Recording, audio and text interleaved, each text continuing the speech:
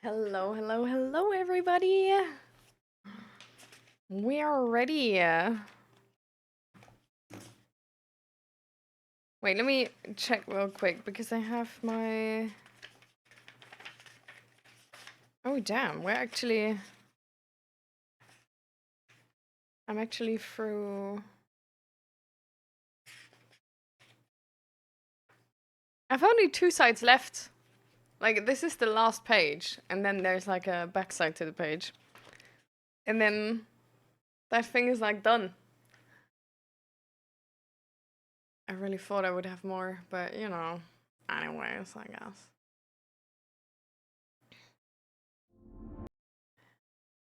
Alright.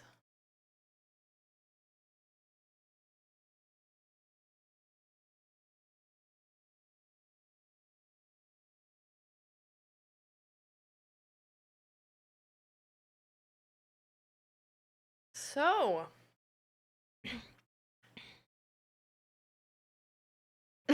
Your cute aggression. Well. So, welcome, welcome, welcome. Hi, Nyrek, and hi, Grumpy Palace Cat, and hi, Indy. How you guys doing? How is life? For me, the mornings are so hard right now. Like, really. I don't know what's going on, but it's such a struggle. Well, I sort of know what's going on. Like, I have ideas, okay? Like, you never know, no, right? Like, we all know that, but it's because of the fibromyalgia and my chronic headaches. I sometimes can have so like fibromyalgia and depression sort of go hand in hand, right? Because fibromyalgia is like the pain, like chronic pain syndrome, and because chronic pain sucks, people oftentimes get depression as well, right?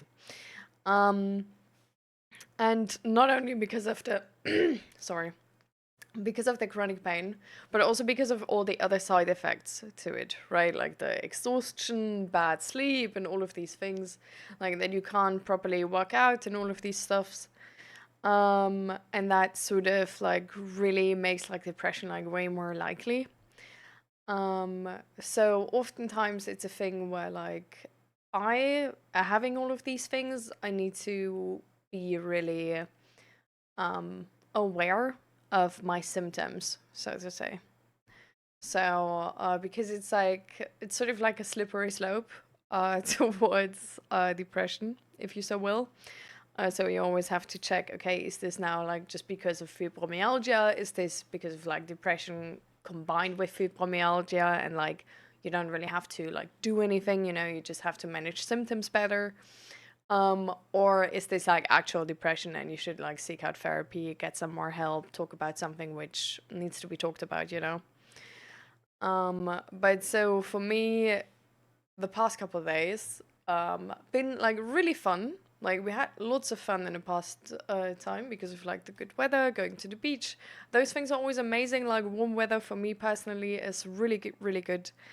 But now, like the last couple of days, waking up has been a real struggle, and also just like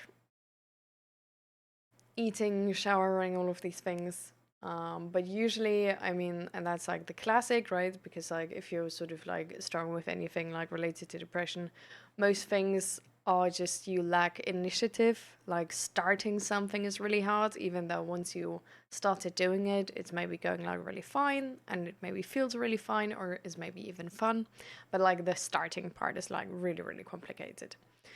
So that's yeah, my mornings are kind of shit because I have to like really push myself to start. But then, like now, everything is good. I'm doing well, but I already used like a bunch of willpower for today. You know what I mean? That's sort of the predicament you're in that moment.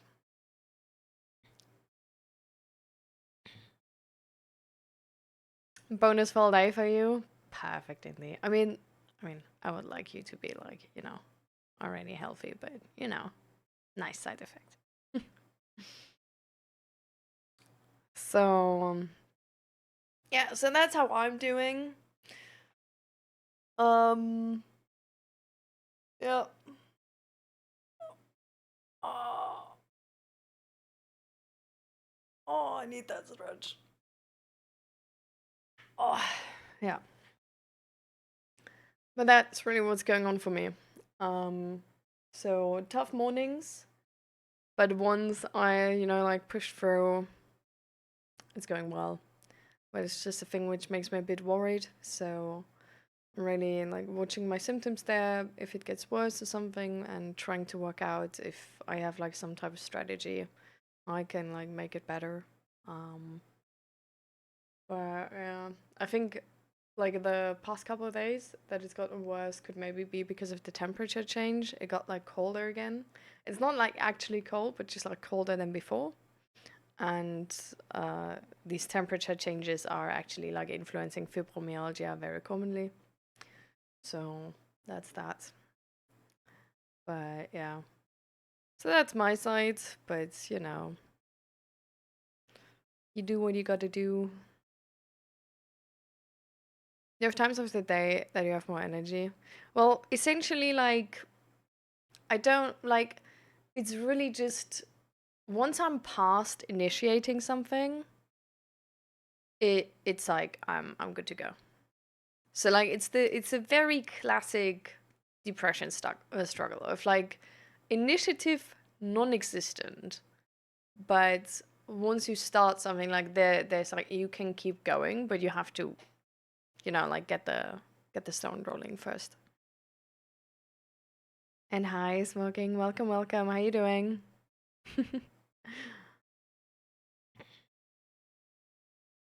Welcome to the chat.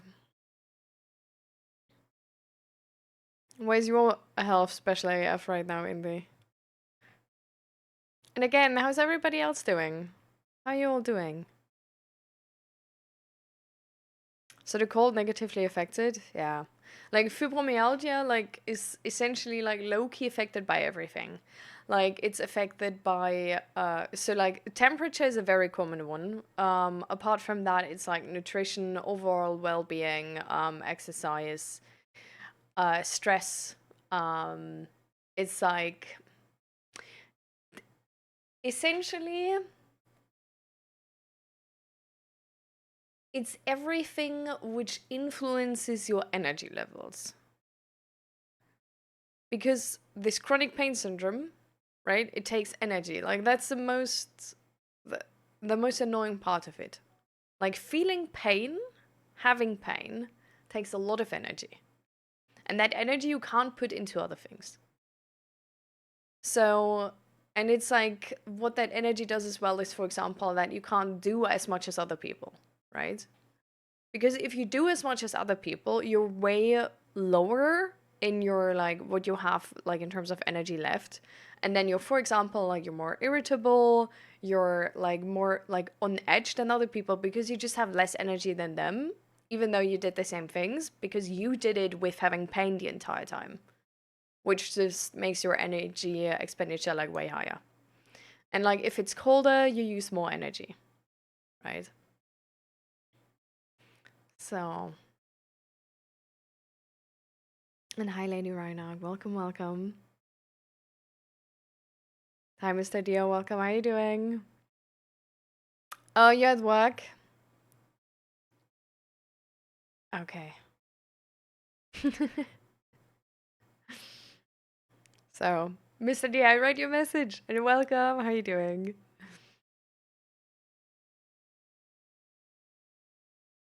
Good morning. Just getting the day started with coffee. Ah, that's good. I hope it tastes good. And hi, Bolt Tabor. Welcome, welcome. How are you doing? I'm feeling so much better. I feel the freedom of enjoying my own me time. I feel at peace, relaxing, and chillaxing. Slowly getting back to my old routine, enjoying the things that I do. I'm yet to get some creative juices to partake in my writing hobbies. That's good to hear, Grumpy. I'm glad you're doing well. I think it's always like, like it's it's a fine line between like just like capping off like any relationship, friendship, maybe you shouldn't. And at the same time, like not staying in toxic ones, of course. But I'm glad it worked out so positively for you. And I'm glad that you listened to your heart and like really did what you felt like was right. And I don't know, like sometimes really like biting your teeth in like a toxic relationship and like somehow trying to make it work can make so many problems. And I'm just glad you put your boundary down and know what you want.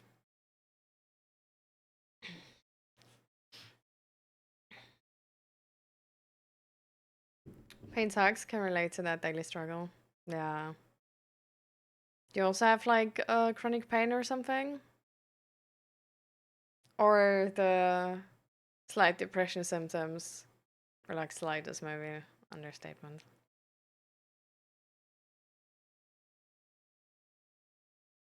Having good intuitive is terrible for me a lot of days. I'm sometimes productive, sometimes a master of procrastination, but I can emphasize with the feeling.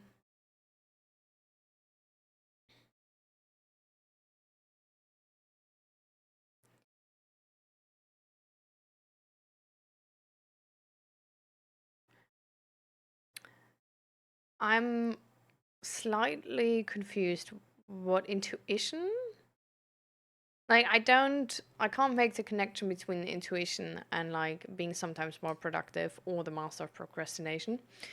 Um, but yeah, that's I feel probably like everybody has that in them, right? Like being like sometimes super productive and then like not doing anything.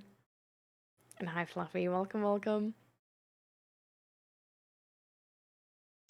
You downloaded a dating app? Alright, it's been a week. I've gotten a lot of matches, like 30 plus. I had a lot of women to talk to, and I've got 3 dates next week. But right now, after seeing how many women would want me, I kind of want to take a step away from dating and really invest into myself.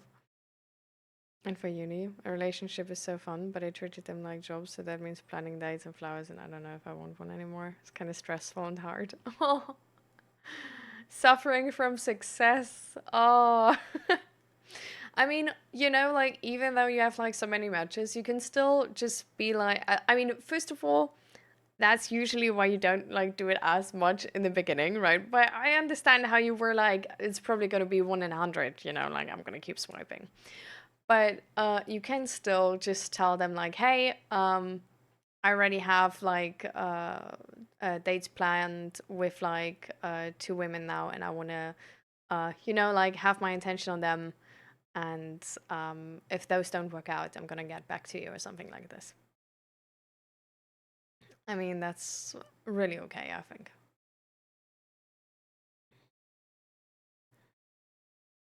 But I mean, good for you, no? Like you were a bit anxious about like not getting matches if you show like your authentic self on a dating app.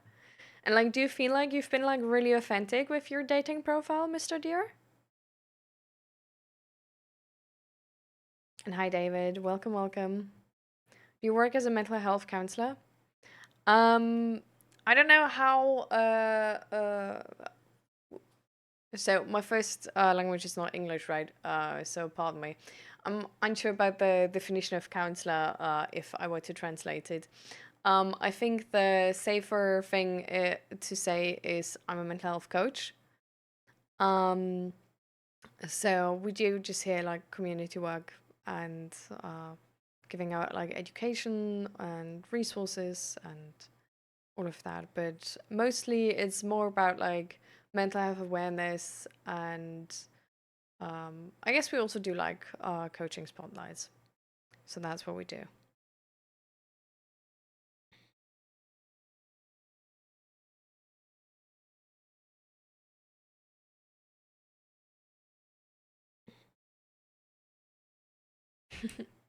Thank you, Boltaver.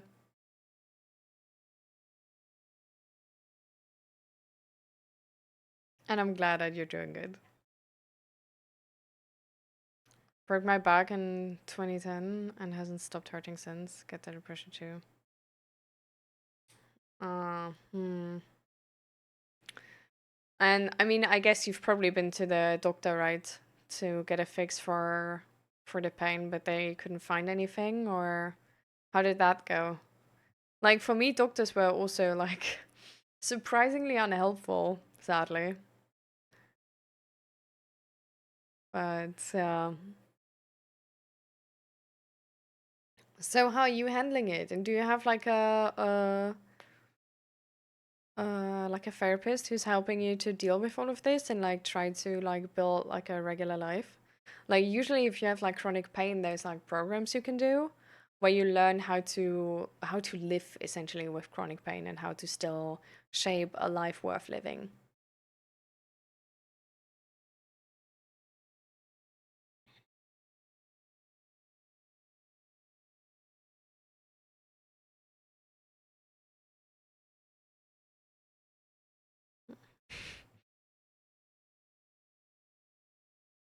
I mean, do you like that person though, Lady Reinhardt, or no?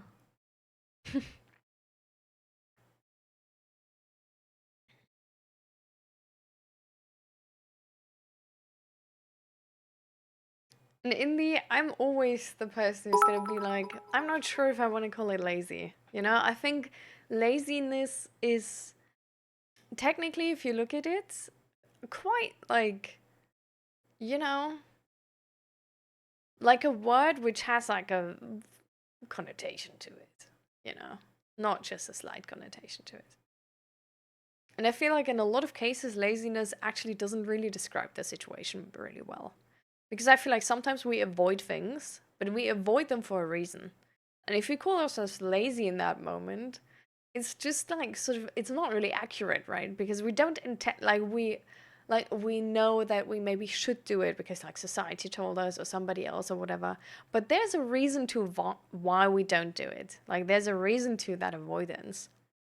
But we just don't like actively like take that into account, and then we're just like, oh, we're lazy. But actually, we made the decision like not to pursue that goal. And Andy, thank you so much for the 5 bits. Welcome, welcome. How you doing? Thank you for the support. I'm gonna try and catch up with chat. To be honest, I still miss my ex, but hate how I got discarded. The relationship was so good, and I loved her unconditionally. Was extremely patient with her, and she left. So now I'm viewing women as their characteristics, how they show up for themselves. I mean, that's good, I think. Like, you can't make, like, I would even argue, like, do you think that relationship was really good? Because it seems like the effort you put in was maybe, like, really good, but that relationship is a two people effort now. And if one person is not committed to it, like, is the relationship then actually good? Because your partner should also show up for you.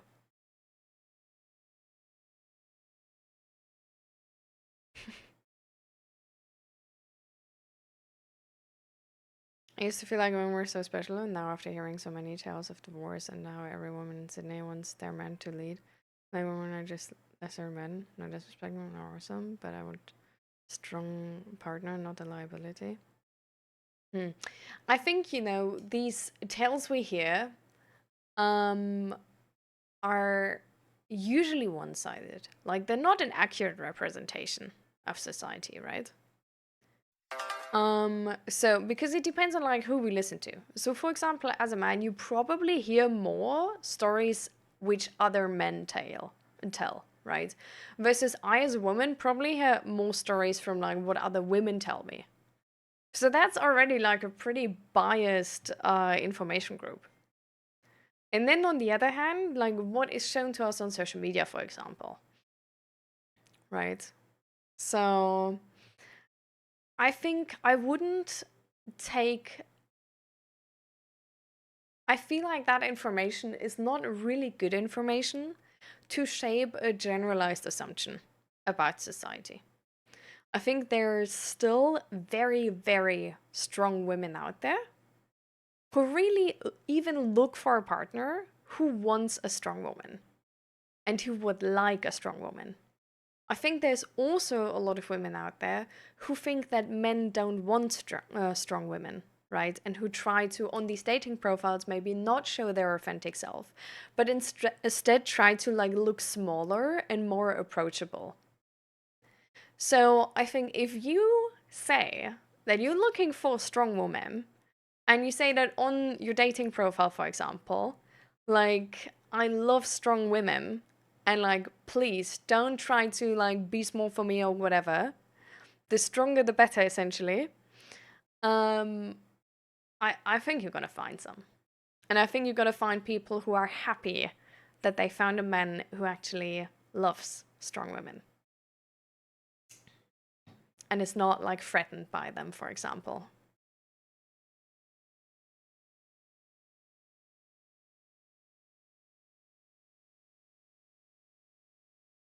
They don't fix anything and refuse to get stuck in no pain medication loop. I have a therapist, but been off meds the last few years. Life is worth living, just a daily struggle. Yeah. Yeah, for me too. I usually like at the moment I try meds for the chronic headache, but it's not really like pain meds. It's like a different type of medication. I'm not, I'm not the doctor or whatever. But it's not pain meds, that's all I know. And they like I've had the I can't tell you, I don't remember. Um and they sometimes apparently like help with chronic headache. So those things I'm still trying. But yeah, with pain meds, I'm like definitely very thorough. And also with like antidepressants sometimes help with chronic pain. That's also definitely not something I'm like down to do. I think they influence you so much. And also pain meds like really can ruin the rest of your body. So I completely understand where you're coming from, where you're like averse there. Same here. But I think it's amazing still to have like a therapist to be able to talk about this and to learn how to like really live with the pain. Um, because I think it's not, it's not a skill set you like grow up with, like who like, oh, your mom tells you and your dad tells you. I think it's a skill set which like, if you're in this situation, it's like really important to learn it. But it's like very easy to just like not know it and not know how to get there and build that skill. Um, so I'm glad that you have a therapist by your side there who has like the proper resources and everything. My health is special because I probably have the trifecta of bad health and I'm going to have to make some serious lifestyle changes. I mean, not positive if I manage it, but apparently I'm a lot older on the inside than I thought.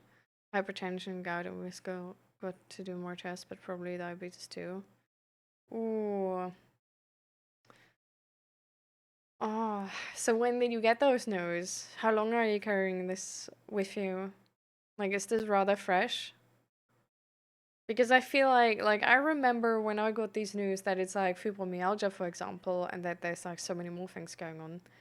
It's like it feels kind of scary. Feels kind of like you're like for me it really changed how I view myself. And it changed a bit of like also had an impact on my confidence because before I had like chronic headache and stuff like this, I really felt like in line with my body, like I can do everything, and my body will like, like make it work. And then getting these like health concerns, I really, I don't know, like I felt like my body is fragile and can't keep up with what I want in life. And there needs to be some type of compromise. And to me, that was like really hard to navigate. So, how is it for you?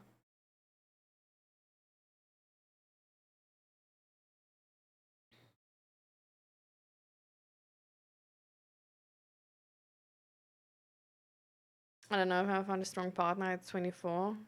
Mm. While still in uni, when we really date down, so if they're graduated, they may look down on me for studying and working full time. Hmm. I don't think so. I think if you meet the right person, it works out. Like, there's no like these generalized things of like women rarely date down. Like even how you phrase it, right, means there's exceptions. And there may be like definitely like some women who look down on you for like studying and working full time, but like others won't. Like it's essentially like being like all men like only like really thin women. It's just not an accurate representation of society. So, don't lose hope. There's a fitting puzzle piece for all of us, and multiple even.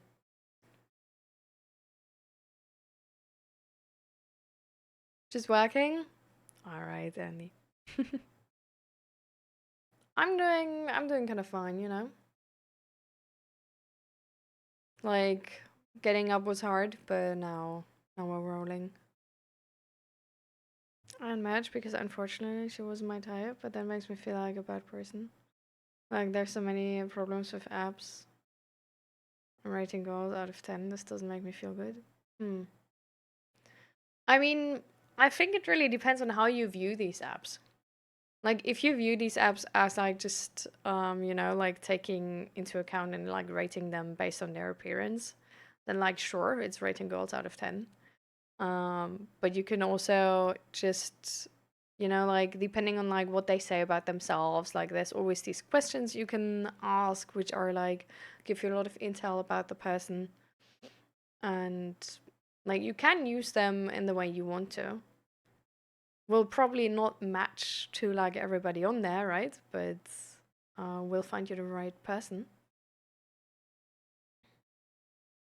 Like I remember I matched like I swiped like when I was using Bumble Friends, I swiped right on like so many people because I was just like I need to get to know you, right? But then through like actually getting to know a few people, I noticed like okay, actually what I'm like if I could choose the perfect person, I would have a person who's like really living like really close to me, like within 3 kilometers or something. So you can really do something like without much effort, like nobody needs to go by car or anything. And then I put that in, and that's reducing the amount significantly, right? And then I knew, okay, like I want the person who's like kind of nerdy as well, like who at least like can vibe with my nerd, you know? Like they don't need to be like really nerdy themselves, but they need to not be bored the fuck out of their minds, like listening about me nerding about something, right? And I actually found like this, I don't know, like this is how I met like the friend we went to like the beach with and IKEA and like so many more things. And she lives in like combined living with like a bunch of other students and stuff. And I met like so many more people because of her. It's like really amazing.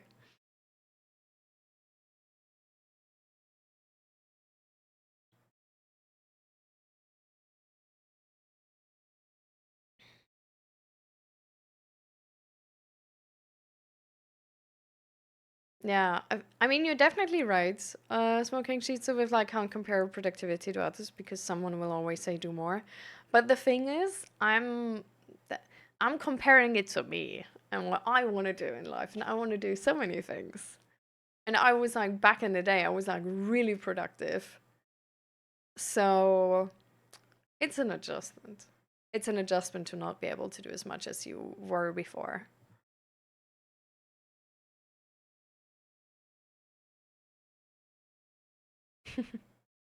You also quitted sugar, Grumpy Palace Cat?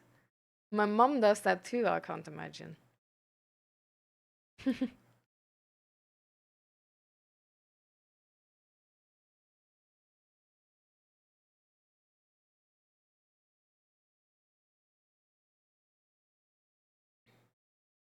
Ooh, I'm far behind, guys.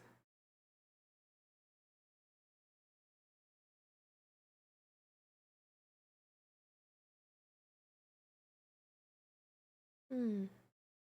I'm glad you're doing good, Faker Mink, and I hope the financial stuff's not too stressful. Gonna read all of Mr. Deer's messages now.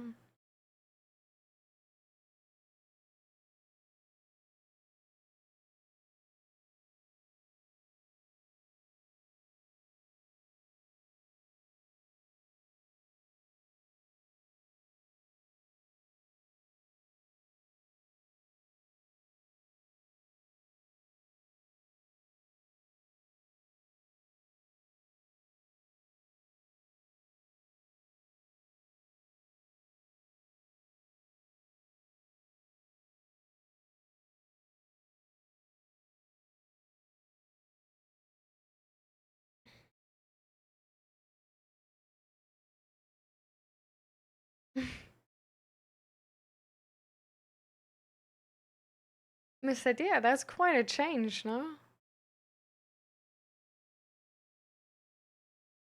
Where are these change of hearts coming from?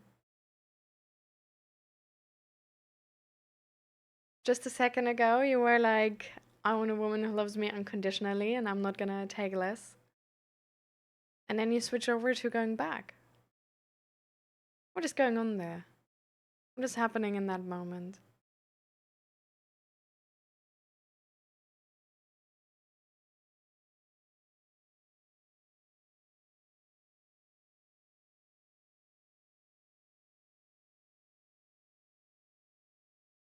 I don't know if it's good or bad to listen to Queen or Bowie. I'm just gonna say no comments.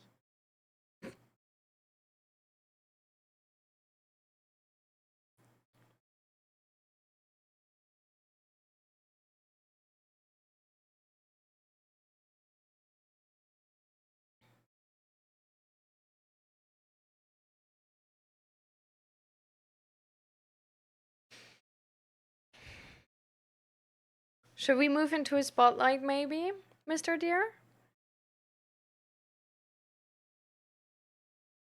Do you think you would like to go in depth a bit maybe?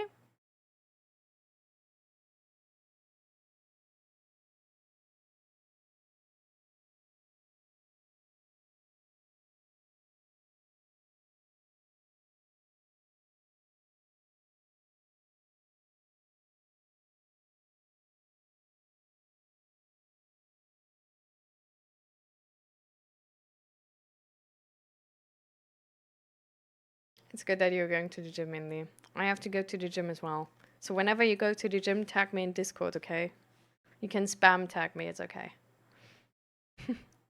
Hi, Rose Lemon, welcome, welcome. Ah, you're at work, right.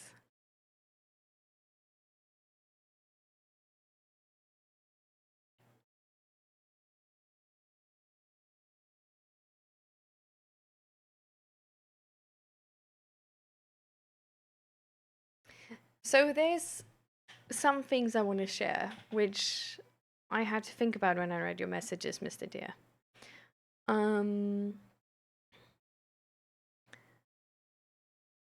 One of them is you say your ex-partner was a narcissist, which is a thing where like I don't like throwing that term around much. Because it's really, like sort of TikTok culture made it so that we call everybody a narcissist, really, and it doesn't matter anymore. But it also like really misses the point sometimes that there are certain things other people don't need to fix, right? And especially, for example, if we like overgive or overcompensate without standing up for ourselves, is the other person at fault for taking what is given if we never asked them to give anything in return? Like, is it really wrong?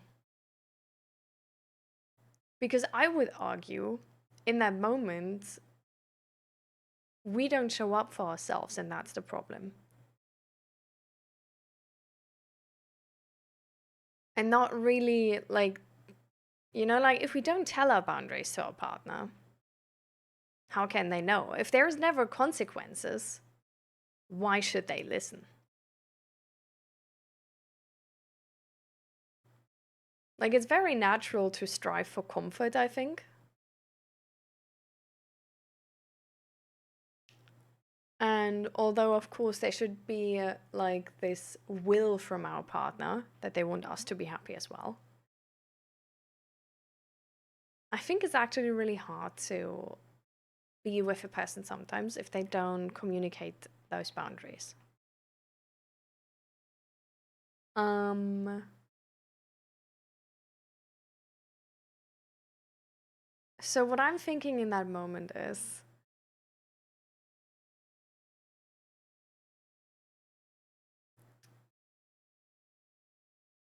this it seems like a pattern, or it could be a pattern, that you overgive and overcompensate. At least you sort of say that about yourself, right? Like, all I do is overgive and overcompensate for the people since I grew up alone. And those patterns usually don't leave just because we meet the right people. Because it's on our side, right? It's how we interact with the people around us.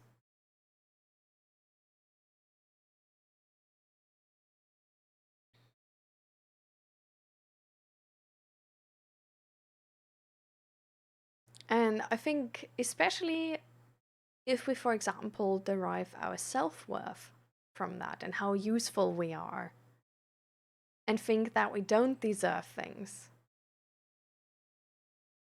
having a partner who doesn't give us anything, but where we can serve our partner, is very comfortable in that moment, right? Because it doesn't challenge us.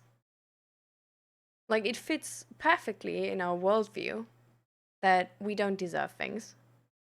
Because if we were to get things, we would feel insecure if we deserve them. So if we don't get things, we don't feel insecure.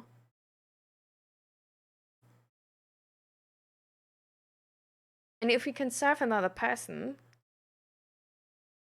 and they always just like take it, we feel useful. We also feel like very like secure. And like we're, you know, like they sort of need to love us because we offer them so much. Like we feel like there's more, like it's more reasonable to love us. Right? Because why wouldn't they? They get so much care. So they don't even need to love us for ourselves. They just need to love us for our service. And then we also already are loved.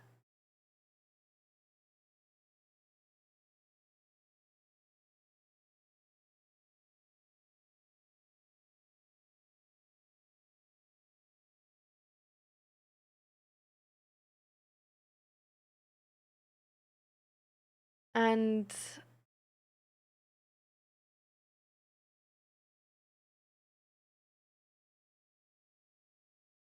that was like I can see myself in that, really.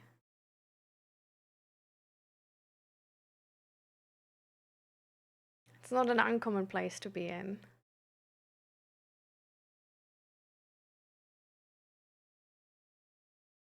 And the most annoying thing is the classic pattern is actually that it switches.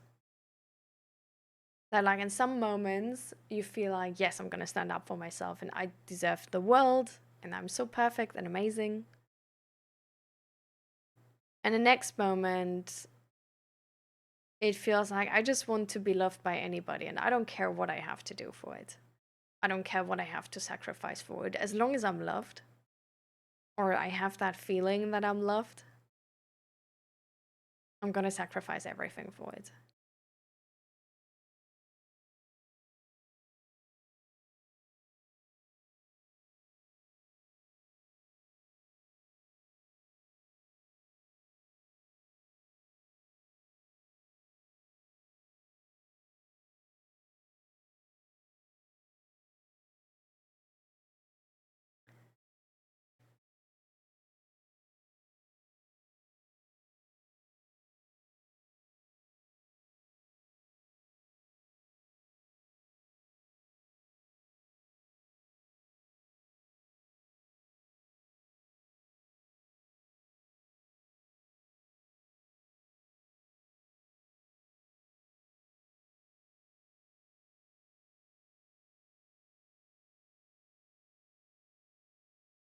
Yeah.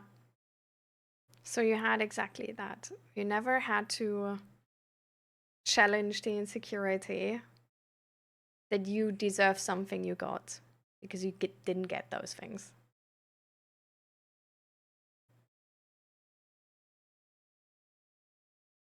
And you never had to challenge the insecurity that the person doesn't need you and can be independent. And because of that, they can leave more easily, or it can feel like they can leave more easily. Because for them to stay, they actually need to love you, and that needs to be enough. Instead of loving and being dependent on your service.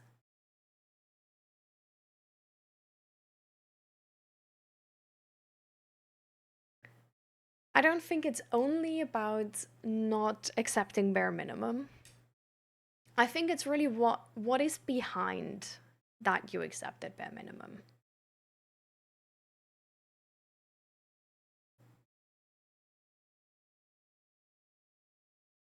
And I feel like for that, maybe you can start with not accepting bare minimum from yourself.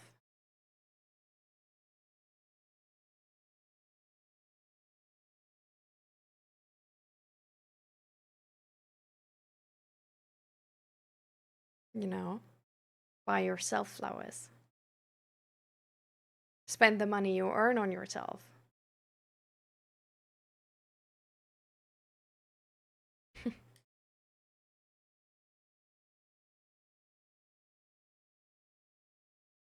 I mean,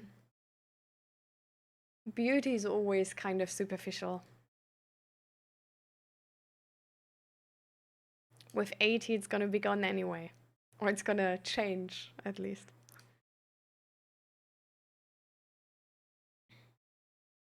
So it's better you find somebody who has something you want to stick around for, no matter their age, no matter their body, even no matter their ability to a certain extent.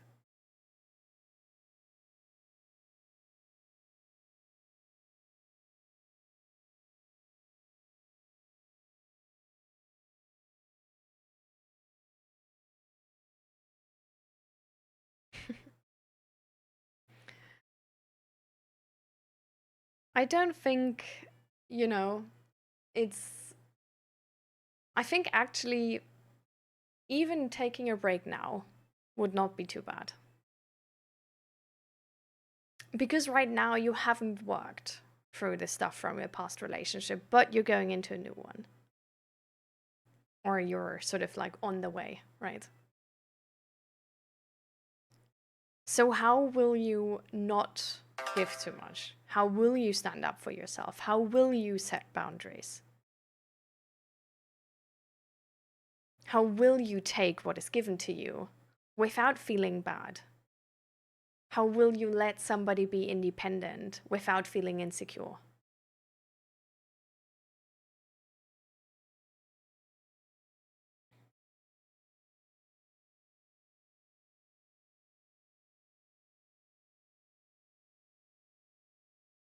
Yeah, so it takes a bit of like confidence, right?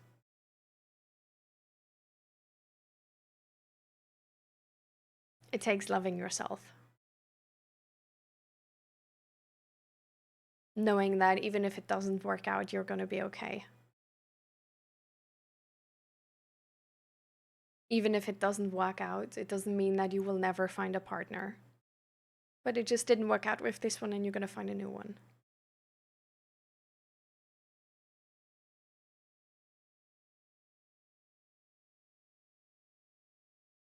And means not feeling enough.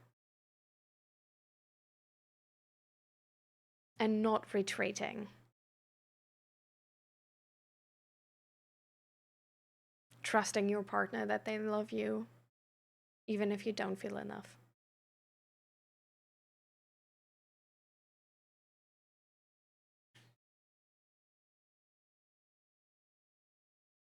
Don't projecting those feelings on the other person.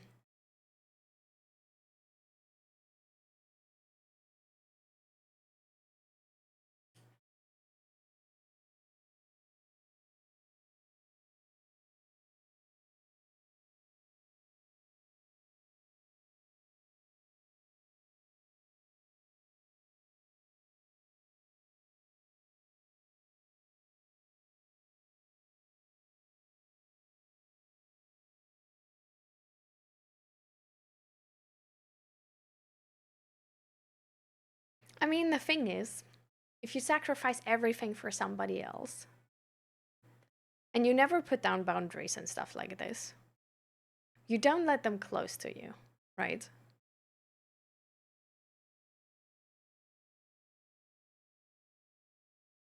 Like you get close to them, like sort of in if you look at their bubble, you sort of try to be like a cage around it. right? You try to be everywhere and be everything for them, so that no matter which direction they go, you are there. No matter what they need, you're there. That you fill any holes they need, any need they need. Because then they never leave, right? Because they're dependent on you. On the other hand, you never let them close, right? Because you're in a circle, like the closer you get to a person, the more boundaries are important, right?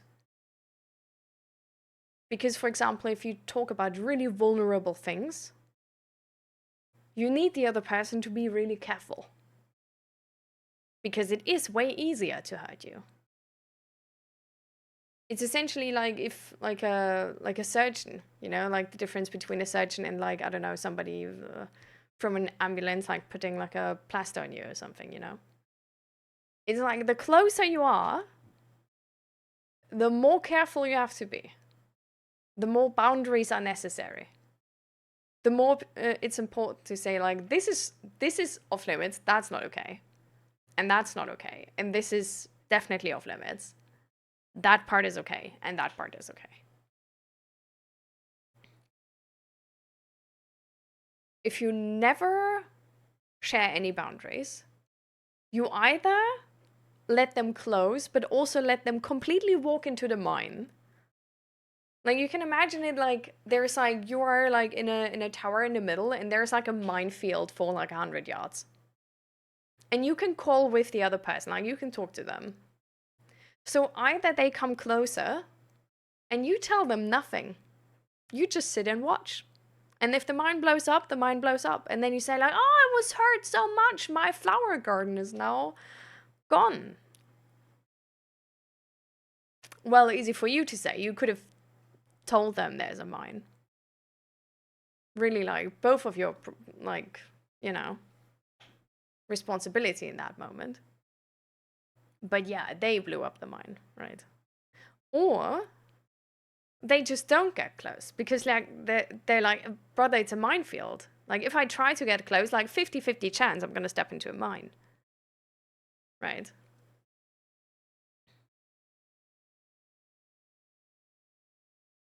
So this is why boundaries are so important for connection. Saying no is really important for connection.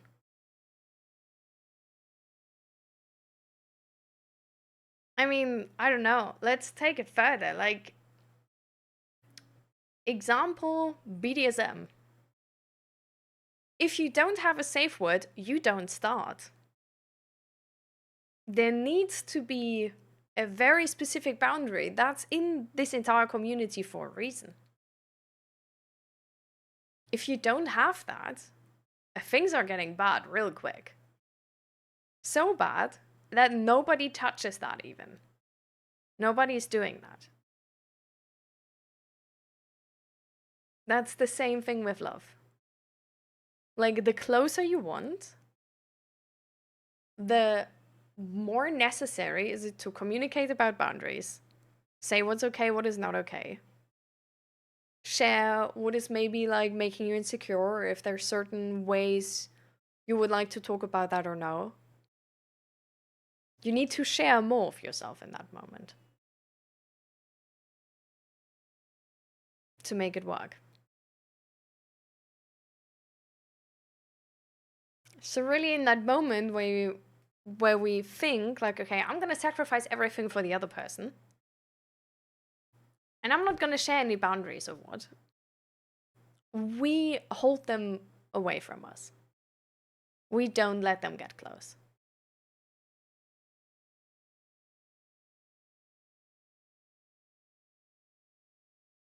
What?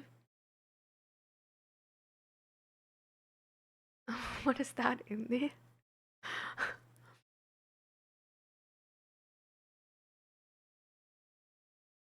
And hi, Rick, welcome, welcome. Do you have some advice for me? I'm going to do a transition, so I'm a man, but I feel like a woman. I feel comfortable in women clothes and with makeup and stuff like that, but people are hating on me, and sometimes they even attack me because they say that I'm different, that I'm not normal.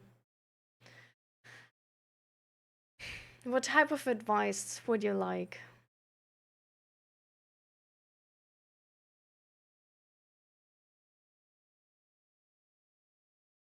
On like how to stay safe outside, or how to get your makeup done like better, or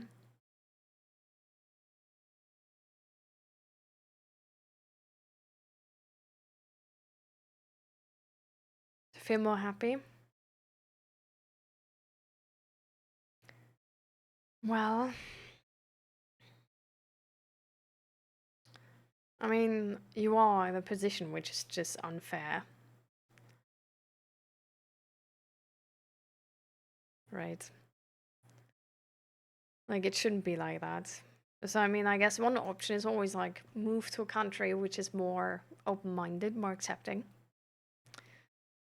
If that's not an option, maybe ask friends for sort of,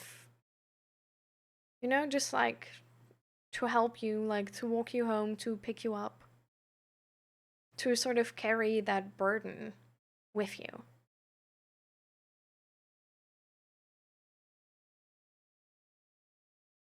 Like, I think it's really a thing of like, how can you make it work that it works better for you? Like, is there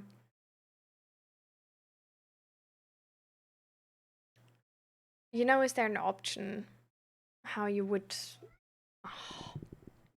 is there an option how you would feel happier? Sorry, the cat is annoying me. It's just spamming voice lines right now.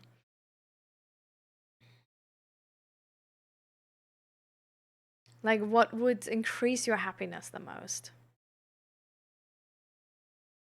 Just like an increase in the feeling of safety? Or do you really want to be more accepted? Because then, for example, like joining some local LGBTQ community could maybe be a thing. Just being more in a safe space where like you are accepted, you know, and can really be who you are.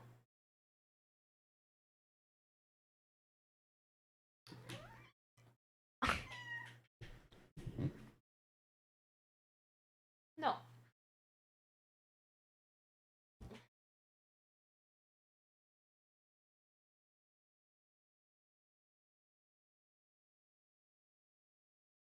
No.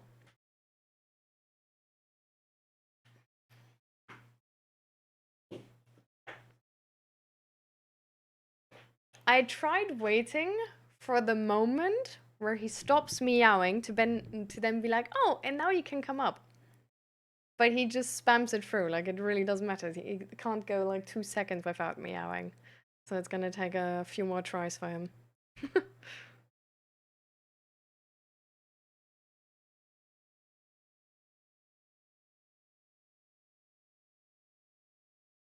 Some food or something, they will always there because of all the stuff that's happening.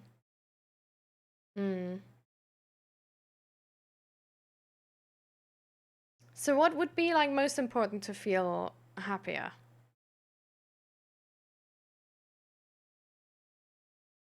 Vocal cats are cute though. Well. And hi, asked herself, welcome, welcome.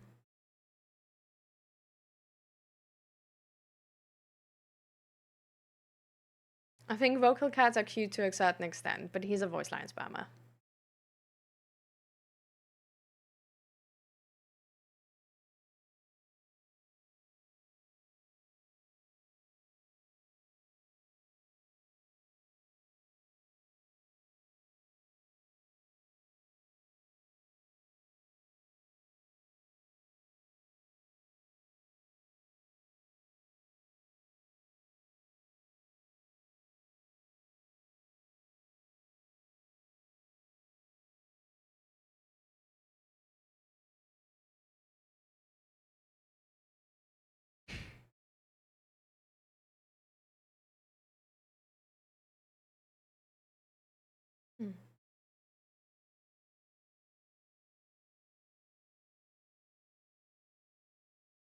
Bad people always go for the best people, yeah? I wouldn't say that.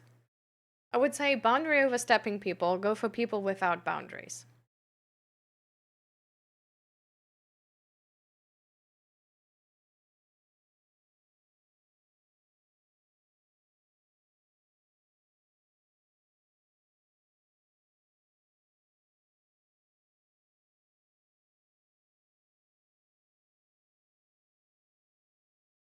I want to feel like I'm accepted, that I can walk outside how I want without being called a boy or something like that, or that people say to me that I have to kill myself. So, the thing is, right? The annoying part, really, I can completely understand, but we can't just change society, right? Like happiness, we need to find ourselves. So of course you can like join like some protests and all of that and like can work towards a better future for sure. Like I'm not saying like don't try to change society, but I'm just saying if you want to be like happy today, you need to find a way to be happy today without having like fun or snap, right? So that you like want to walk outside without being called like a yeah, like a bitch boy or like people telling you to kill yourself. It's like there is a few options, right? Like one of them is like move away. Like maybe there is a better, like a more, I don't know, like in a bigger city, people are usually a bit more open minded. So maybe that would be an option, or to a different country, or closer to your friends or something, or in a more, like more in the countryside where there's just less people in general. Um, But I think apart from that, it's like if you don't want to do that, like if you want to live where you live, um, you need to find a different way. You need to find a way to be happy with being called bitch boy, with having people telling you to kill yourself, even though that sounds completely unfair. But if there's nothing like you can do about society, right? And there's nothing you can do about your current living situation, then the only thing you still can do is about finding other ways. Which can, for example, be just like giving yourself like a reward if you went through something shitty, or just going out with your friends, or maybe living together with one of your friends, or I don't know, having headphones in. But then maybe you don't see somebody coming who tries to attack you.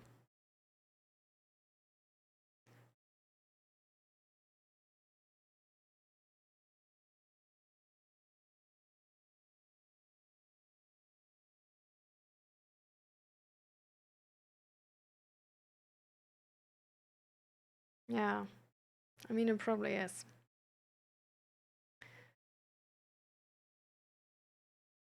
There's other emotional regulation strategies, right? There's, for example, like deep breathing exercises, belly breathing, or yoga, meditation,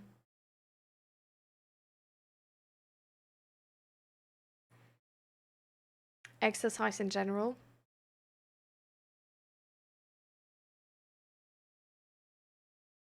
Mm,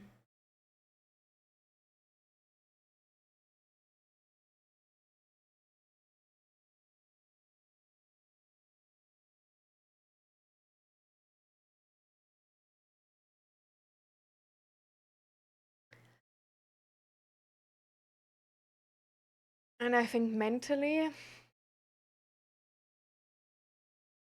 it's really like, yeah, going a bit with like what Joe Black Wings is saying here of like trying to, like put that wall down and be like, this is, they don't know me. And this is something crazy to say. And it says way more about them than it says about me. And honestly, like, rather be like sad for them. Because imagine how your life must look like that you say something like this to somebody.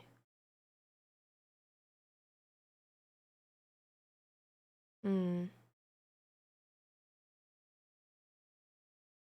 I mean, are you in therapy right now? Like, are you seeing like a mental health professional?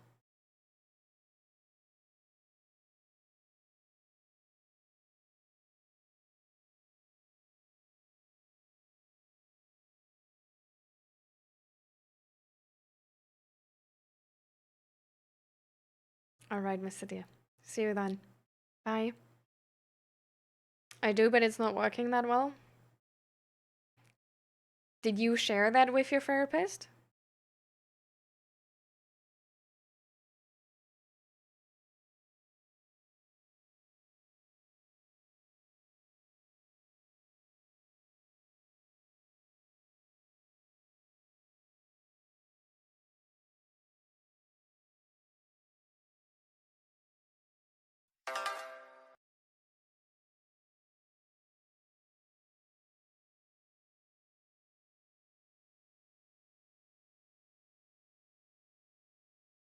I have to pay for €100. Okay.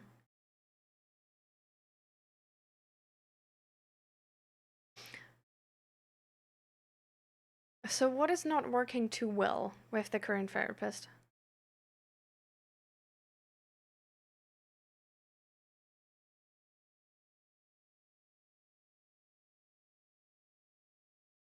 And what did your therapist say when you shared with them that you don't think it's working too well?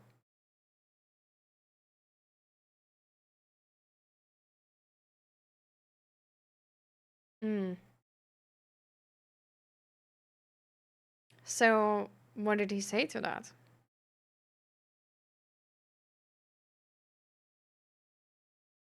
I should probably drink water too, actually.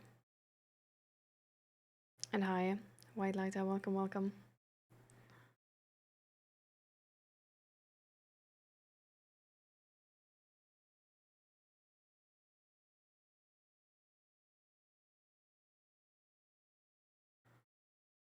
I think we're doing kind of fine today, overall. I have to be a normal.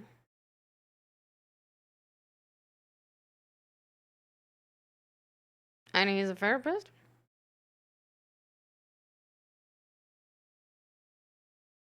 Like, did he say that in these words also?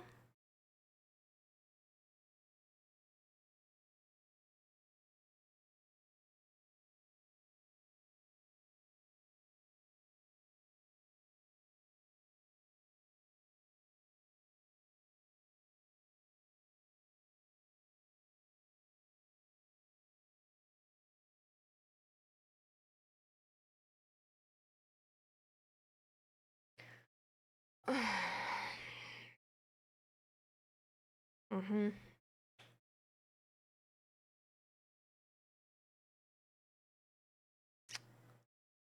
So, well, I don't know where you live, right? So I don't know the system there. Why would you have to pay €300 if you want to get to a different therapist?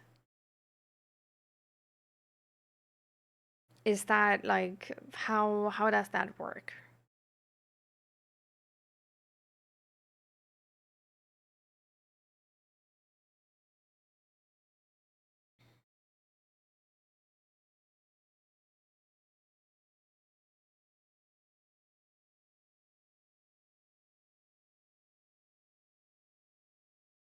Yeah, like €300 is a lot.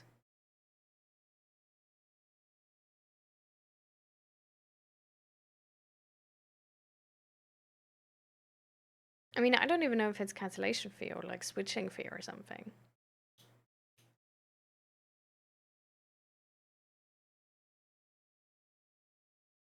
But I have to pay to see a therapist. Yeah, but then you also already pay for your current therapist, no? Or do you not pay for your current therapist, but then if you would want to switch, you would have to pay for a therapist?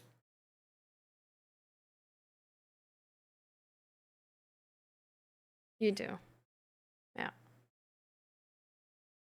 I mean, if you have to pay for your current therapist already, and your current therapist is that kind of person, um, I think like no matter like I don't know what he gets for an hour, right? But like I think it's still definitely worth it to switch.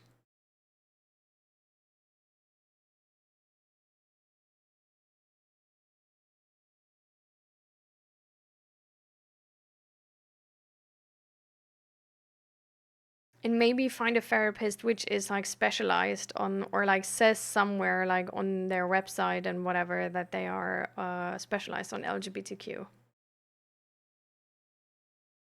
or like trans people specifically.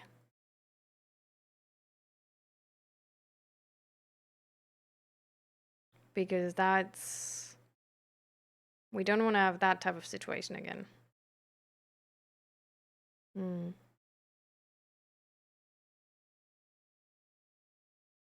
No.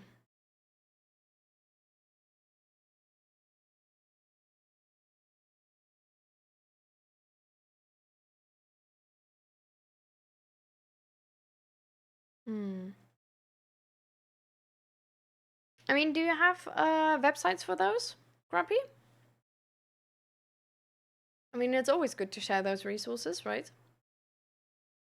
The only thing I have as a resource is the helpline.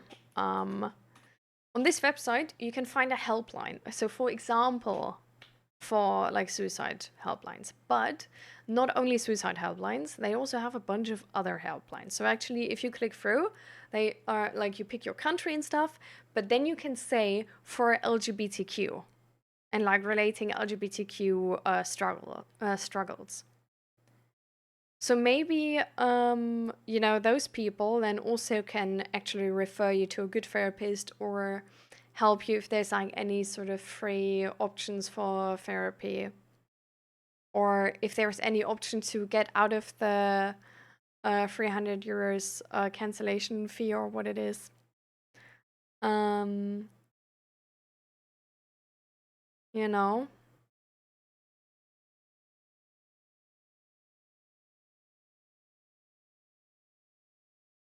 I had to call 113 last night. I'm sorry for you, love.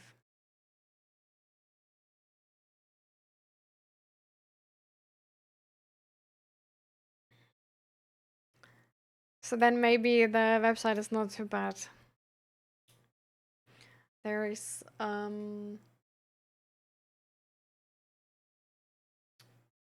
I don't know what your country is, but if I, for example, like pick Germany, you can even pick like a specific city. Um, and yeah, here, for example, there's already like free crisis counseling. Um,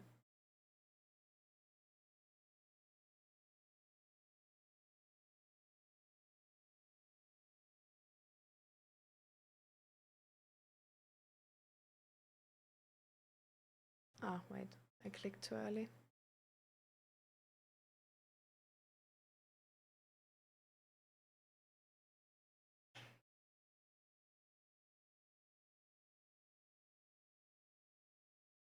But yeah. Hmm.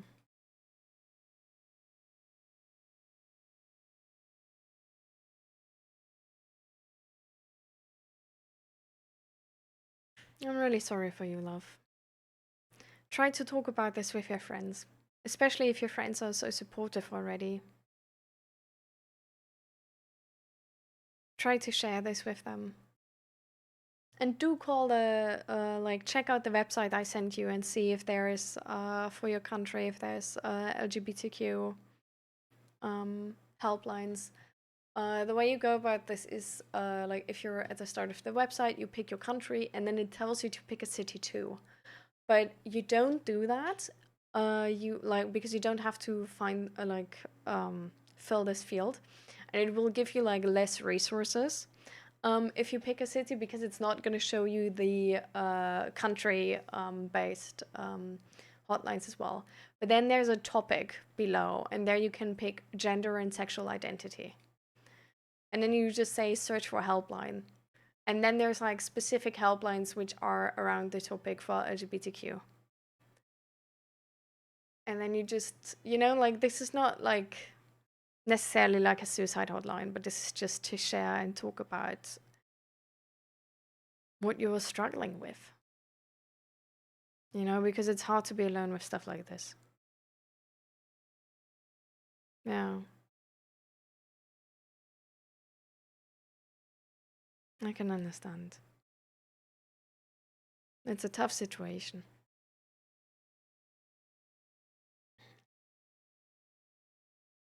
You know? Like you can always like talk to us as well, and like we can try and help. Maybe do like a little coaching spotlight as well. But I would love to see you with some like professional mental health support, which actually fits your needs though, and which is actually supporting you. So I would love to know if these like hotlines which are available in your country, if there's like some LGBTQ services there, if they have some like resources which can help you. Because like these resources like vary insanely by country, right? Like I can't know them properly. Like there is just way too many options, right? And they're changing all the time. But maybe they even have like, I don't know, that they can have like a help center in your city, or they have like a online website where you can like chat to people and like help each other, or you can just talk to somebody there who's gonna like refer you to a therapist who's gonna do like a free session with you, who's like about LGBTQ, or they can like let you know how to get out of the therapy without paying the 300 euros, or like how to switch to that therapist without paying that money and stuff like this. But try and find a solution in the situation you are in right now. Like, don't wait for society to change. It's gonna take a while. And it's gonna go up and down all the time. Try to find some compromise how you can make it work so you're happy, in the life you're in right now.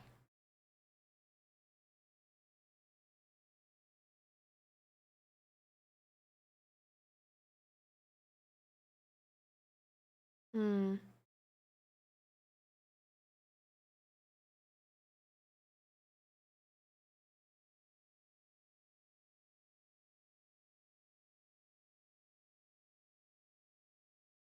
Yeah, I can imagine.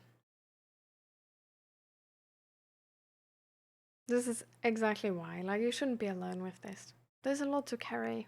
When you know you're living this life for the first time, like, how the fuck should you know how to deal with this? It's like we all go through like hard times where we like don't know what the next step is and how to handle things. But it's good to not be alone with this. Like, and if there's not like services locally where you are right now, because, well, that therapist turned out to be, you know, not good, then call those hotlines. They are there for a reason. Like, they want to help you, they want to help people specifically like you. And they're going to do what they can.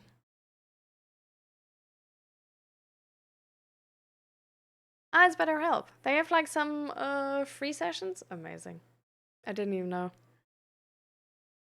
But yeah, on BetterHelp, I think you can even like look for like LGBTQ specific services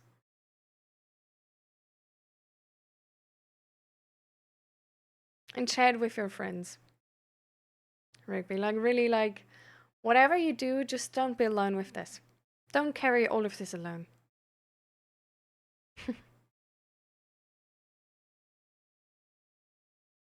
Mm, yeah.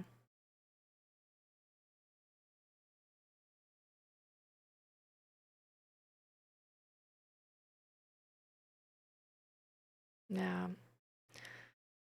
I mean, what can I say? The recent global political changes also did make it easier. But what we can say is over the years, it's gotten better and better in the recent few hundred years.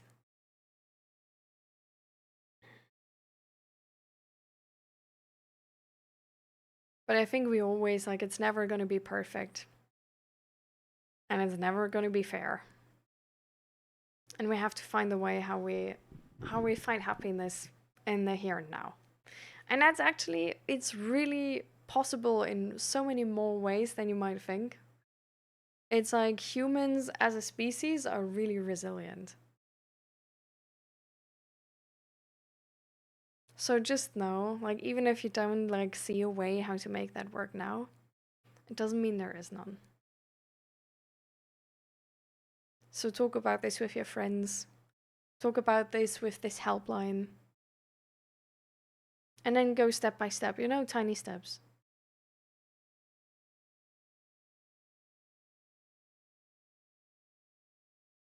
Don't carry all of this alone. It's a lot.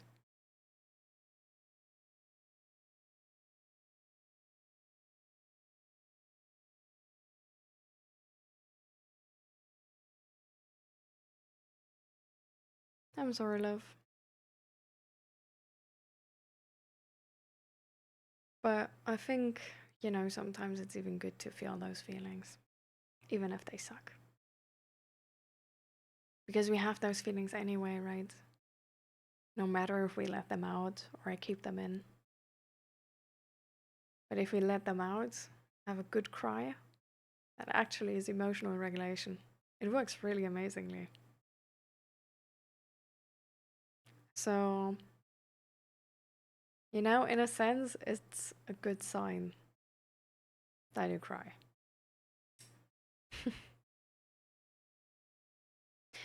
Just like, I'm just gonna say this, just because you cry a lot does not necessarily mean you're emotionally unstable. Just so you know, like, crying is, in fact, a really good emotional stabilizer. Like, it lets the emotions out, and then you're able to gain composure again, and it works quite efficiently. Like, I also, like, when I was in therapy back in the day, like, it's so far away. But when I was in therapy, I had this session with, like, so I had, like, a regular therapist, and then I was supposed to do, like, a evaluation or whatever with, like, a trauma specialist. And it was about, like, yeah, essentially about, like, but how was it called specifically? I don't even know. But I just know it was the trauma department and I had an intake there. I was talking to this person. They let me go over everything, right? Like, and everything, like, was on camera, and they were talking to me, and then to, like, rewatch the footage and, like, really get everything down and stuff like this. And when I got the report from him, I thought I'm absolutely not resilient. I thought I'm emotionally unstable. I'm not resilient at all. Like, I'm like, with these things, I, like, cry. It, like, takes, like, it's, like, emotionally, like, doing so much for me. Like, I'm not resilient. The thing he said is actually he thinks I'm really resilient. And I'm able to awesomely, like, emotionally stabilize myself. Because I talked about something really, really hard. I got really emotional. And within minutes, I, like, completely gained composure again.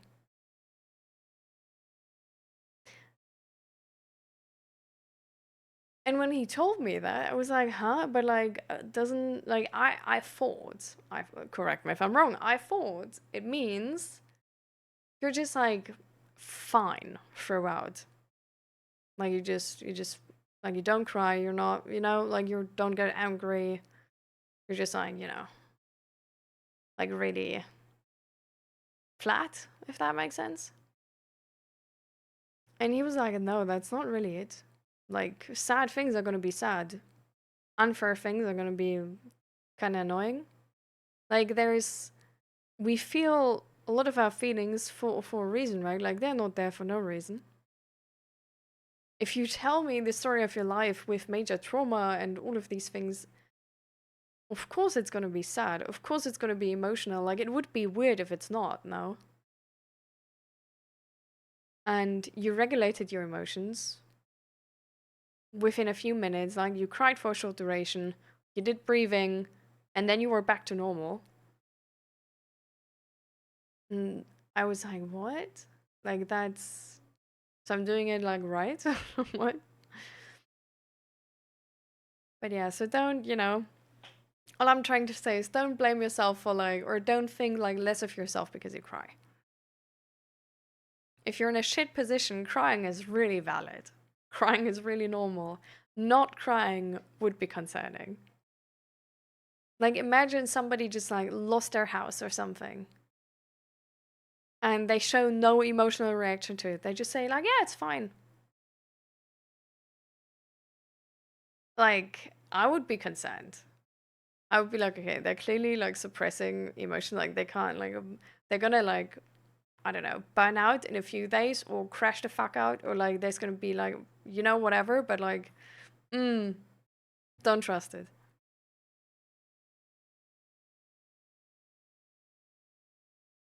So for shit situations, having an emotional reaction to it is very accurate. It's really expected. So don't, judge yourself for it. And welcome relaxing.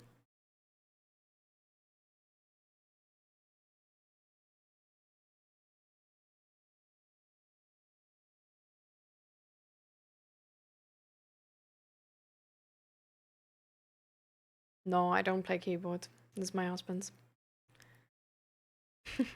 Sorry to disappoint.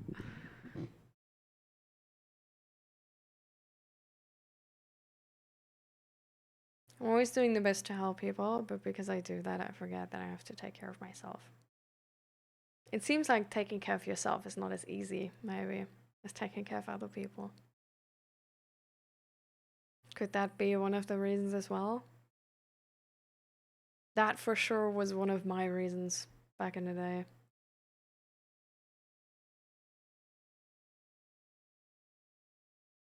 Just know that if you stop smoking and stop with vaping, there's gonna be side effects, right? Like, please know that you will encounter withdrawal symptoms. And those will also affect you emotionally, right? Like, those withdrawal symptoms, like the most common ones, let us check.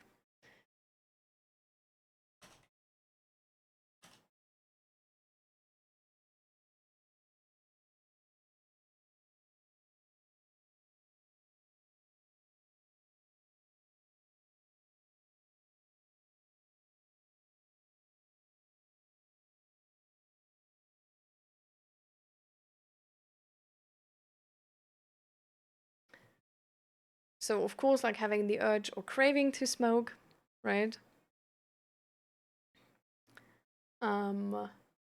What I would take into account there, because it seems like, oh yeah, having the urge or craving, like, like, of course, everybody knows that. But that means frustration, right? Having the urge or craving, like an itch, which is not scratched, because you will not start smoking, you will not start vaping, is frustration. So you need to deal with that frustration from not getting going, like from not following that urge, from not fulfilling that need in that moment. You can also try to find a sort of like replacement, like some people like play with pens or something, for example. Next thing, feeling irritated, grouchy, or upset. Well, it's just, yeah, that's just really emotional regulation is going to be the name of the game here.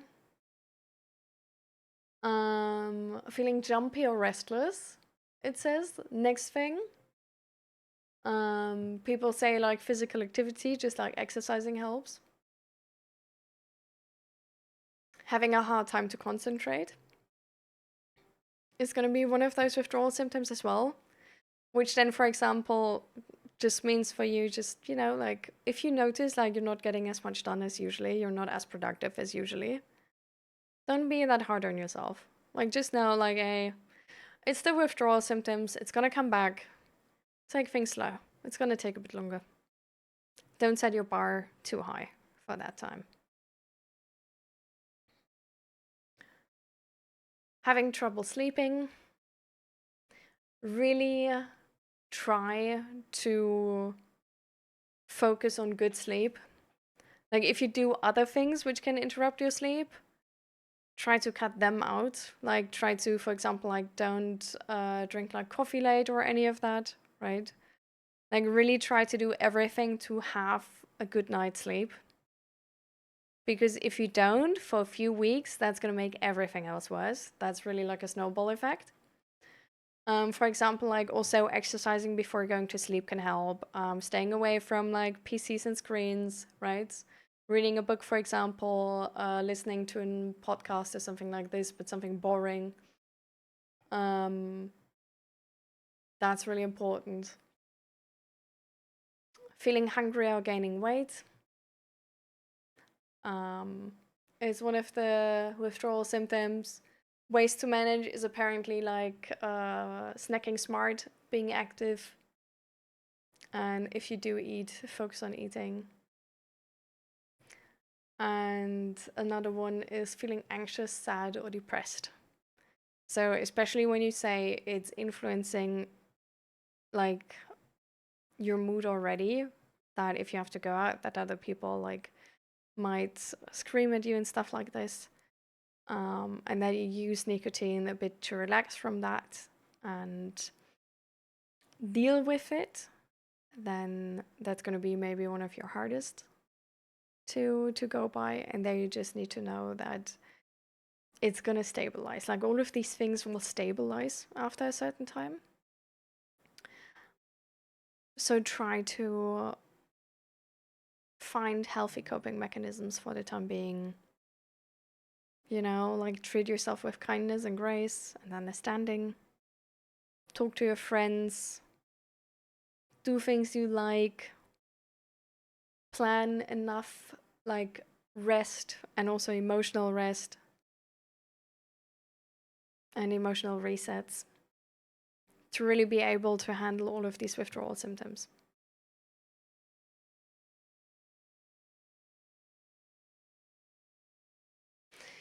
I think it's okay to get scared if people scream at you.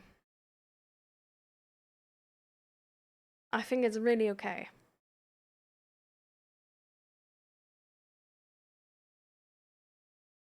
If it helps, you can run away in that moment. If you think there's sort of like a reoccurring person with like a bully type persona, then okay, like potentially you will choose a different strategy than running away.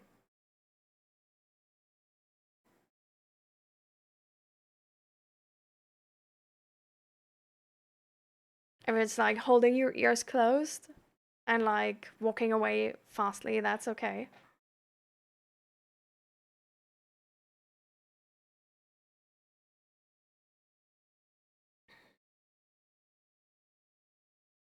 I think if we already have like your safety sort of ensured because of your friends, because you're not going outside alone, what you can do as well is a different approach.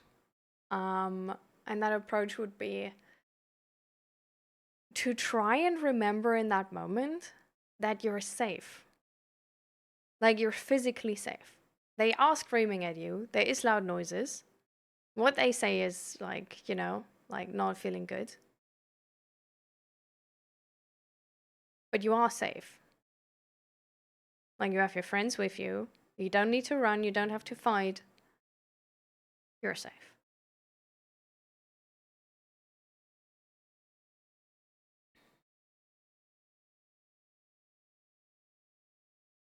you know?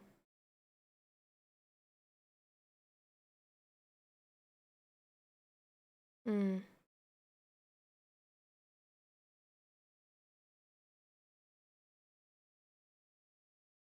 yeah.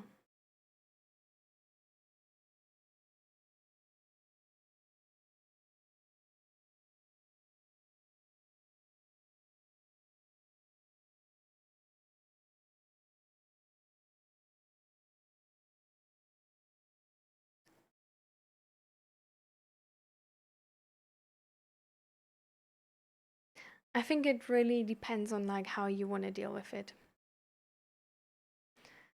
I think if you want, so if you were to, for example, like run away or close your ears or like avoid it in any case, and you notice like your fear gets more, like it just gets like more and more and more, then maybe the other option of like, which is sort of like an exposure therapy approach, would be more helpful because it's essentially aims to reduce your emotional reaction to the trigger. Um, so that would then, in that moment where you're being screamed at, just be like, try to remember and really notice in that moment that you are safe. That even though you're scared, you just you're just there with your friends. You walk with your friends. If they stop, you stop, and you just try to be aware and notice that you are safe.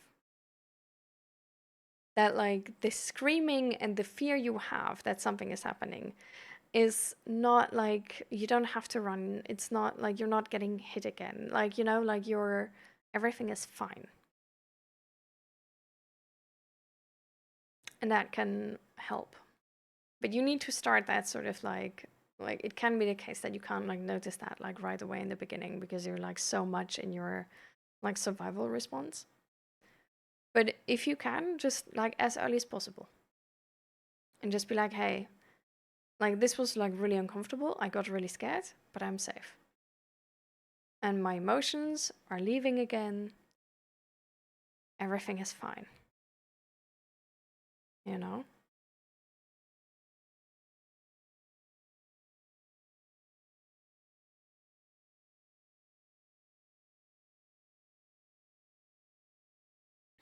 But yeah.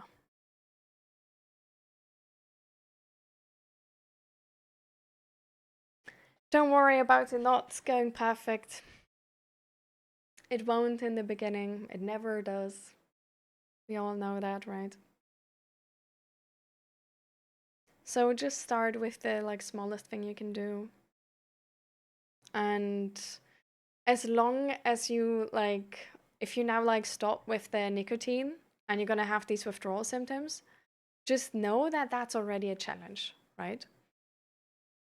Like just functioning regularly, now stopping nicotine will take more energy than before. So just be aware of that, right? Like have compassion and understanding to yourself there. If you then also want to do stuff like exposure therapy or expect that you change your life and have like big goals like these, it might not be the right moment. It might be too much at the same time, right? Look, you can always try. If you feel like you have the energy on that day, definitely do, you know? But if you feel like, oh, if I do that now, I'm gonna be super irritated today evening, like if you notice that you overexert yourself and you have these symptoms, like, for example, being super irritated or sad or depressed or not having any energy at the evening, or maybe at the next day, like not getting out of bed at all, then take a step back. Give your like cut yourself some slack. All right? Like if you notice there's like a lot of negative emotions and a lot of overwhelm, take a breather, you know? Do something where you can emotionally rest. That doesn't have to be doing nothing. That can be, for example, going to the gym. That can be watching a children's movie where everything is fine.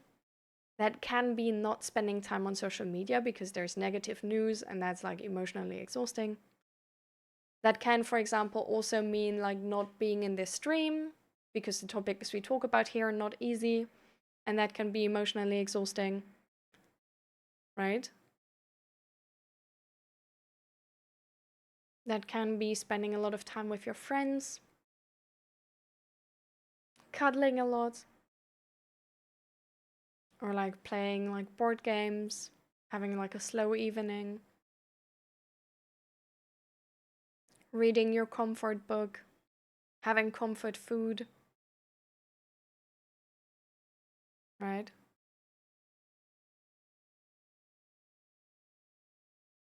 That can mean a lot of things. Try to find what feels right for you there. All right, see you next stream. And if you want, you can join the Discord.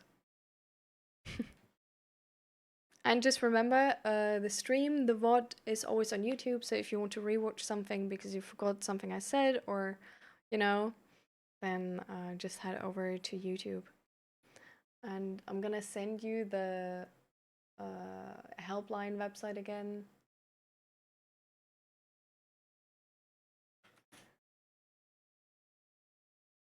Just to make sure.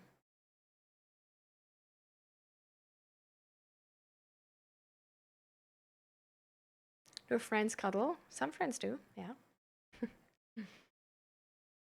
I always like hugs. It's like an unwritten rule in my home. It's sort of a tradition. I yeah, I started in my household, which is there's always like of course like hi and goodbye hugs, but also good morning and good evening, but especially like good night hugs. Like also with like any friends which come over.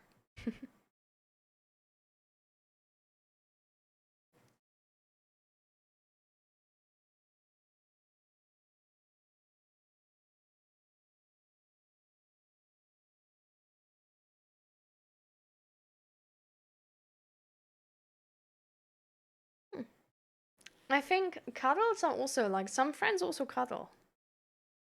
Like it's really you just depends on the people. I think it's amazing, but I don't know, I'm awkward.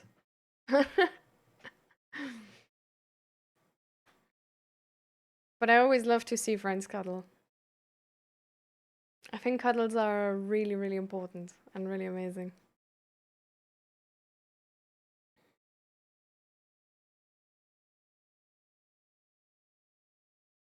And KMS, welcome, welcome. Feeling good, feeling good.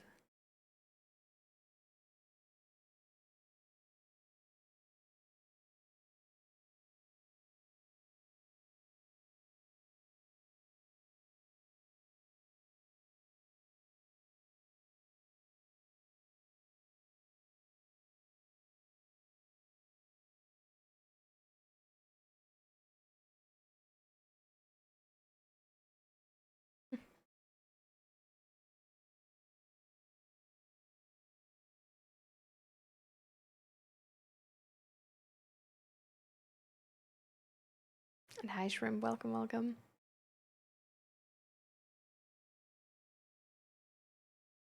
So, what would a good night hug look like? Just hug everyone before bedtime? Yeah, exactly. Just being like, before you go to sleep, everybody gets huggies.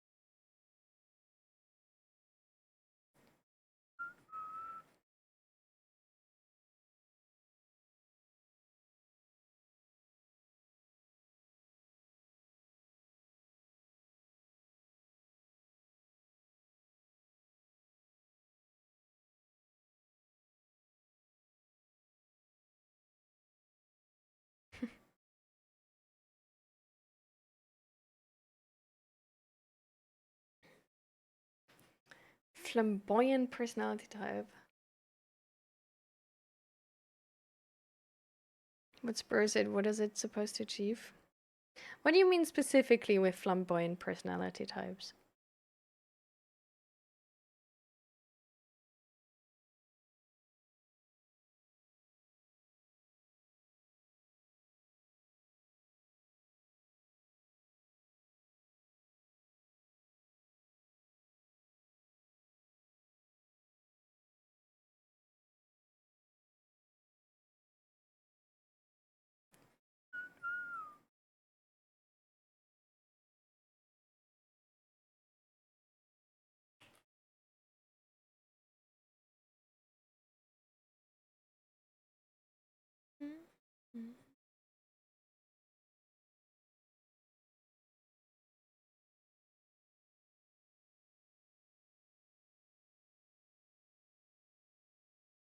I'm gonna grab myself something to drink meanwhile, because I should.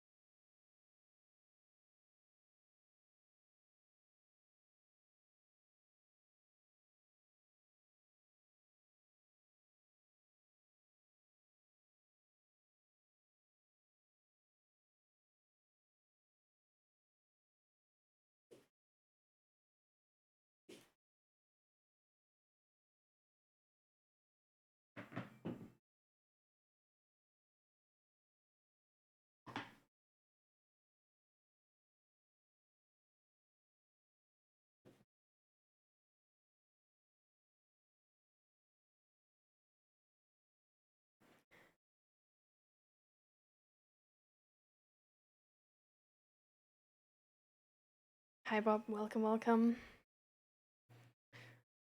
Do you know Jeffrey Dahmer? Wasn't. I mean, I'm bad with names, but wasn't that. Yeah, exactly. Exactly. No.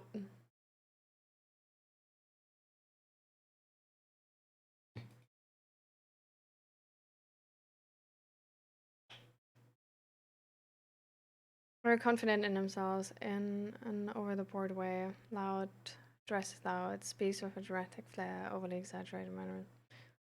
Like they are on stage performing, seeking to be the center of attention, even when obviously it's out of place. Hmm.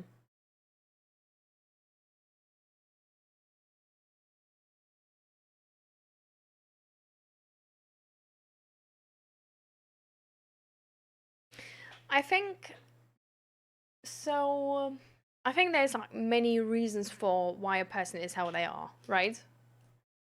Um, so I feel like to a certain degree, there's always. Sorry, I'm like adjusting my camera right now. Um, to a certain degree, there's always an influence of like what we went through and who we are and like what we experience in life and how we see society and what we stand for and what we don't stand for and all of these things, right? Um, so yeah, like maybe they do it as sort of like they say a more, I guess, like social and maybe even to a certain extent political degree of like, I don't want to fit in with society. I'm going to be loud and proud, essentially, right? And it's a statement. It's like, it's not only this is who I am, but it's, I'm going to actively detest like this non individualistic, trying to have everybody be the same idea, right?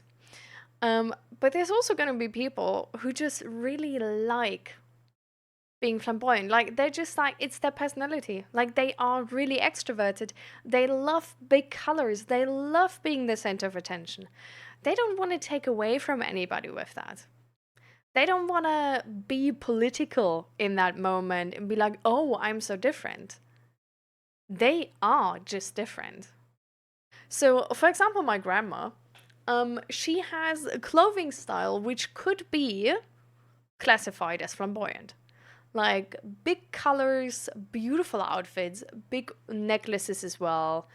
And she is sometimes just the center of attention. Like, she comes in, she thinks something is nice, and she's gonna be like, oh, it's so nice, and all of these things. And I love it. I love it. I love how she expresses her emotions that way. I love that she's big with those things. I love that she wears these colorful things and all of this stuff, and I love to see her be happy. I love a flamboyant person. They give so much, right? Because they really show who they are to the outside. And it's never boring with them. You just know. It's never gonna be boring. And you know, if they tell you they like you, they do.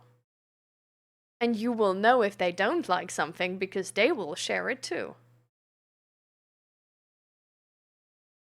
It's. I love people who can be so loud with what they love and what they like and what they enjoy.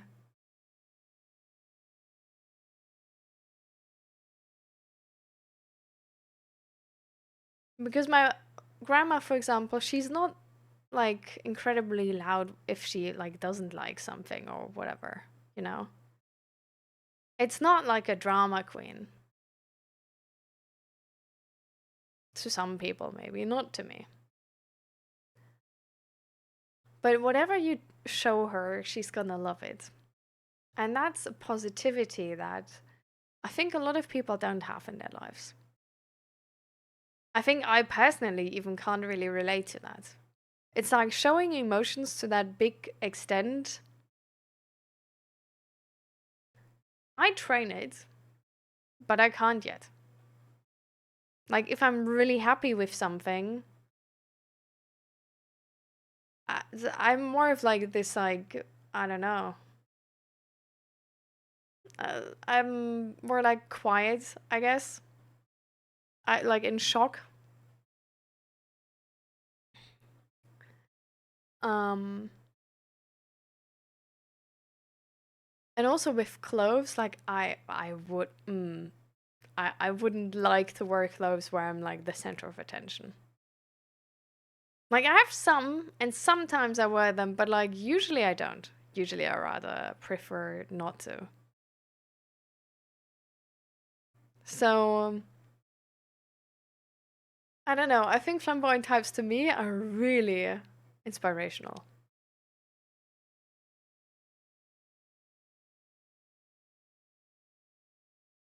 And I love how expressive they are. Because I know it's one of those things I struggle with. So I love having people like this around me because it's just always. They're essentially teaching you in that moment. They are around you.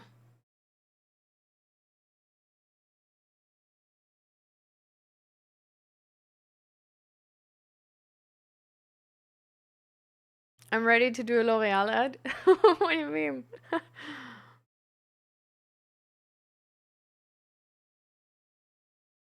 How to forget past life, not remember it at all. No, relaxing. From what I've been told in my therapy, trauma is something which, if we don't try to incorporate it, it's just gonna come up sort of unknown. And the way we handle trauma, get over trauma, is by incorporating it, by learning about it, by knowing when it's gonna trigger, what will happen, what we have as a need in that moment, what need was maybe, or what boundary was maybe beforehand crossed for it to turn into a problem, and all of these things.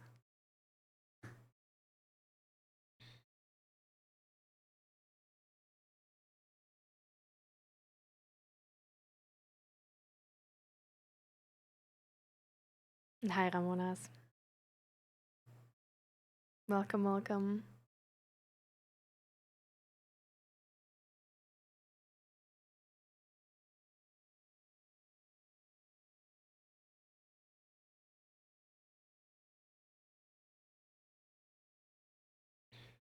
May I ask what helps you all with your guys' depression? Well, for me, it was therapy.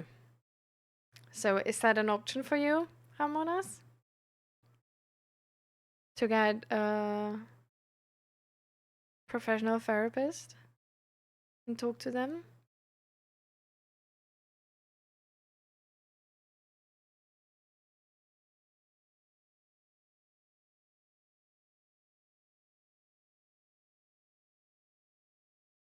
What would you say is the most inspirational, uplifting movie you've ever seen?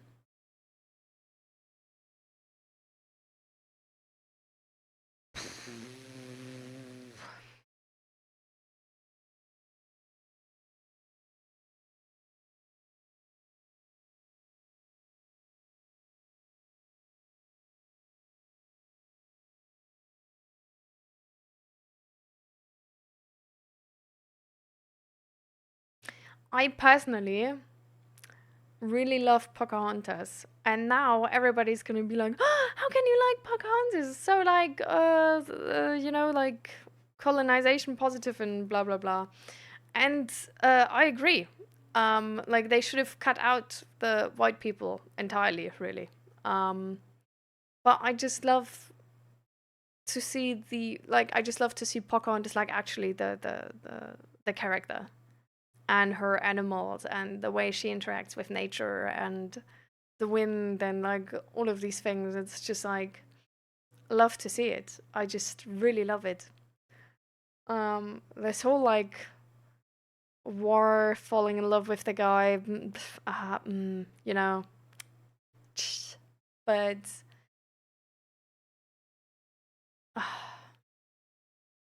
but Pocahontas as a character, I love her. I do just love her. The Disney, I think it's a Disney movie. I don't know, maybe not. It's an old movie.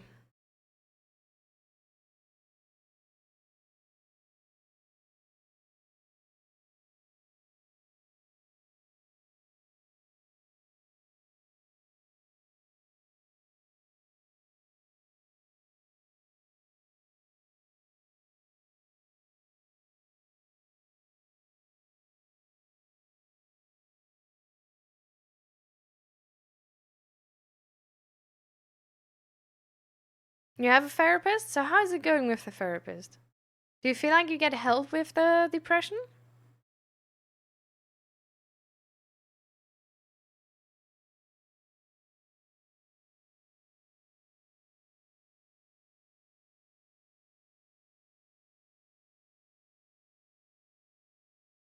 Do therapists tell the conversation to other people? No, they don't.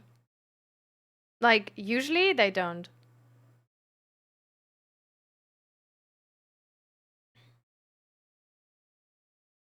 No, I was answering to Ramona's relaxing. Don't worry.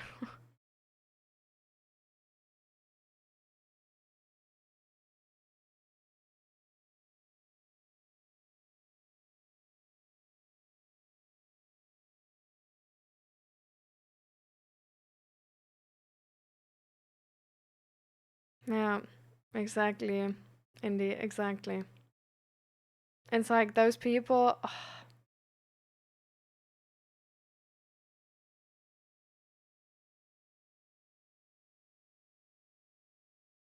Romance is easy, but picking the right one is hard. I think there's a lot of people we can make a good relationship with. I don't believe in this trope of like having only this one love. Um, I think there's many people we can have a life with. It's gonna look different with all of them, and the most important thing is cooperation.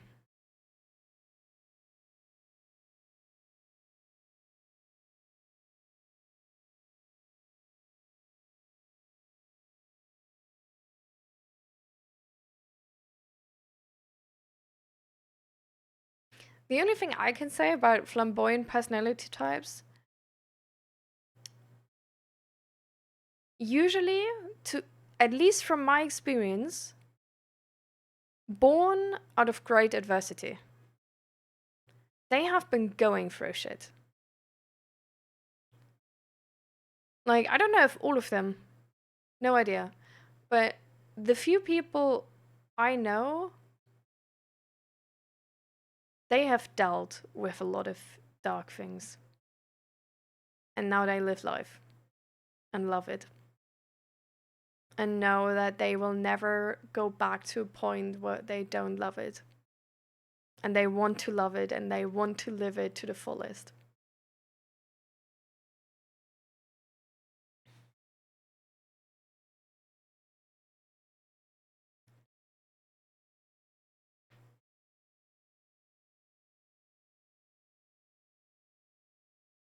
Yes, I do feel that is helping, but sometimes I feel hopeless. Hmm.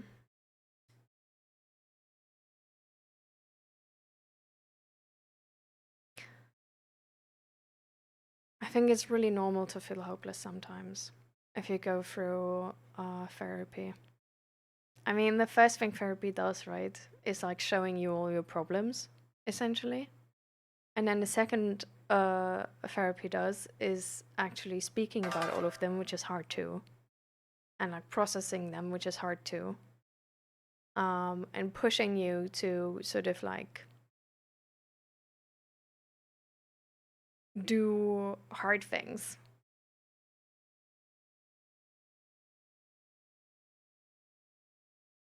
Let go maybe of ways you have, like how you've lived your life before, pushing you to put yourself out there, to change the life in a way where you do want to live it.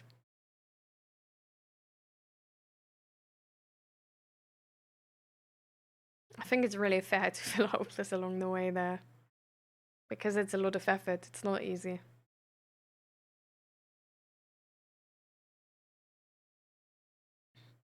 And I hope you have somebody to talk about this. Like talking with friends or family about this, like the people you know where you feel safe with to talk about this with.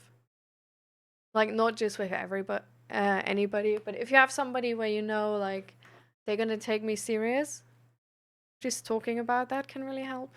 Also, for example, with your therapist, like really you can talk to a therapist about anything. If you feel hopeless, you can talk to them about like that you feel hopeless. And it might be actually like really good feedback for them.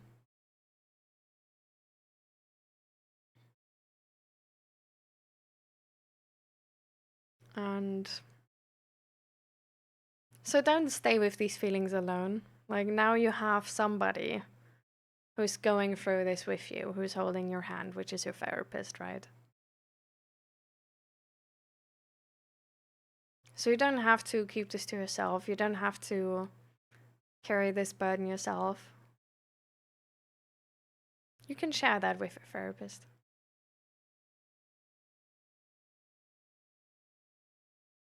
They might know just the perfect thing to say,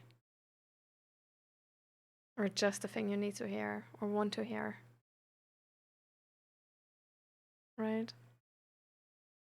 Now I can just say it's from my perspective,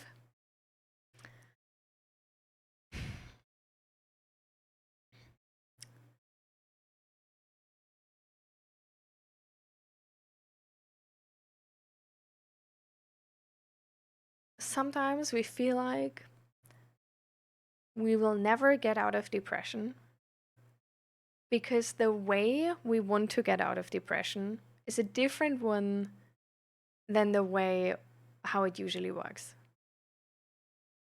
So, for example, it's also the classic thing if you have like a trauma and you go to therapy, you usually expect your therapist is going to fix you. Like you're just gonna like your goal initially sometimes or of some people of me definitely was that I'm gonna go to therapy and then therapy is gonna fix me. Like I'm gonna be like after therapy I'm gonna be like before the trauma. And that's not the case. That's not what therapy does, right? Like therapy is not like magic. It's gonna help you integrate the trauma, work through it, process it. It doesn't mean it's not gonna influence you anymore.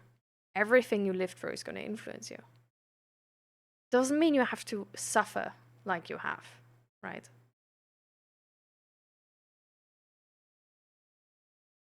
So the way we process this and the goal on the other end is going to look different probably as to the goal you initially had in mind. Because usually our expectation is way too romanticized, right? It's like we go to therapy, they're going to fix us up, everything's going to be perfect, we're going to be happy forever. That's just not the way life is. Like we're always gonna have all of us of our emotions. We're always gonna have some sadness and stuff like this. But for example, if we're not depressed, if we're not on edge emotionally the entire time, sadness is gonna have a different type of impact on us. Like it's not gonna ruin our entire week. It's not even gonna ruin an entire day. And even the time it does ruin can be positive time in the same moment.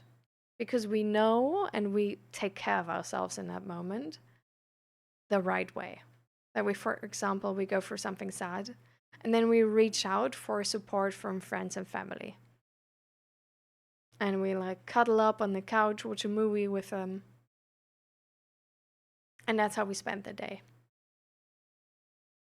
And that's still gonna like start with sadness, start with the need to like, emotionally regulate. It's not gonna be like, oh, happy, jolly, dilly daddle, but it's still gonna be wholesome, right? So that's what I can give you on the way, Ramonas. I hope that helps. And hi, Faizan. Welcome, welcome.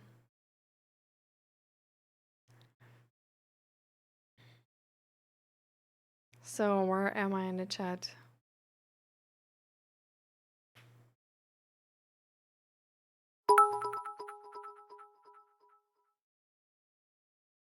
Thank you for the 100 bits, Ramonas. Thank you, thank you, thank you. And yeah, if you want to talk about it again or you have more questions, you're very welcome, right? And by the way, we also have a Discord server, just in case.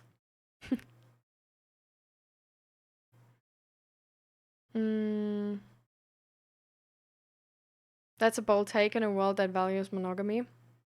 I mean, it doesn't really mean. Yeah. I don't mean it's like non-monogamous, right? I mean, there's like a lot of people you can find love with. So if one partner dies, you're not like out of options, right? I still personally prefer monogamy because one person seems like I don't know. Like I'm not I don't know, it seems just like a lot, right? Like having friends on their side as well and then other partners. Like I could only imagine being poly with like instead of friends essentially, I guess. Because otherwise, there's so many people you have to integrate in your life.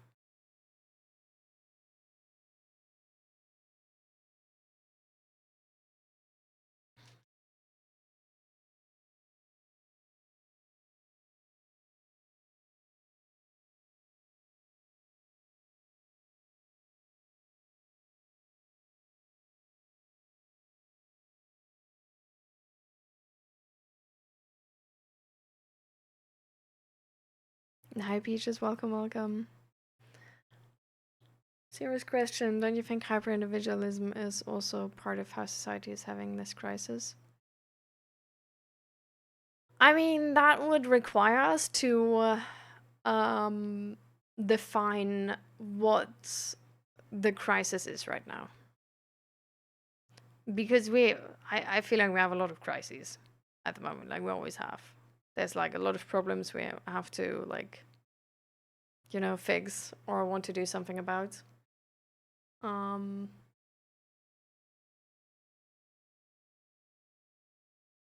so I think first needs to be set down what the specific crisis is, and then we can go into detail.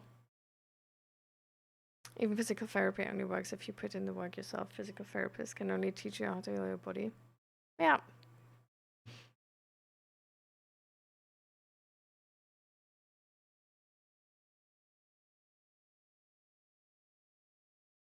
We're like we were super far behind in chat, so don't worry, Peaches.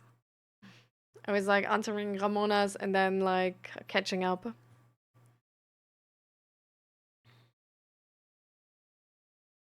The loneliness crisis.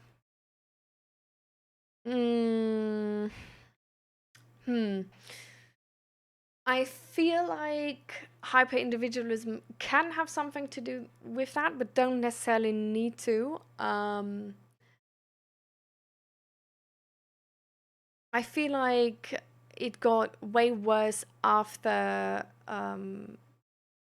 So first of all, exactly, like loneliness crisis is also a thing which is sort of like it's put like is a buzzword, but like the statistics on this are like, well, conflicting, let's say, or like complex. But if you just say like, okay, there's a problem of loneliness for a certain demographic, then I wouldn't even say it's like only this like hyper individualism or like not even that like the to the most. I think in terms of my interpretation, it started with COVID. And I think that makes a lot more sense because with COVID and not letting people like meet each other and stuff like this, we essentially like untrained all of our uh, tolerances for society and like being with other people, being like spending time with other people, being in a space with other people, being with conflicting opinions as well. And then on top of that, we have in our political, like globally, I feel like our politics are going a bit into like populism direction. And I think that's sort of making it even harder with like agreeing with like other people and like just like coexisting with other opinions, actually talking about other opinions, going into actual like discussions, but like respectful discussions. Um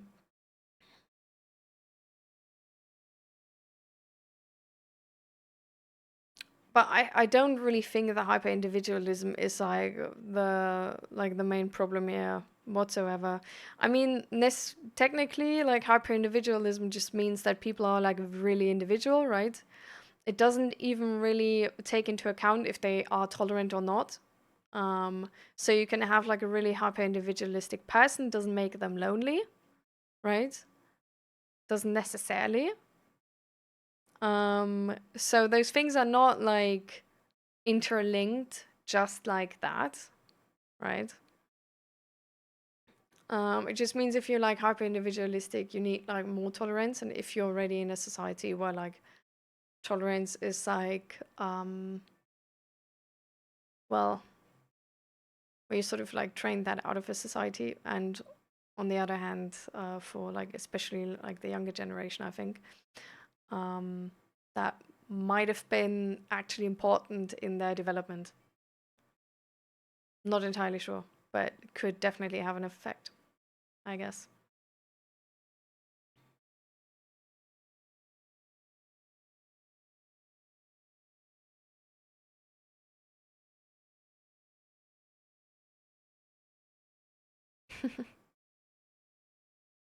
Yeah, exactly. Like COVID was so long ago, but it's so what I can just say about myself, and I think this could work the same for a big part of society, is that, for example, after I lived at home, going to like a sort of like community like student housing would have been so much easier than going to student housing now, right? Like now I've lived alone or like with my husband for a certain amount of time. Like I've had my own home with my own stuff.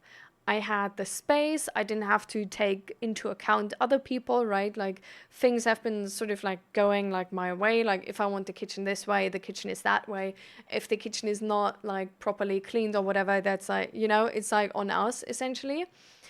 But if I were to go like community housing now, and I would have to have the tolerance that like another person is like maybe not doing their chores or maybe ate something that I bought for myself or something like this, Like these things sound tiny, but they would require a certain amount of tolerance, which I didn't need in the last years. So I didn't train that tolerance at all. That would definitely need training from my side. And I think this is really the same with COVID as well. Like, if you don't use it, you lose it. And if you just got used to like not spending time with other people, not going outside, not going through the discomfort of like not knowing if it's going to be an amazing time, but still putting on like clothes, showing up, being there, that tolerance is then gone, right? And I think not having trained that for the time where COVID was going on um, is definitely going to have an effect on our lives.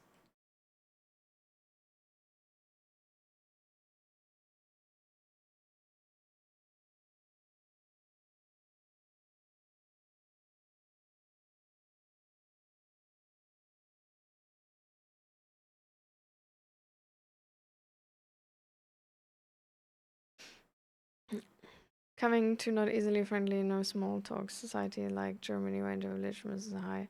People were isolated and become ghettos as a after effect, where Singapore ensures each building only certain. So that's the fact, right?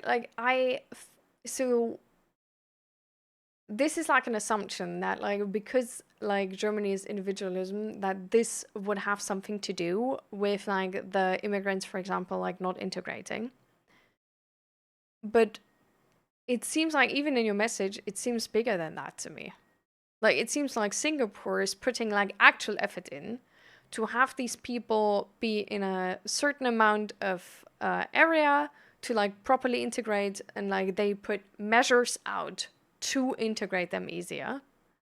And also like from the society there's more like effort to actually like be friends with them, to help them, to integrate them, versus Germany right now in terms of political climate is very anti-immigrants. So I don't know. And like the measures we have in place there are not that great either, to be honest. Like start with like learning the language. I don't know.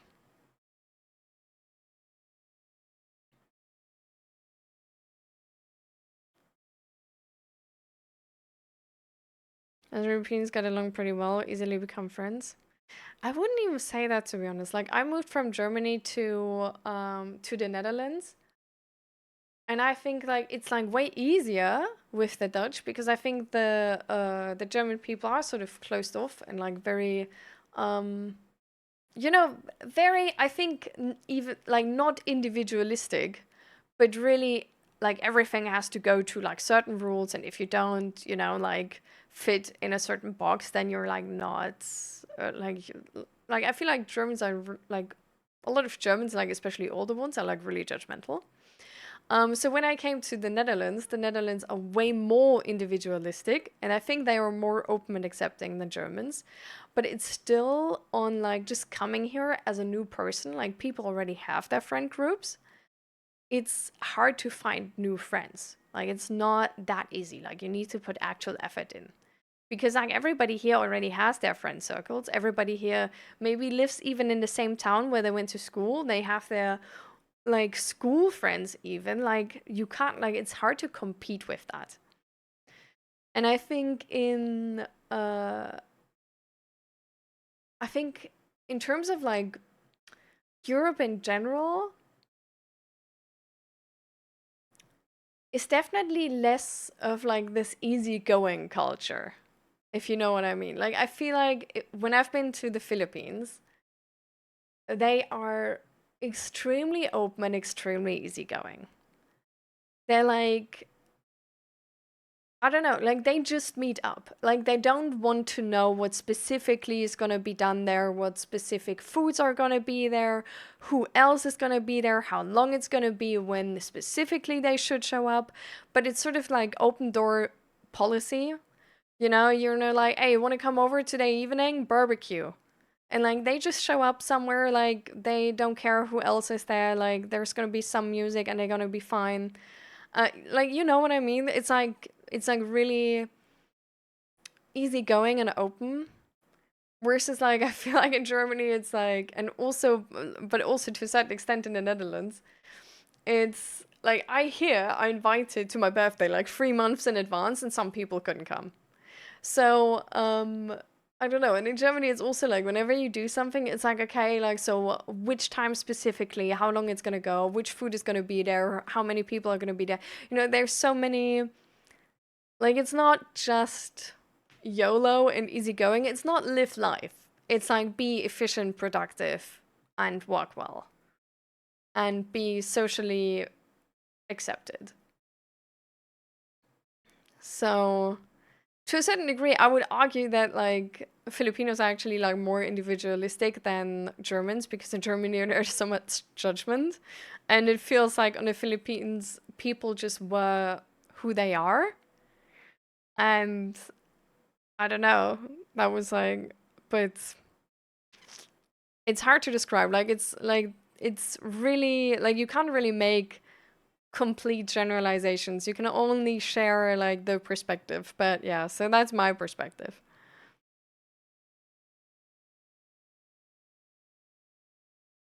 Oh,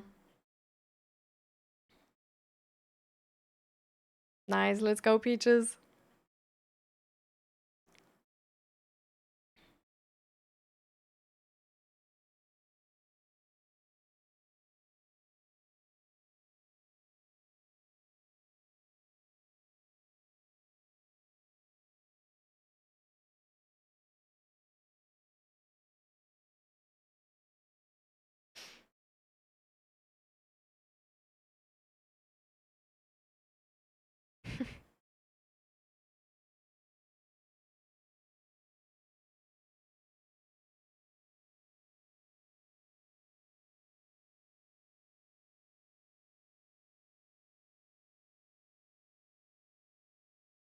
Yeah.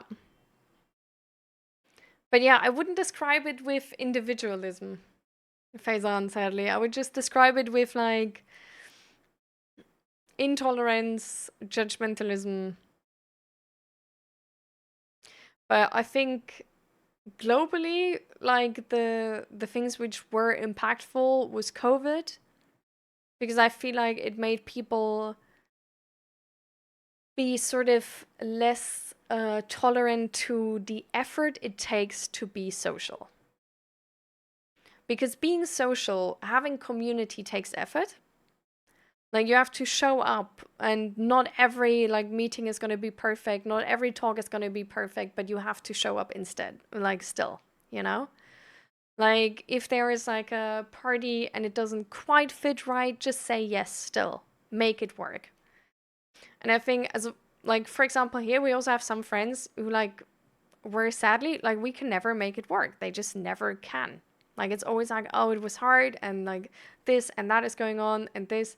And it's like all of that is understandable. Thing is, we didn't see in 2 months. Like, it's like it's if the end result is that you never see your friends, like you might as well just not be friends, right? Like the part of friendship is like having contact to each other. Like otherwise it's like hard to call it friendship, right? So I think sometimes it's just a bit of this really like high expectation of productivity.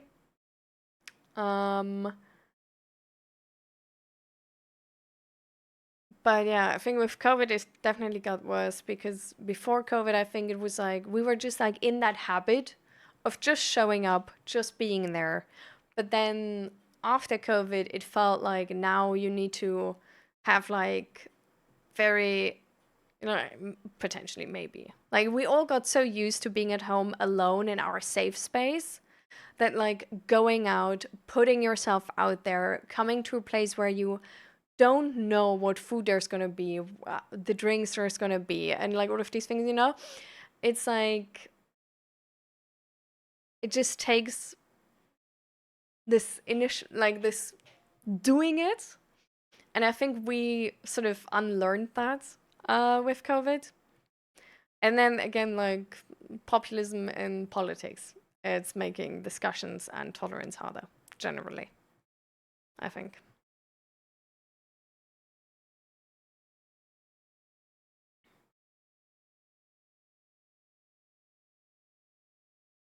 There may be an unspoken quota amongst each social friend group. I personally keep my for easier management. New additions are usually spouses. Yeah. Exactly. Like immigrants or expats, no matter how you want to call it. But if you're like new to the place, like so many people already have their fixed friend groups. And there's not an unlimited amount of friends you can have. It's just not the case. So you need to find people who also look for friends. So the thing is, where do I find the most friends? Well, in expat groups.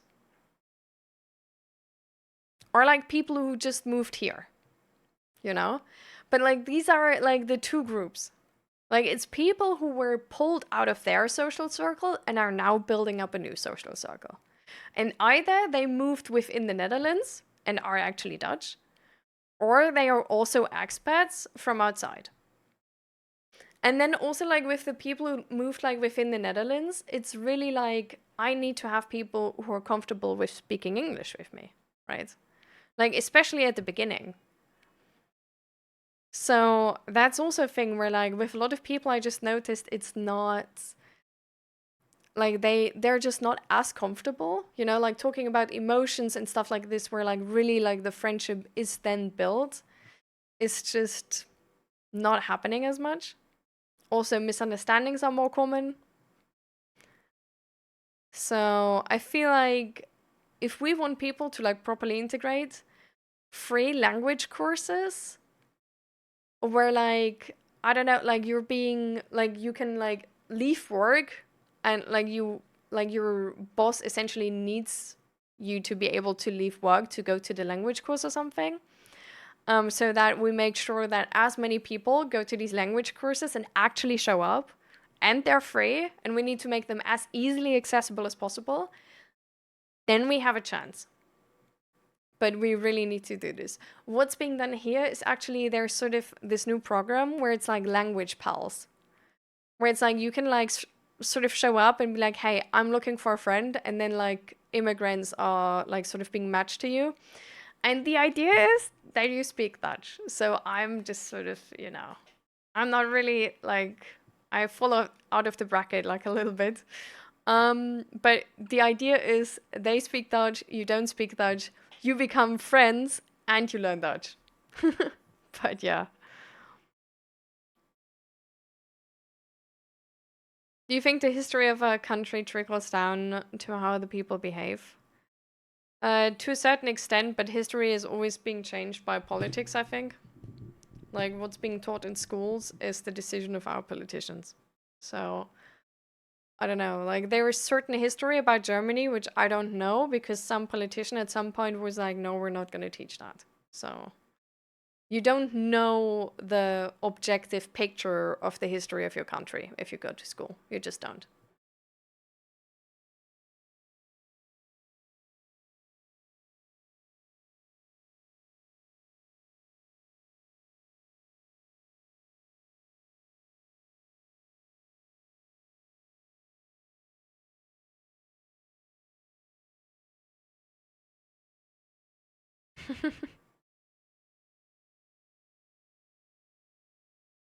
For me, if I go to a party and my vibe is not vibing, I'm leaving. Yeah. For example, but at least you are at the party though, right? Like, I feel like after COVID, it was very much like if you can't guarantee that the party is going to be my vibe, I'm not going to even show up.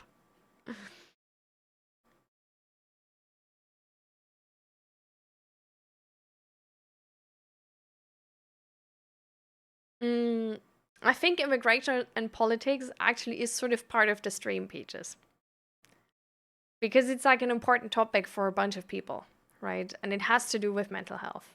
Like finding friends, going through these struggles. It's just, it's an important part.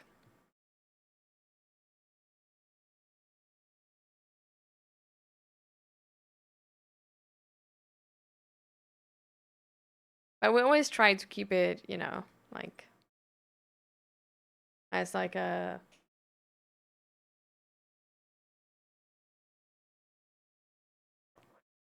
yeah.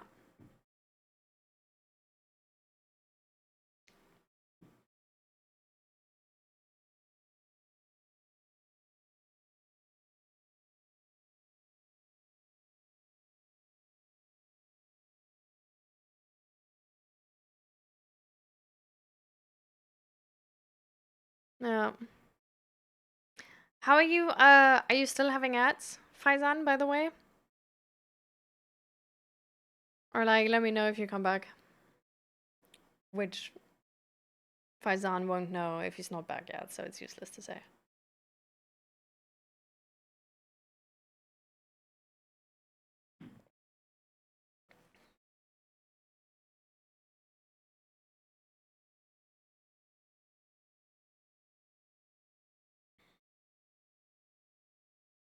But I feel like it's being said it doesn't matter or uncomfortable.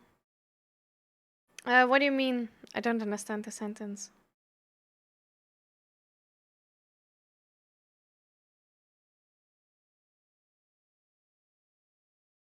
Okay, you're back. Perfect.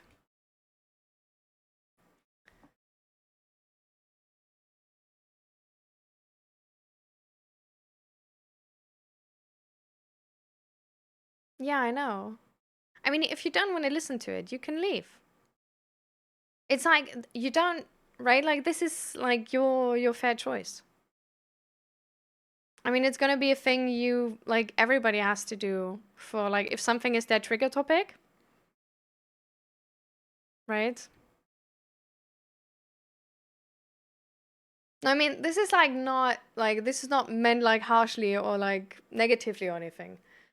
But a lot of the things here are like trigger topics for some people, right? So it's like we can't avoid every trigger topic, otherwise it's just not going to be helpful, right?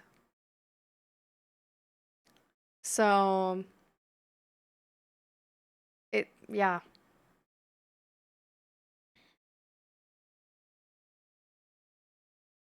It's like in these moments, like you guys have to do what's right for you.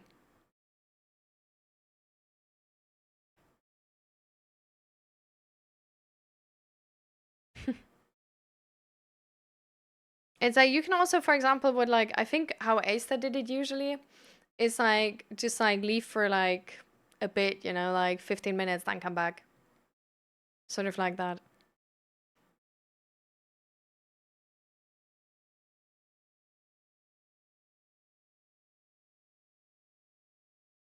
I mean, it's fair if like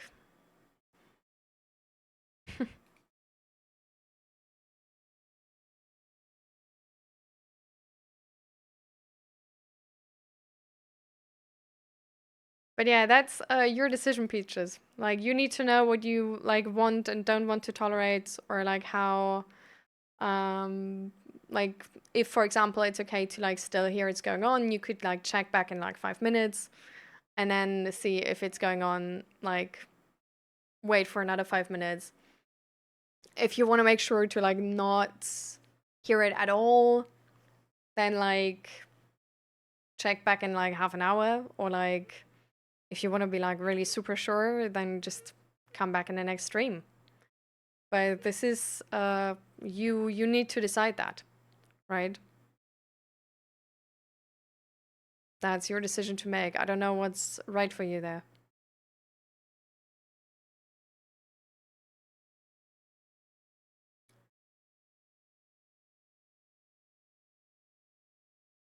All right. See you relaxing. Bye. Thank you for being here.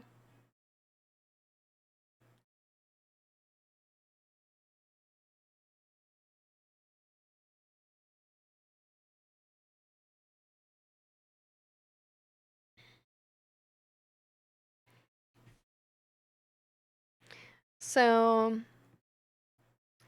um so what I was saying when I was talking to you was with the so I was essentially I was trying to answer on your question, but then yeah, I saw the ads.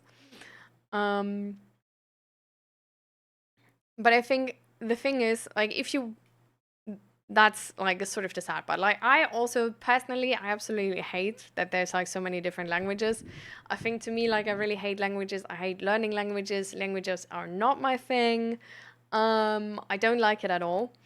So I would instantly be like, oh, like only like everybody speaks the same language. Perfect, let's do it.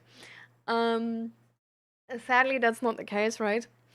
And I do think that if you want to like properly integrate into a country and really like become one of the people there, learning the language is going to be the most important part, because sadly in no country I've seen so far, it's like people don't care if you speak their language. Like, there's going to be some people who don't care, but usually people care because it's just their mother language. And even if they are good in English, it's like talking about emotions, for example, is different in your mother language, or like making jokes or something like this, you know? And I think getting to that point is really, really hard. And I completely see what you're saying. Like, it's like, bro, like, there's so many languages. But point is, right now, right?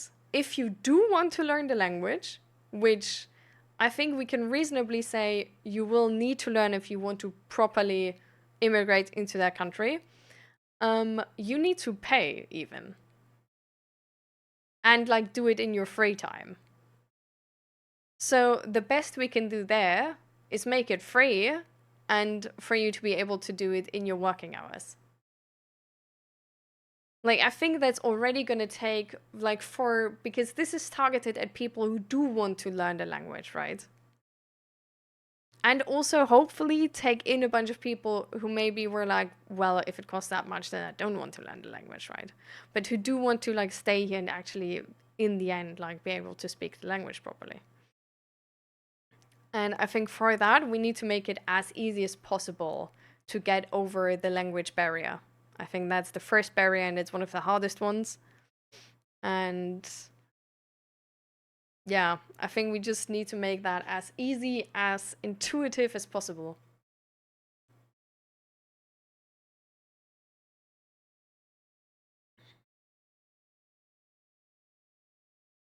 And yeah, well, the thing is, for me personally, I can't speak like business level Dutch yet. By far not. By far not. Like, I can speak Dutch for like if I'm in a restaurant, supermarket, all of those things. But even at the doctor already, I rather have English, because like the how the as if I know those words on Dutch. Like, what the hell? And I've been here for years, right? I never did the language course because it costs money. And it's in another city. Like, I would have to drive to another city with, like, I don't have a car, right? So go by public transport to another city, pay a good amount of money, and then, like, learn the language there. And that was just a thing where, like, Like I couldn't do it, and now I'm like, my Dutch is sort of like good enough that I'm like, do I need to spend that time on that? Because I also like, because on this side, like Faisano, for example, also explained, it's like you are studying, you're working, you're like building your life, you're trying to find friends, you're trying to figure out how tax works, you're trying to figure out how the supermarkets work, how the doctors work, how the health system works, how all of these insurance work, and all of these things. There are so many things you have to figure out if you move to a place. It's, I feel like we need to make it as easy as possible to integrate. And right now, we're making it hard because we're like, yeah, people need to show us they really want to integrate, which is so stupid. Like, if we want to see the job get done, we should try and make it as easy as possible and help them with it.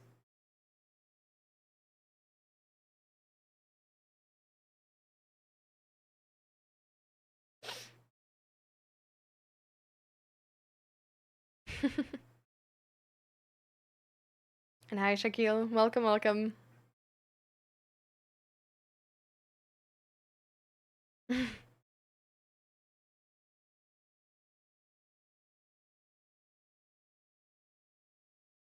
Wow.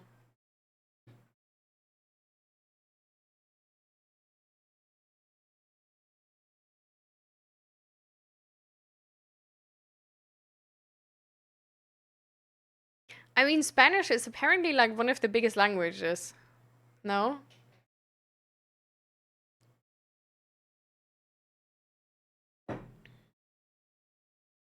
Yeah. I mean, oh lord.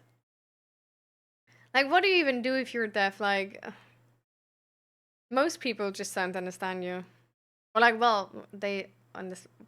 Well, if you then move to a new country, they also don't understand you. But you don't understand. Like, you, like they don't understand you if they look at you. That's what I mean. Like this first moment, it's just like they're not gonna know. Like they're gonna try and talk to you, and then, uh, yeah.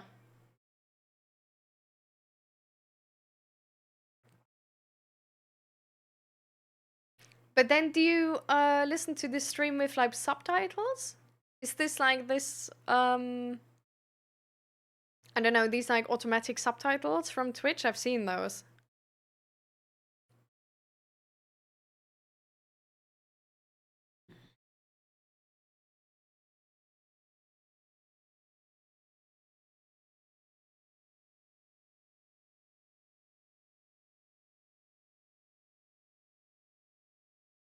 And hi Lucan, by the way. Welcome, welcome.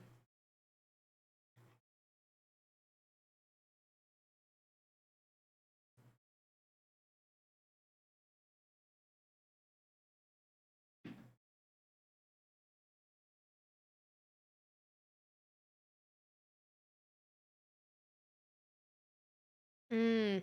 Ah, I see, I see. Okay, so with hearing aids, it's like manageable. Do the subtitles, by the way, actually work?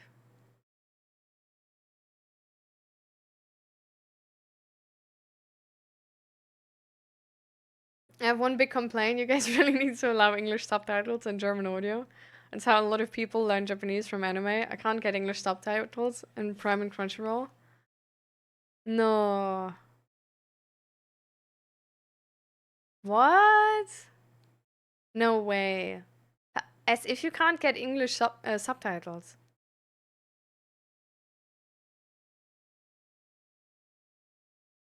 Is that like for real? Like if you live in Germany, you just can't. They won't run with German audio. Bruh. Lol. Okay, that's wild. I actually didn't hear about that struggle. I know that back in the day when we watched like kids movies, th those that worked, you know.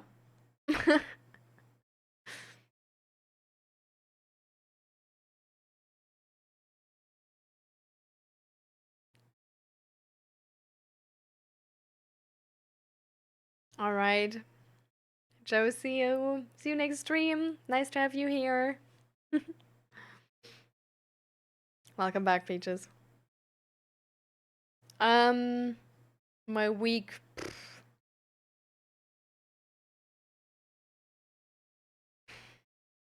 Last couple of days a bit hard to like get up, get running. It's like with the temperature change, um, my like fibromyalgia sort of like depression symptoms got like worse in the morning, so been struggling there. But apart from that, like once I get running, it's good.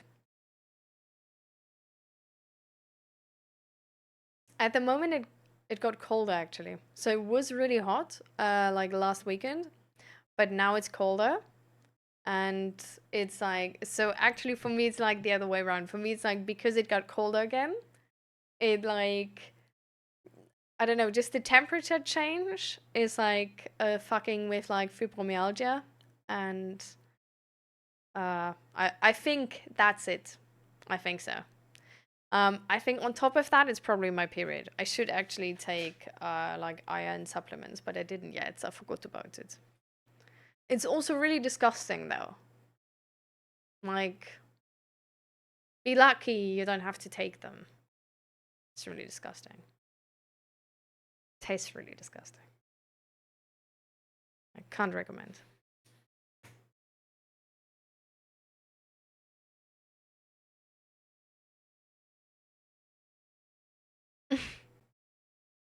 What? The coconut oil? Oh my god. Yeah. In the hundreds? Oh, like Fahrenheit, right? So, do you know how much it is in Celsius? Because I don't know at all about like Fahrenheit, like what's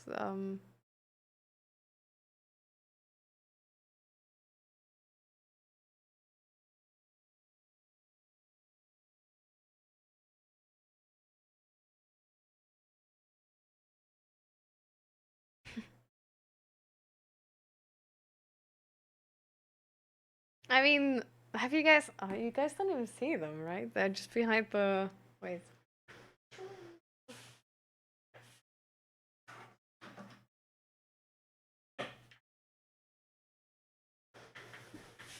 Ooh.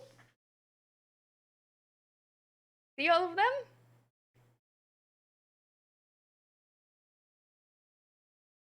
I made them.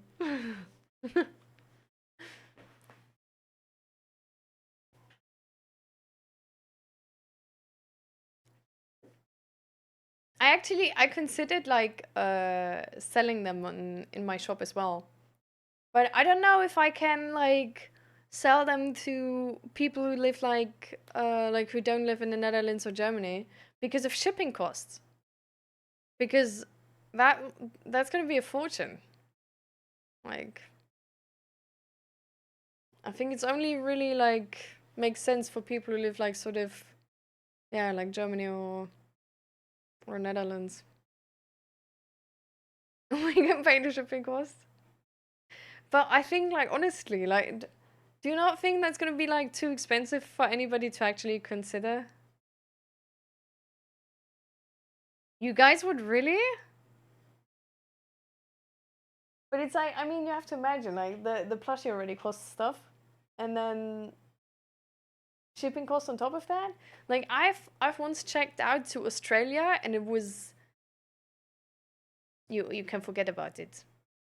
It was crazy expensive. Like I don't even remember. I forgot it. Trauma, but it was way it was way too expensive. If it's a soft thing, it wouldn't be that much. I think they still want to have it in like a box now. Like I think it doesn't matter if it's like in a like if I put it in a plastic bag or like a box. So yeah, I make the plushies. Those are self-made. I made them. This one I made too. Like these ones I didn't because this is not crochet, right? Well, these small ones here, can barely see them. My sister made them. But like the plushies, no, like they're they're just regular plushies. But like this jellyfish and the bees and the heart, I crocheted. Yeah, that's why I have all of this crochet stuff. Yeah.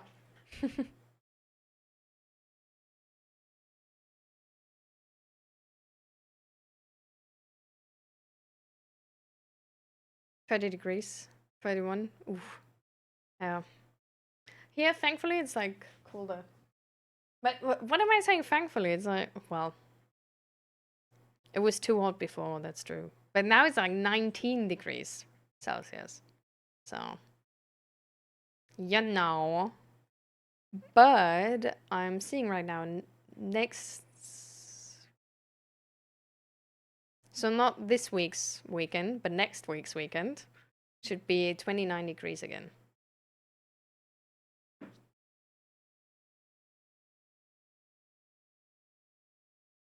Fahrenheit to Celsius is times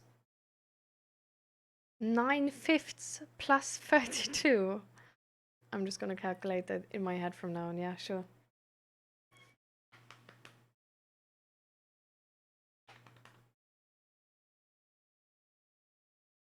Ja, komm mal.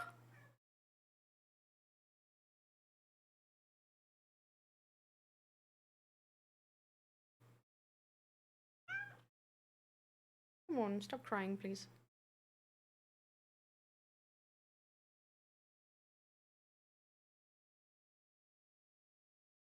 A couple. Can you do custom orders? I mean, I guess. Depends on what, right? Like, I don't know. Like, I just. Like, I'm not crocheting for so long, but.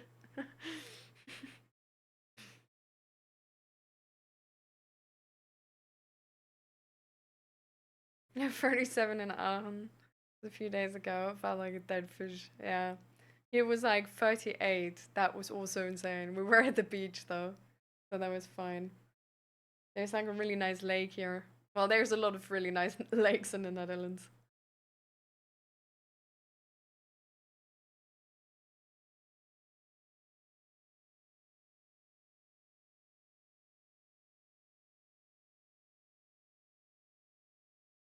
It's 13 here now, and it's the middle of winter and nighttime.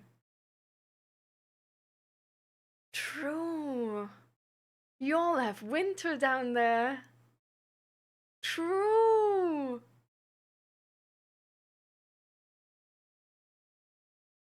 I completely forgot. I completely forgot. Funny how that works.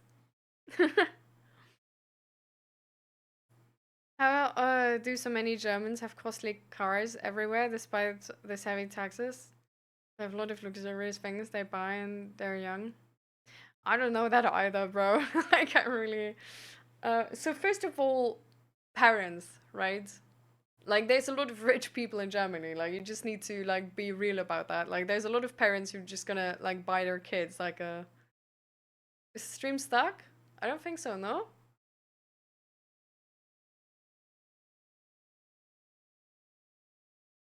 Maybe you need to reload. I mean, he's not gonna hear me. Maybe somebody else can tell him.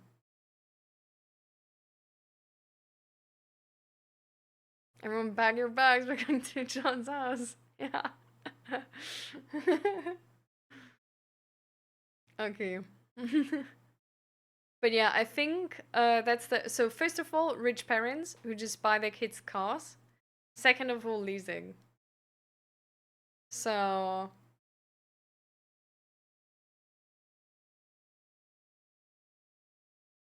but yeah.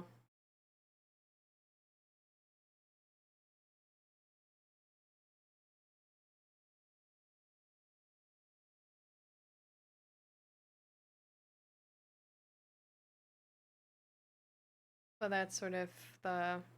I think the idea. And also, I think cars are sort of like a status symbol in Germany. So, I think people care about cars.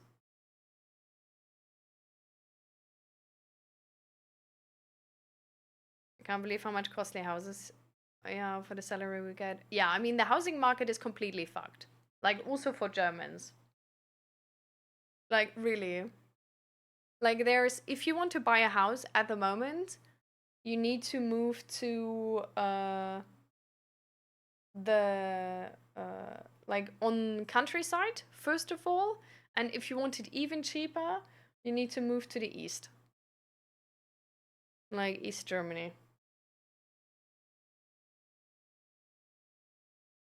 And then it's like you can potentially buy it like with a credit, of course. Like you can't buy like with just the money you have, for sure not, but you know.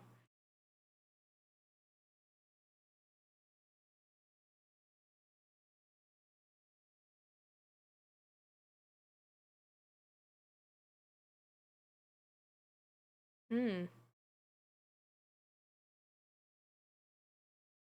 I sadly don't know what type of game you're talking about, Peaches. I'm sorry, I don't watch sports.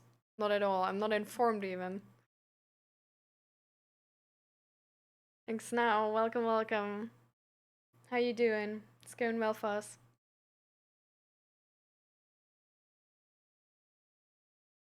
East Germany has no industry, just bunch of artists and painters. I mean, there's there. It's not well. I can't say it's completely untrue, you know, but but it's not completely true.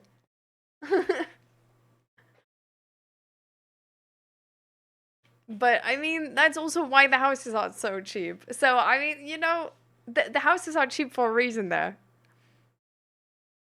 It's not charity.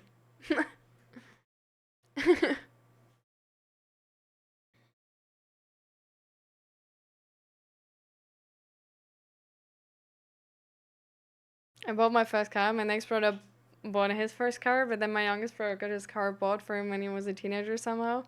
Wow. Wait, you're German and you don't watch football? Yeah, I don't. So, no idea what's going on there. I just know that apparently the Netherlands are out already or something. Or like lost or I don't know. I heard something like this.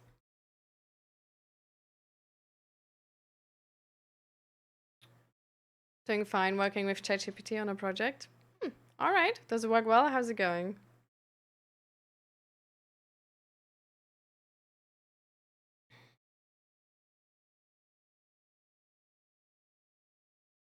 Stayed in East Germany when I was there. Seemed nice enough for the 4 days I was there. Yeah. It's not ugly. Like we were in Halle, which is by like next to Leipzig, I think. Um, and that's pretty beautiful. Yeah,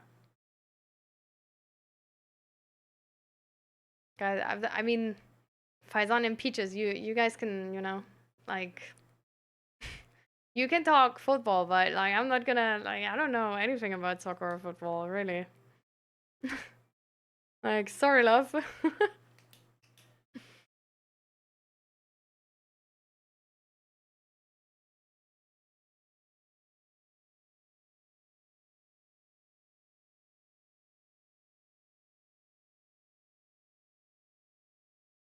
Peaches again. I don't read every message.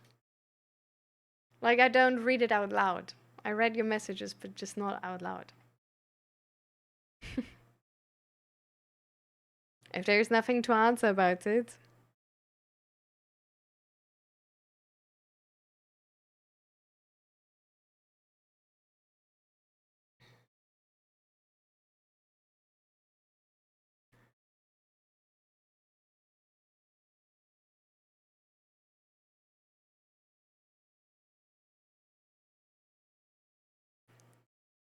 So,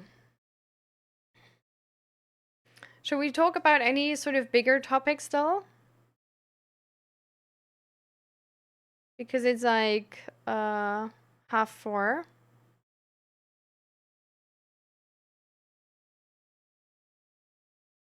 So we have sort of like a good hour still.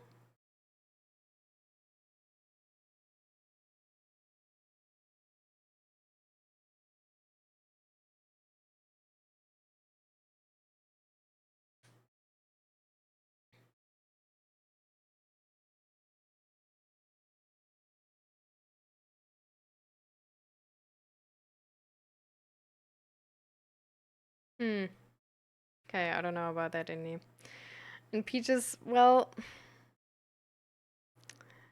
the thing is, I think that's a thing you need to work on, right?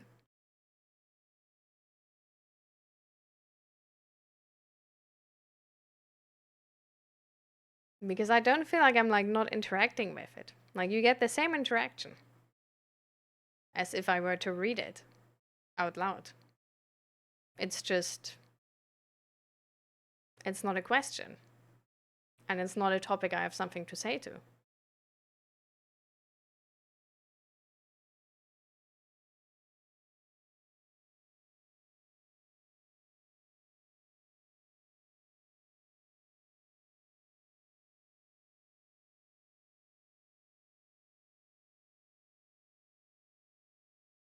So I don't really know what to say there.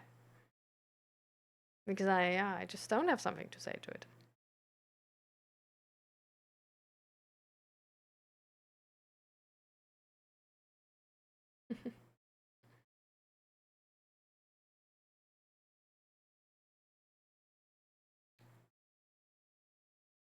Yeah, I know Dr. K. I have also like Healthy Gamers in the recommendations. I watched a lot of his content as well. Not in recent times, but I did.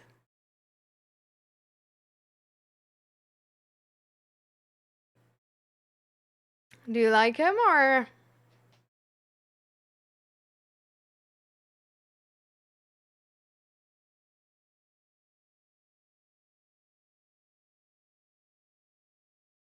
we could think of a new one-legged exercise?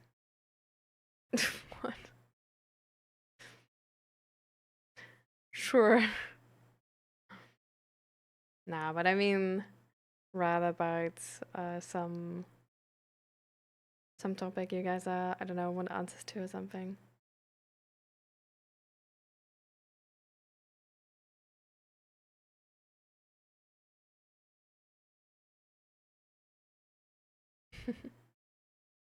Are you curious how I avoided smoking? I mean, go for it if you want to share. I admire him a lot. I want to be like him in terms of his attitude and personality, the way he talks and handles people's emotions, or a good calming manner. Yeah.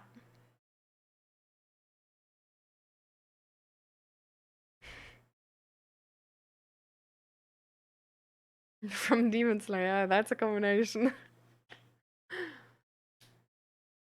I do really like how Dr. K is approaching certain topics.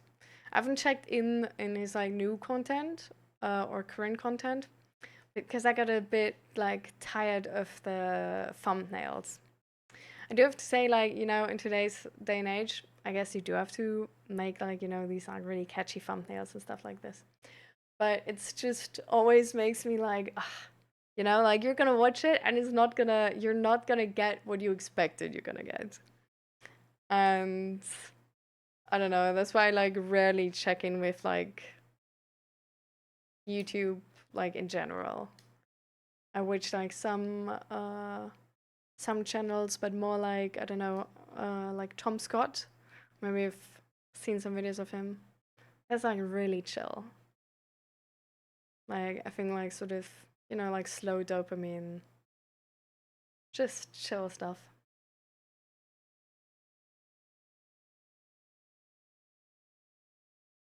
You're building a whole roof, Indy? Oh my god.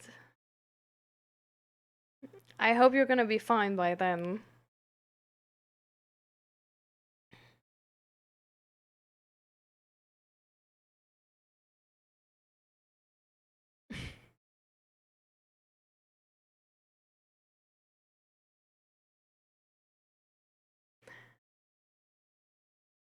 Peaches.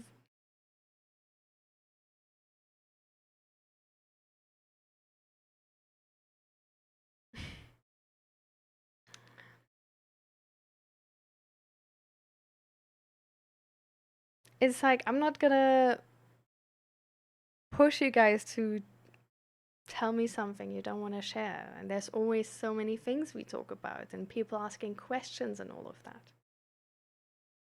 If you want to share something because you're proud of it and you want me to know and you want my reaction or my answer to it, then you need to share it. You need to tell me you want to tell me. You can't wait for me to read every wish from your eyes when I can't even see you.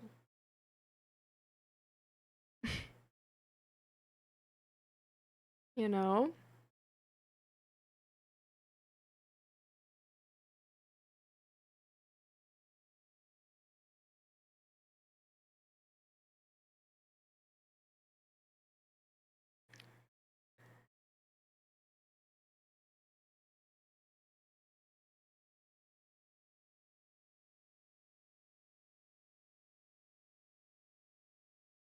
It's. I feel like maybe I do need to adjust some expectations here. Because I'm gonna. Like, from my idea of this, it's not my job to run after you guys. It's not my job to, like, check in with you if you don't want to use the offer you have. I sometimes do check in with people,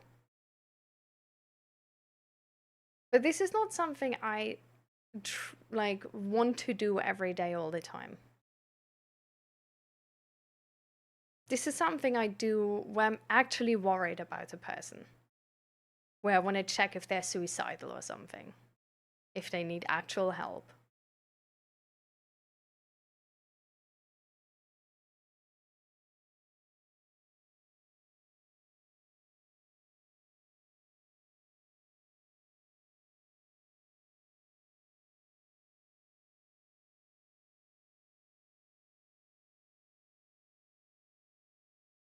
Of course, I could have asked, but I didn't, and that's okay too, Peaches.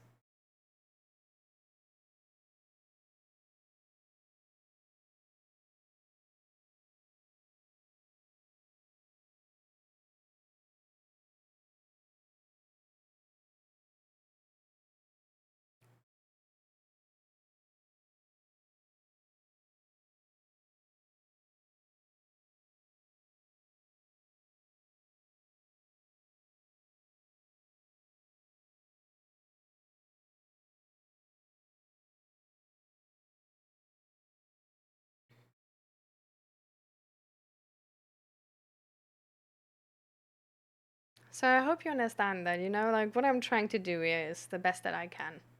But I'm not being paid to be here.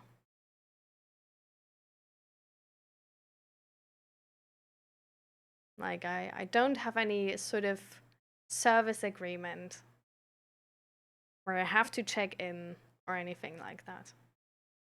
So if I do feel like the time is there and the question comes to my mind, I will check in. But sometimes I won't.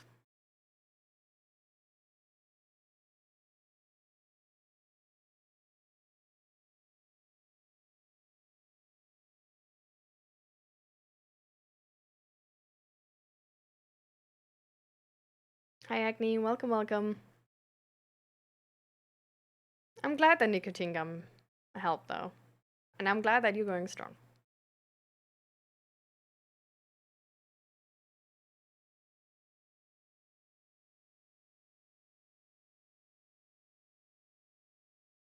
But I hope there's space that I'm just a human too. And sometimes stream is busy. Sometimes I don't ask and I forget. Sometimes a day is hard.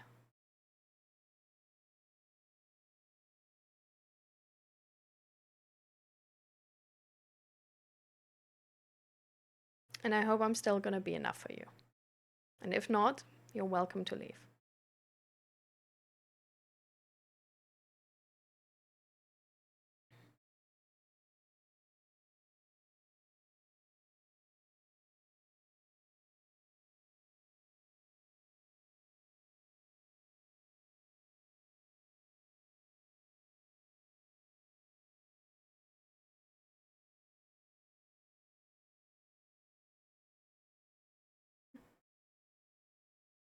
Hi, Riley. Welcome, welcome.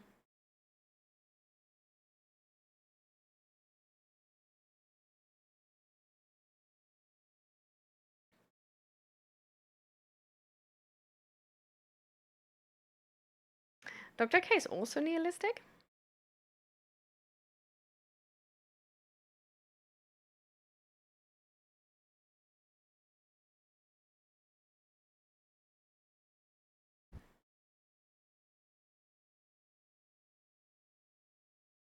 I think to a certain degree, yeah. Dr. K is like very much like in the moment. I don't know if you would technically call that nihilistic though.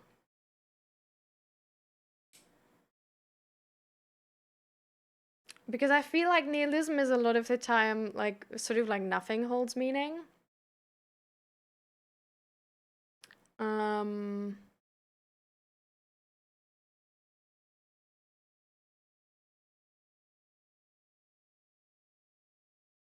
and I don't think Dr. K is like he came back to it again. Okay, interesting. How recent was that? Because maybe it's like I didn't like I haven't checked in till then.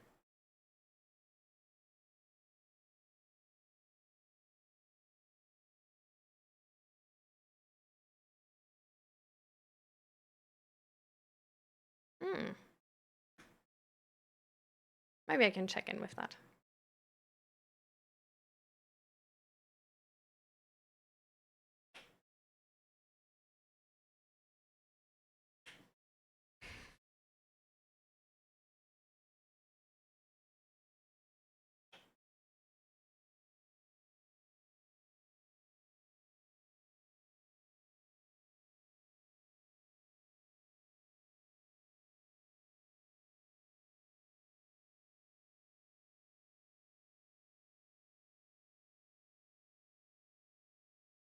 This is an odd situation.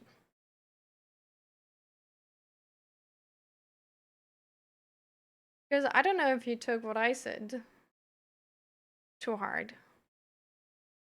But now that you're retexting your message, apparently you still want to read what, like you still want me to read what you say.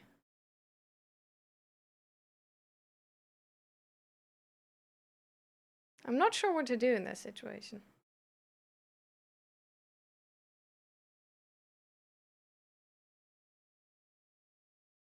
Because to me, it would be important that we don't go like back and forth on this, like time and time again.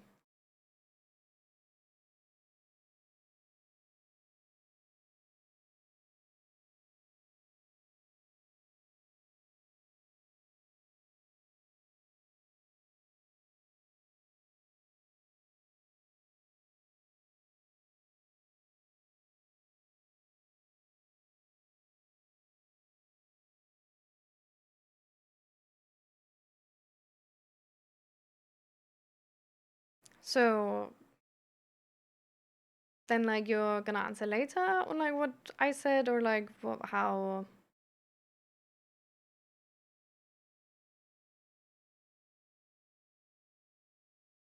I don't know how this is gonna. I don't know.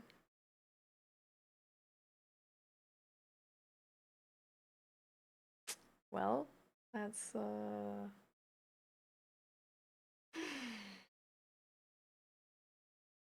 disappointing.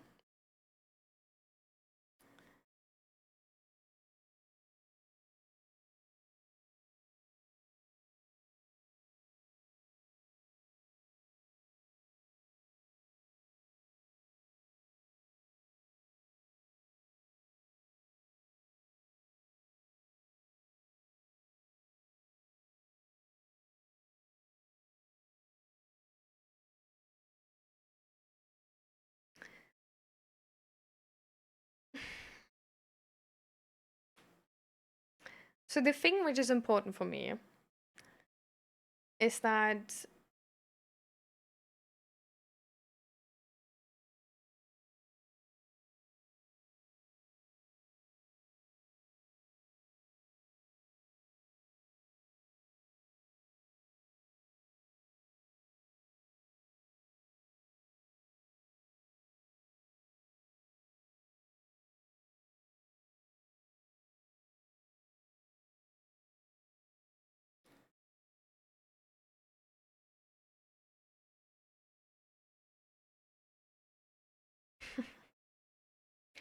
well, Faizan, Peaches has already said animes are not their thing.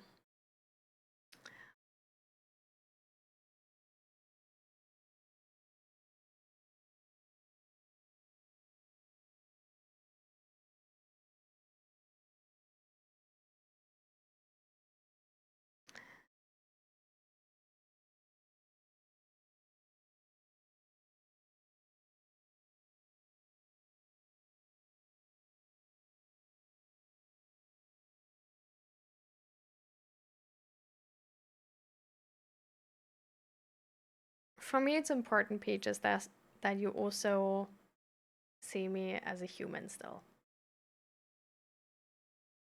Like, I try to fulfill this role here where I create this space to talk about things and regulate my emotions accordingly, try and give everyone the attention they need.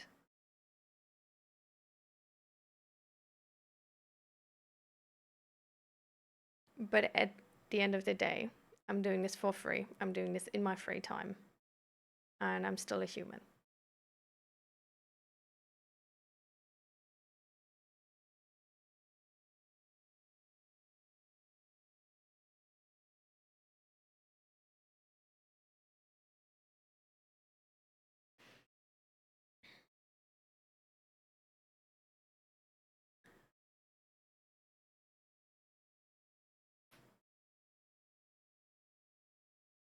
And I'm also just trying to make it work, right? Like, I'm not gonna handle this community perfectly.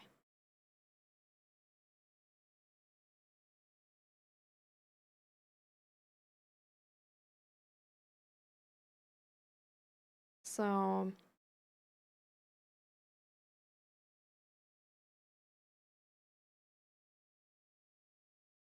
I don't know. I just hope there's like space for that.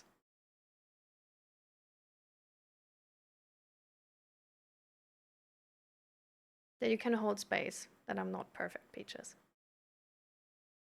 I'm not gonna always answer, and some rules here are gonna look different than the ones you prefer.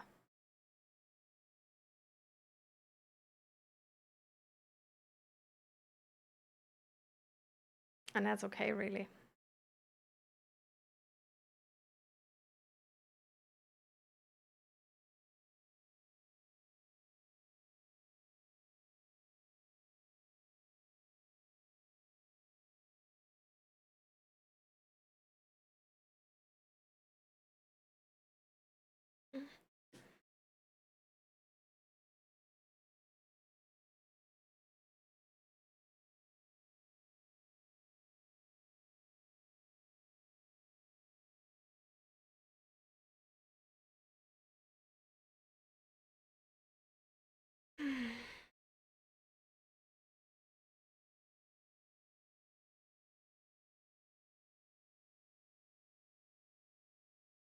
I'm gonna catch up with chat first.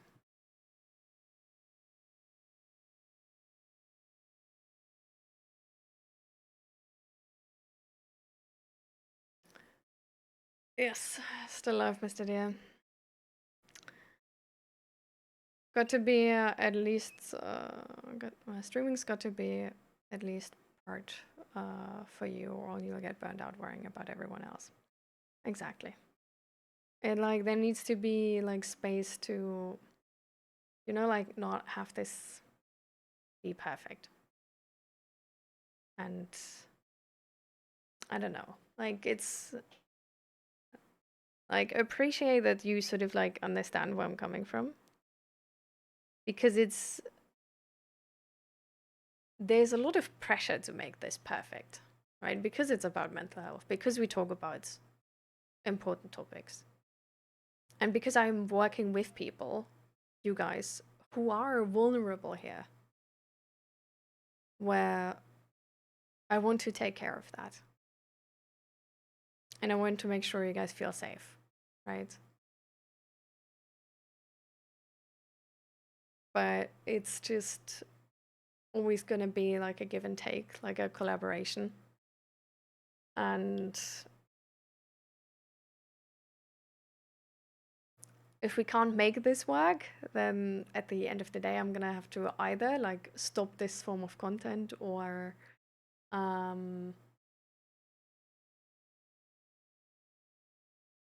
ban people, right?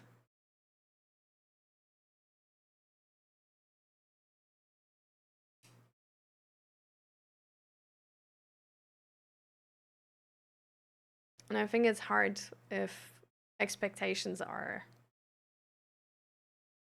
too high.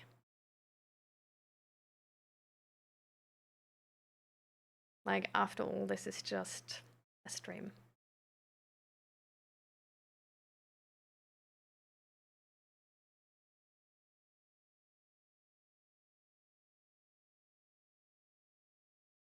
Yeah.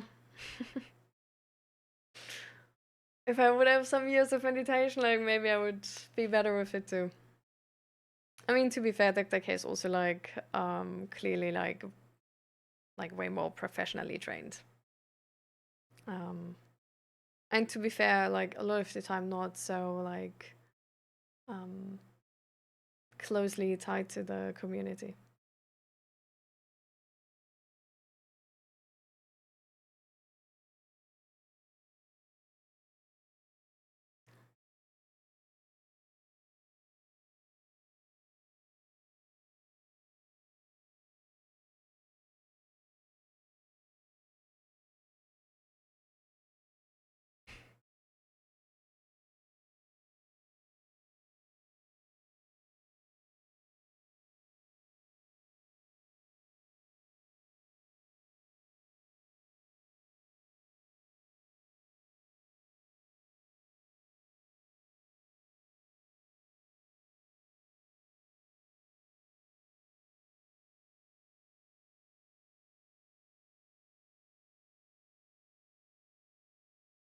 Yeah, exactly.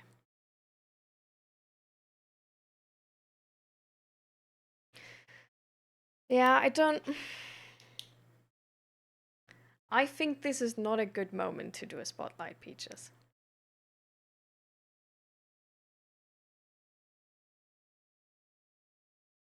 I think this is not a perfect situation.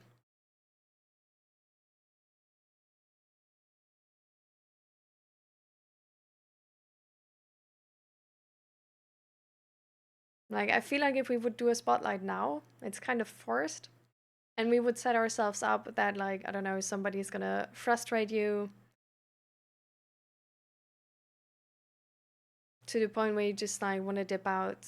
We don't get to an end. We just, you know. I'm not sure if we are at a place where you're able to be, like, open, vulnerable, and feel safe, and we can guarantee that, you know.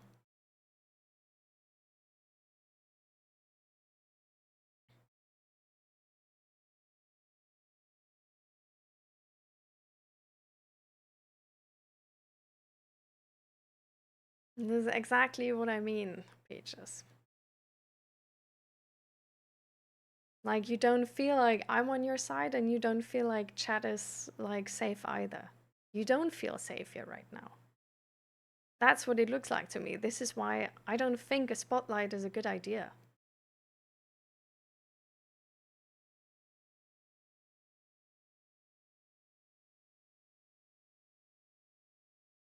Like, a spotlight should be something positive where you can be vulnerable, share all your feelings, share the good and the bad.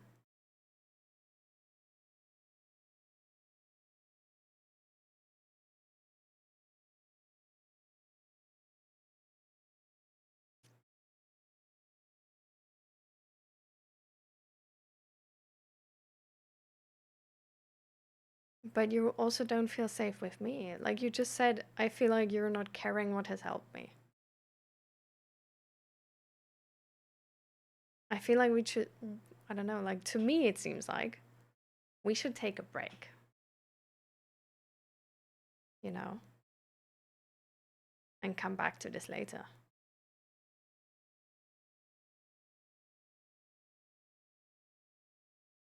you know?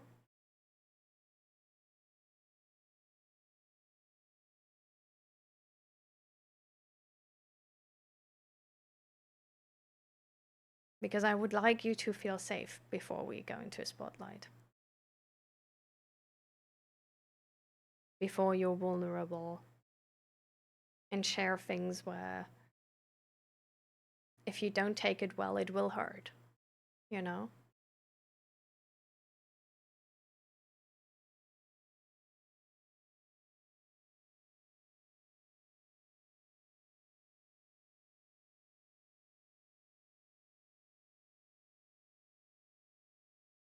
It's not that I don't want to hear it or anything.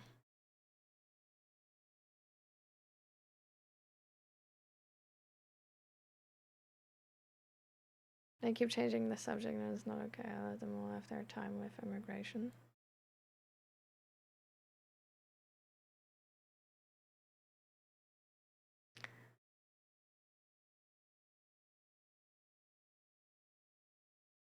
This is not because they changed the subject though, Peaches.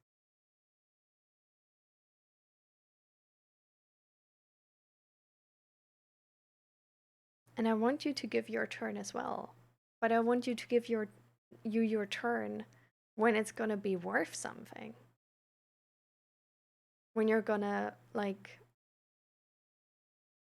to talk to me. When you're gonna feel safe talking to me. When you're gonna feel cared for.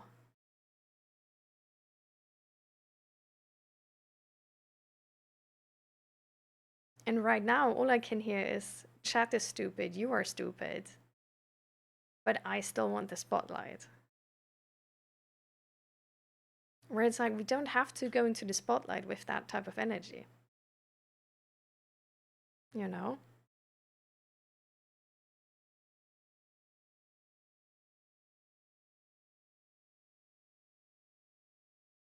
So I'm not saying don't have your spotlight. I'm saying let's take a break before we start. Let's take a break. Then we can maybe figure out what needs to be figured out. And then when all is good, and when you're I don't know, feel safe with me really, then we move to the spotlight.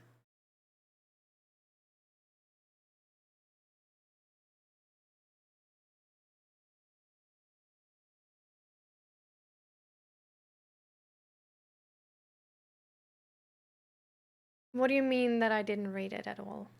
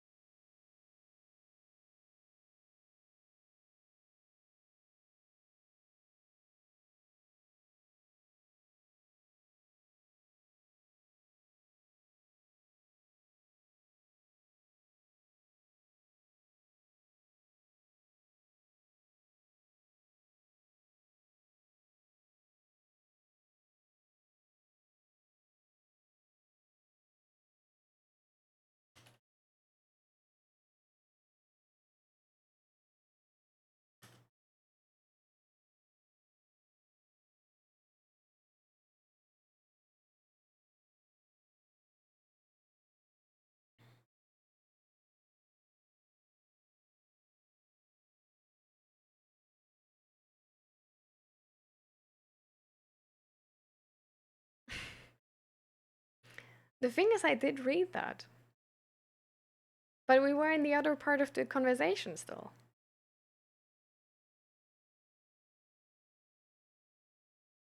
Right? I was waiting on you to answer to me how like if it's gonna be okay, like if we can change the thing that like if I once like don't answer you, that I then hear like, oh, and I try to adjust that expectation, but there was no answer to that.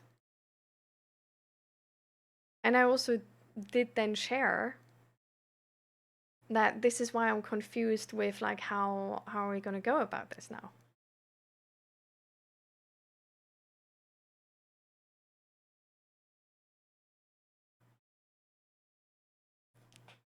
So I didn't ignore you. I answered. I just didn't answer on like the specific message you typed me, but I answered on that I'm confused how we're supposed to go about the situation now.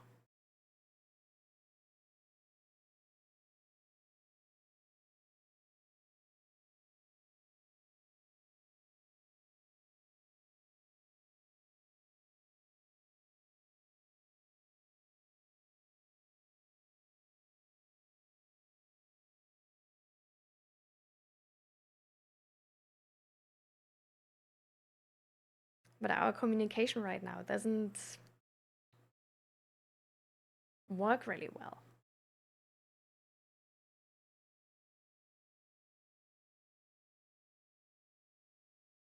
And it really just feels like we're butting heads.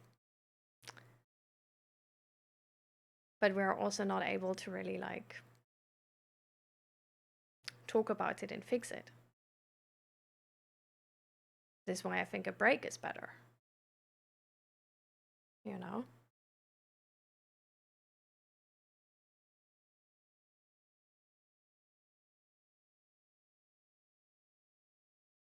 And I understand. But I don't think you can, like, you say on one hand, you want my support and encouragement.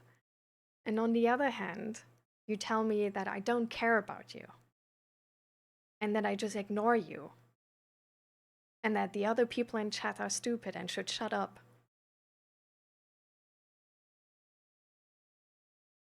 I'm not sure if you want my support and encouragement. It feels like what I do is not sufficient for your standards right now.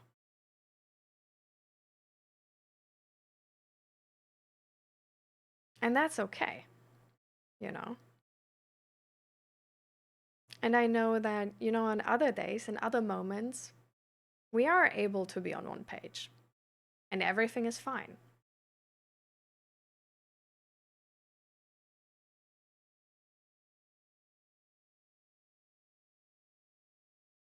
So I think maybe right now, we just need a break.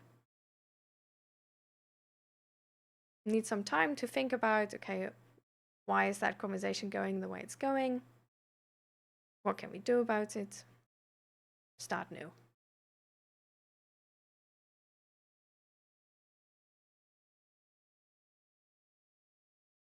Well, sometimes that happens, Peaches. Right? It's like Faizan is maybe like really, really excited about it.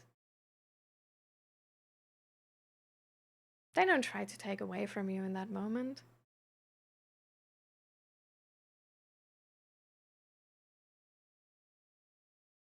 They're just trying to help out.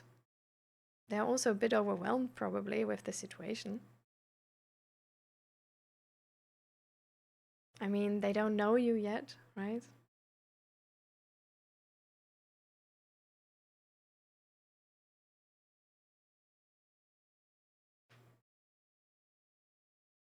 They don't know that boundaries are, you know, hard for you. And I think right now there's been a lot of things stacking up.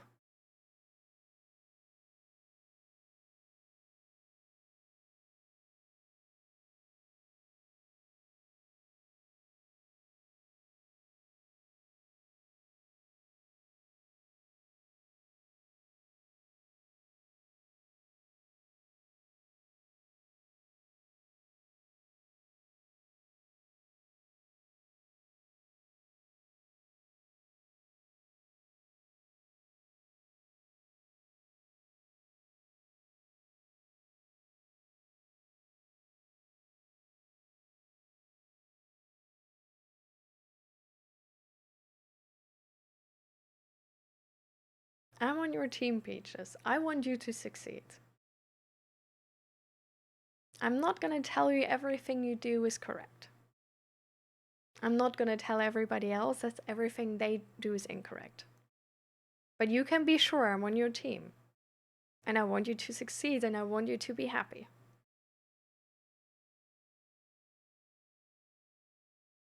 That's also why I think taking a break is good. Because I just don't really know that whatever I say now is gonna come across as support or encouragement. You know? And I feel like if giving you 10 minutes and then coming back to that is gonna facilitate that we're gonna be able to like, you know, like really connect and you're able to like be vulnerable. And also being able to hold space for chat again, to make mistakes.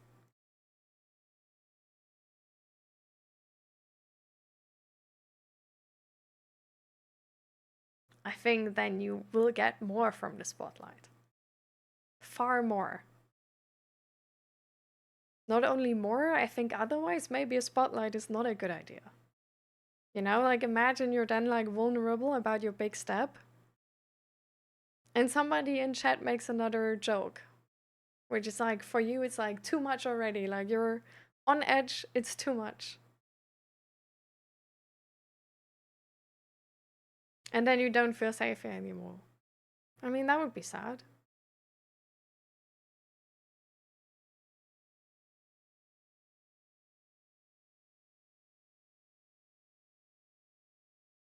But it's okay that chat is not perfect. People are not, communication is not, I'm not.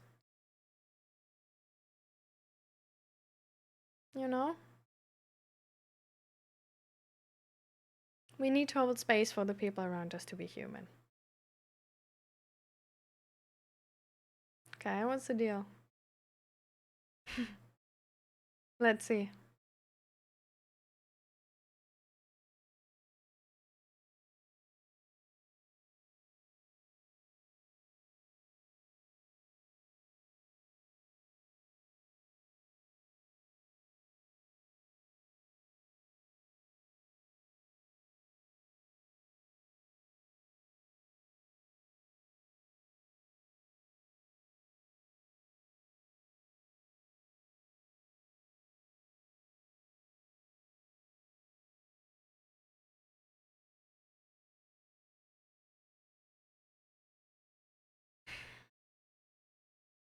Let's do 15 minutes. At like 16:15.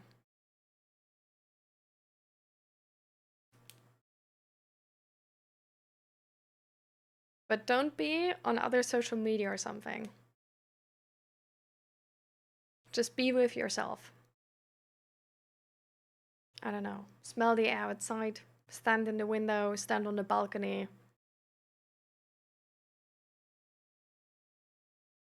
Like, give your, like, use the time really to, like, understand how you feel. Alright?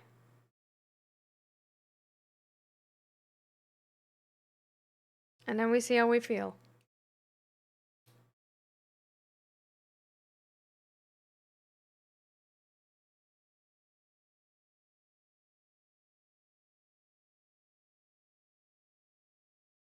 You can do the belly breathing exercise. Yeah. But don't like lay in bed like this and like overthink, okay? That's even worse.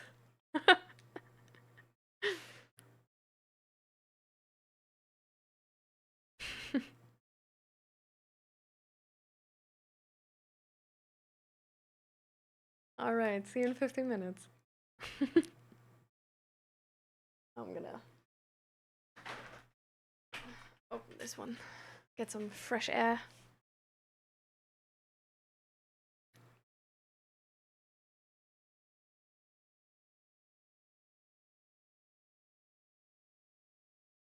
Alright. So what has been going on in chat until now, by the way?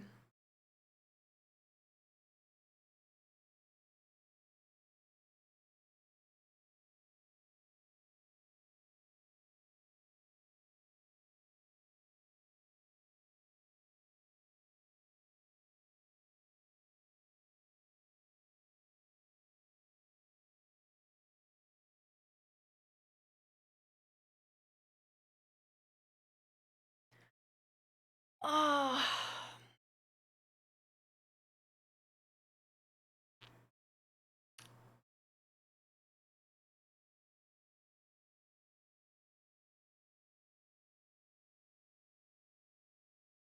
I hope 15 minutes is gonna help, but we'll see. I think we already got to a better point than before.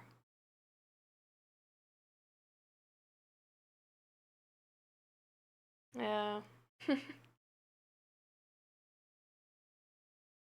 Yeah, it sort of was like half a spotlight now already. Mm.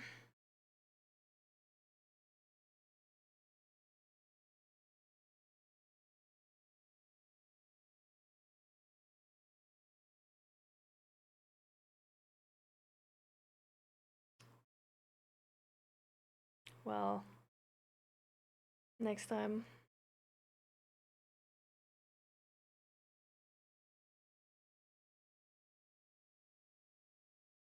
What? Life has been like GTA, or what are you saying, Faisal? Yeah, with the spotlight, I don't know. You know, like we now have like 11 minutes still. You think we can do it in 11 minutes, this idea? I think that's kind of tough. Yeah. We'll see how that's gonna go.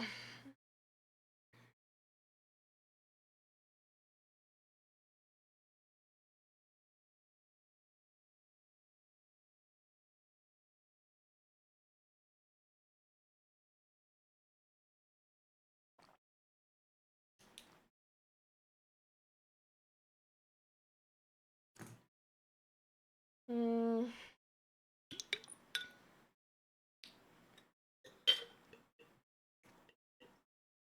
I think if it would be okay for you, Mr. Deer, to like move it to some other time, I think I would rather just like have some space as well to like, you know, check in with myself, because I'm not sure how it's gonna go in 10 minutes. So I want to make sure I have some buffer still.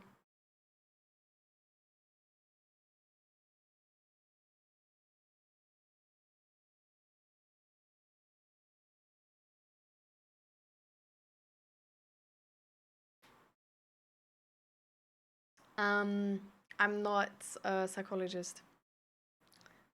Just to make sure that's clear. Um, I'm here in the role of like a mental health coach, you can say, or peer supporter. Yeah.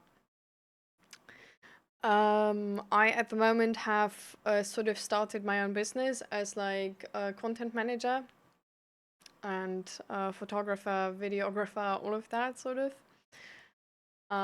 So doing that on the side, trying to figure out the taxation part right now, really annoying. Also not sure if I really want to keep doing that, but you know, just gonna start with it, I guess. There's also like so many projects I want to do. But really like the creative part is like my main thing, yeah.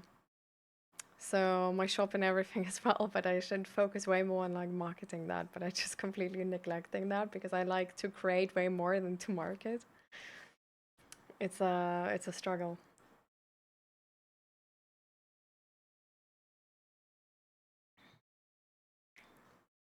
And back in the day I was working as like well, I studied game engineering, and as part of my studies I was doing an internship as software developer.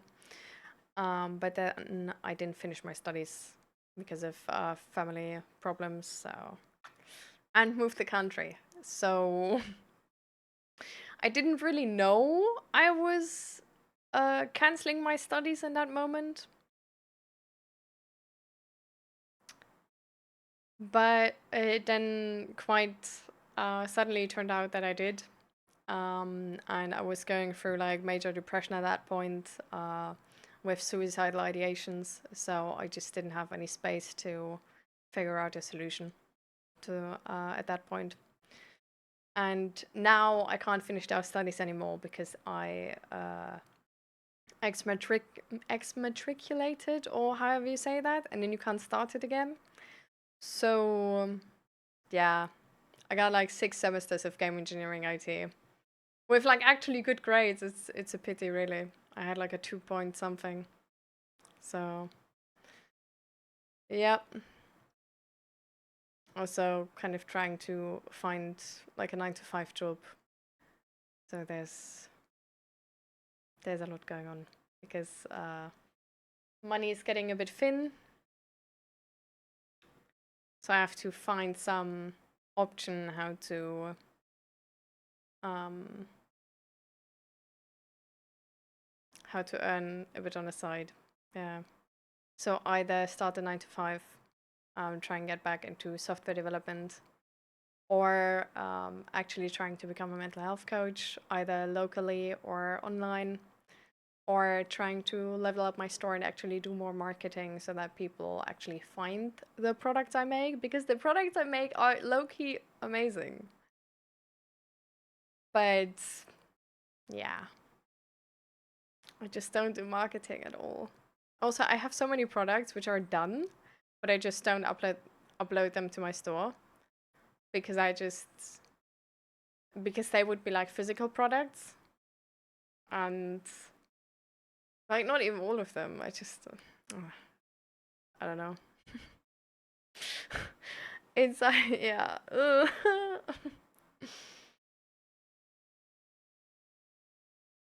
Yeah, finances don't look perfect. Yeah, for example, the plushies. Not only the plushies, I made like a monster tracker, like condition ring set for like D&D. Um, and that's not on there either. I have some like digital art pieces which are not done. Dice, true. I also sell dice, yeah, technically, but I don't. Yeah, I also didn't put them up in the store.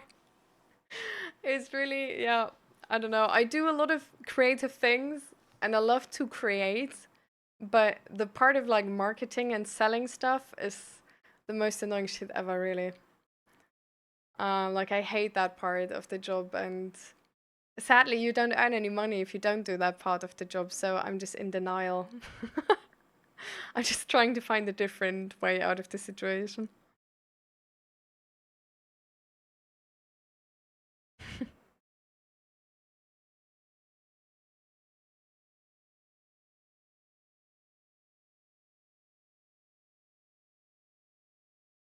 I give you part of my degree.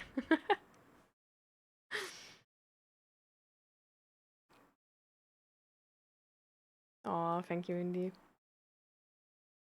Yeah, I mean, yesterday it's just, I always do like different things. Like yesterday, for example, the entire day I was working, and I did like another certificate. So, if you guys haven't seen, but I have like this. Wait,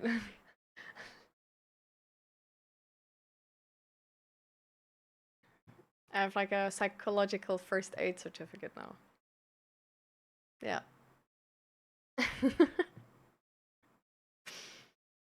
It's not earning me more money, but I learned something, and learning is fun. Like learning and creating is fun. Trying to get money for what you do is not fun.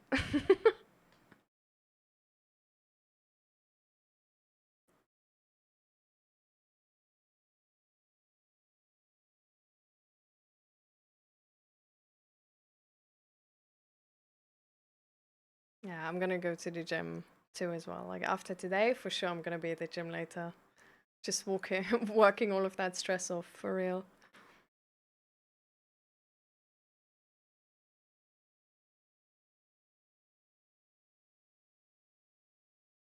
I mean, I actually started that way.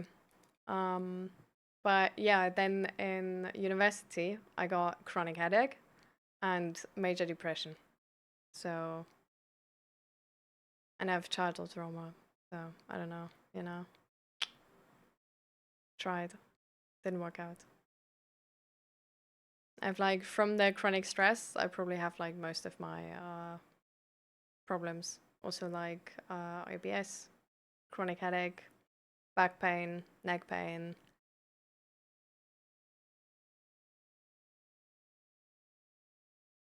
Yep, was not that cool.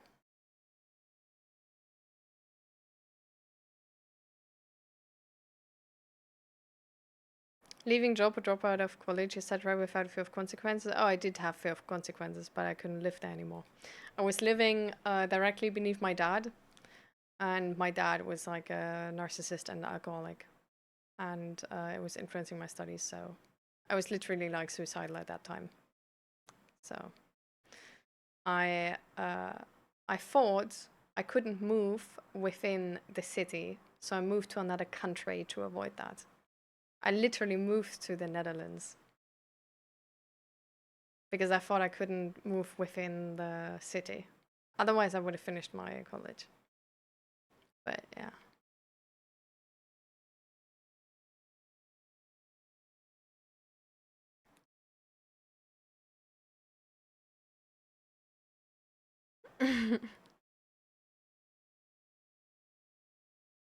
All right, guys.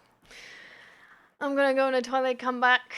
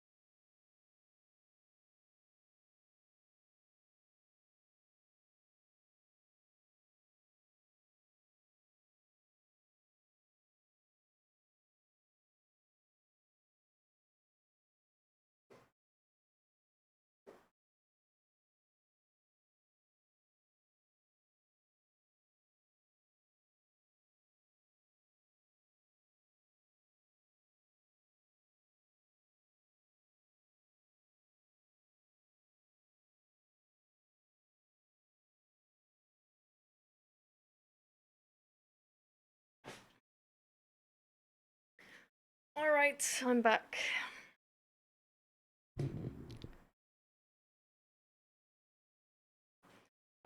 Welcome back, Peaches. So,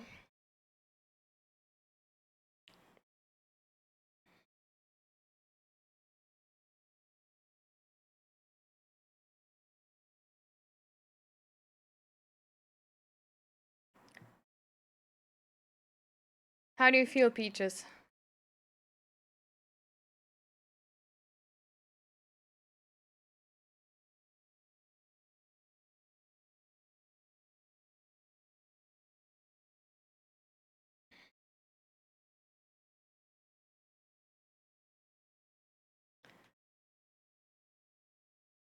Do you understand what I meant now?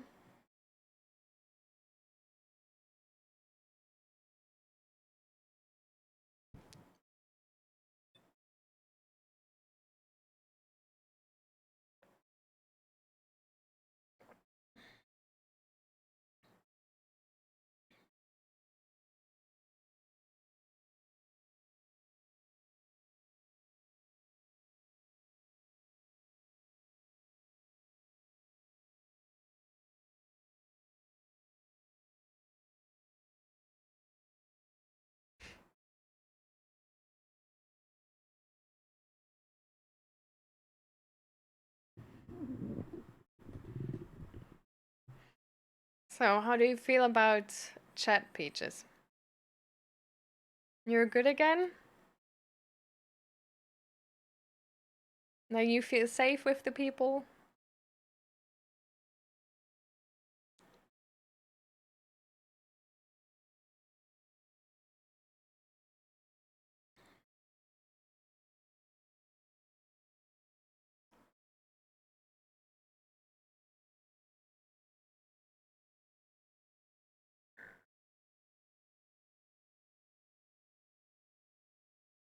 Or still no?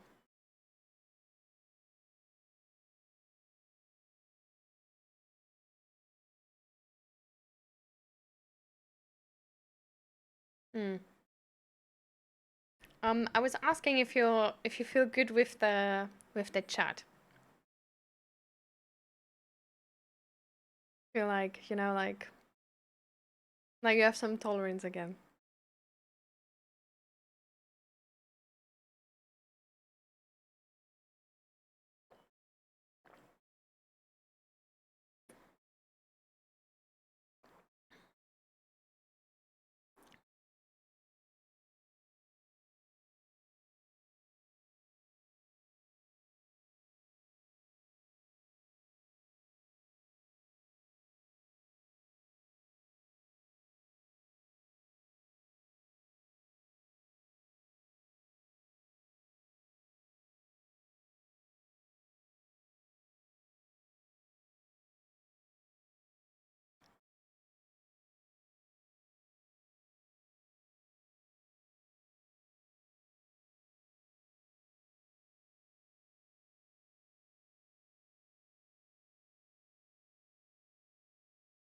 Mr. Deer's gonna make these TikToks, which like stood up at 3 a.m.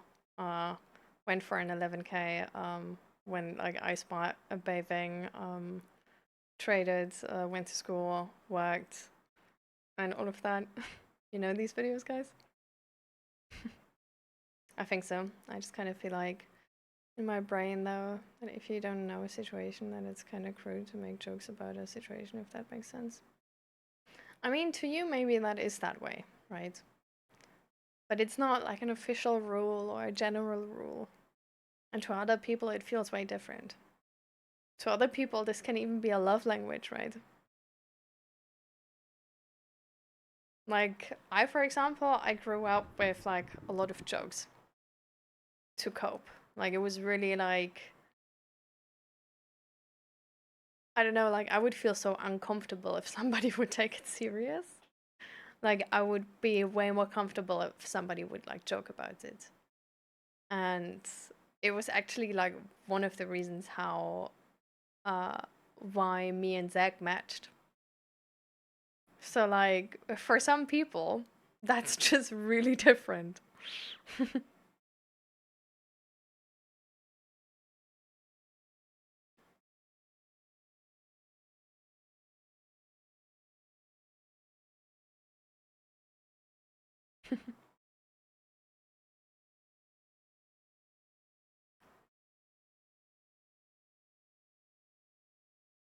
Yeah.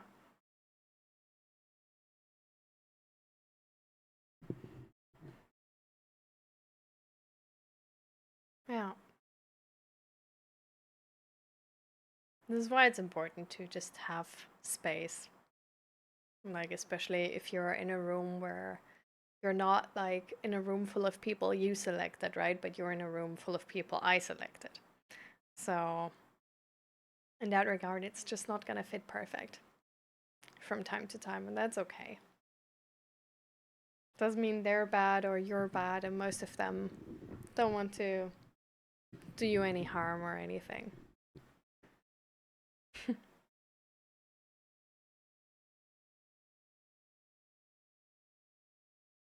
So I'm glad that you feel better, right? Perfect. So, what should the spotlight be about, though? And actually, before we move into that, um,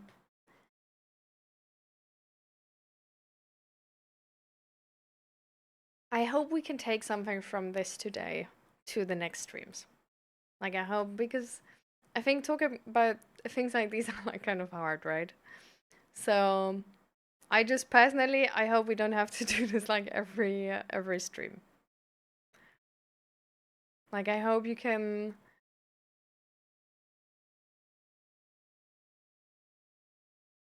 trust me that I'm on your team, you know?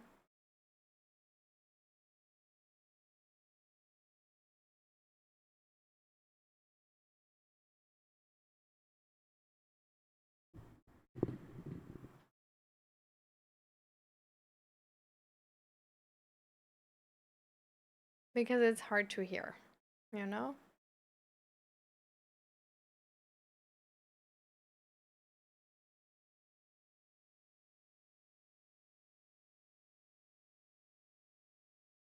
I mean, you can the next time definitely, like, I think it was a good message.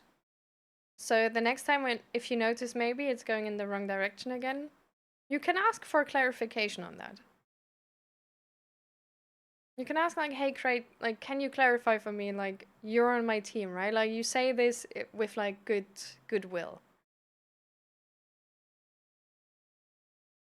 That's like way better for me than hearing that you think I don't care about you. Because that kind of hurts. Especially because I do care about you.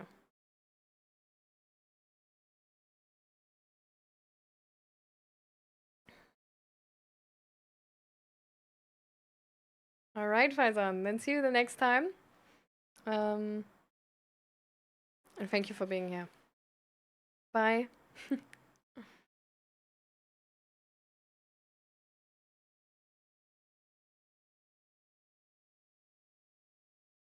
It's fine, you know, but it's just. I hope this doesn't happen again. Because it's very difficult on like how to react in that moment. Because you still want attention from me, but at the same time you're kind of mean. So it's like I don't really, you know. It's a weird position to be in.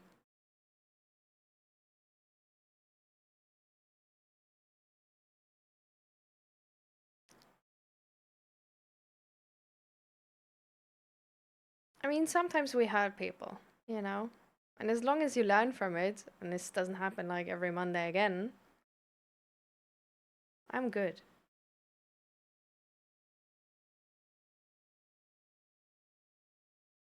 I just hope that next time, maybe, you know, just take that 10-minute break and then come back.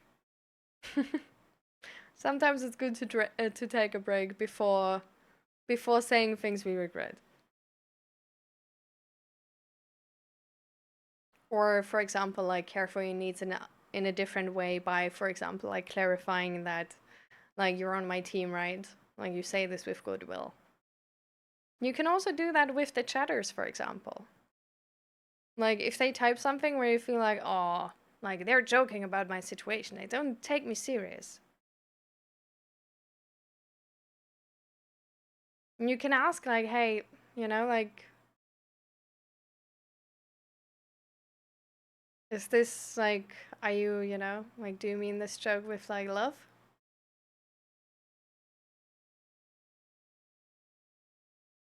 Because I'm not sure if you're like dismissing the problem or like trying to make me laugh or trying to comfort you.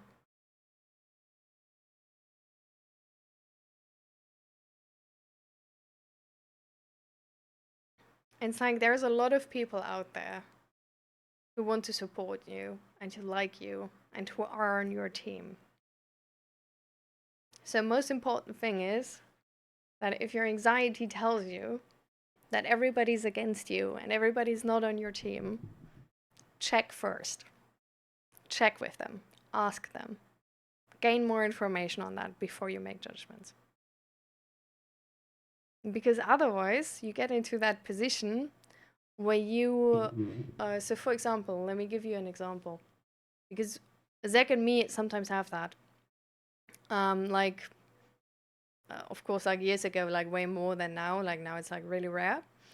But Zach sometimes also has this thing where he's like, he gets like really defensive, and because he feels like, oh, I'm not on his team, but he doesn't say anything about that.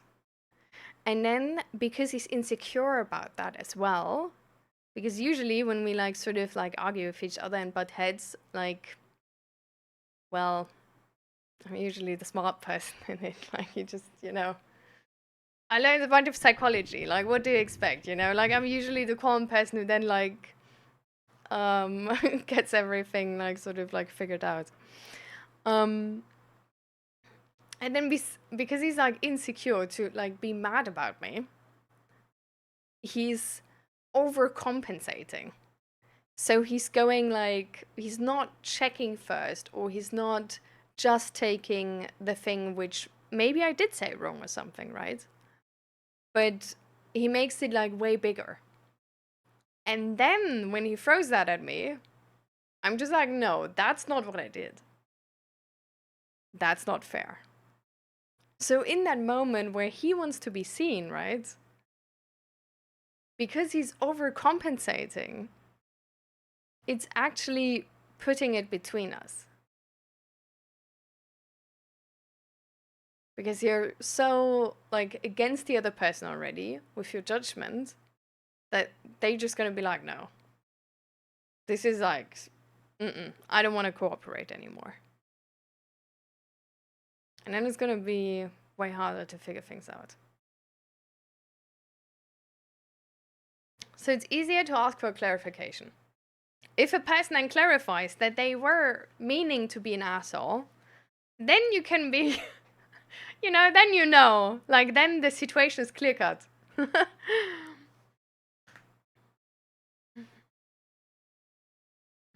Can I ask a serious question about that, if that's okay? Yeah, go for it.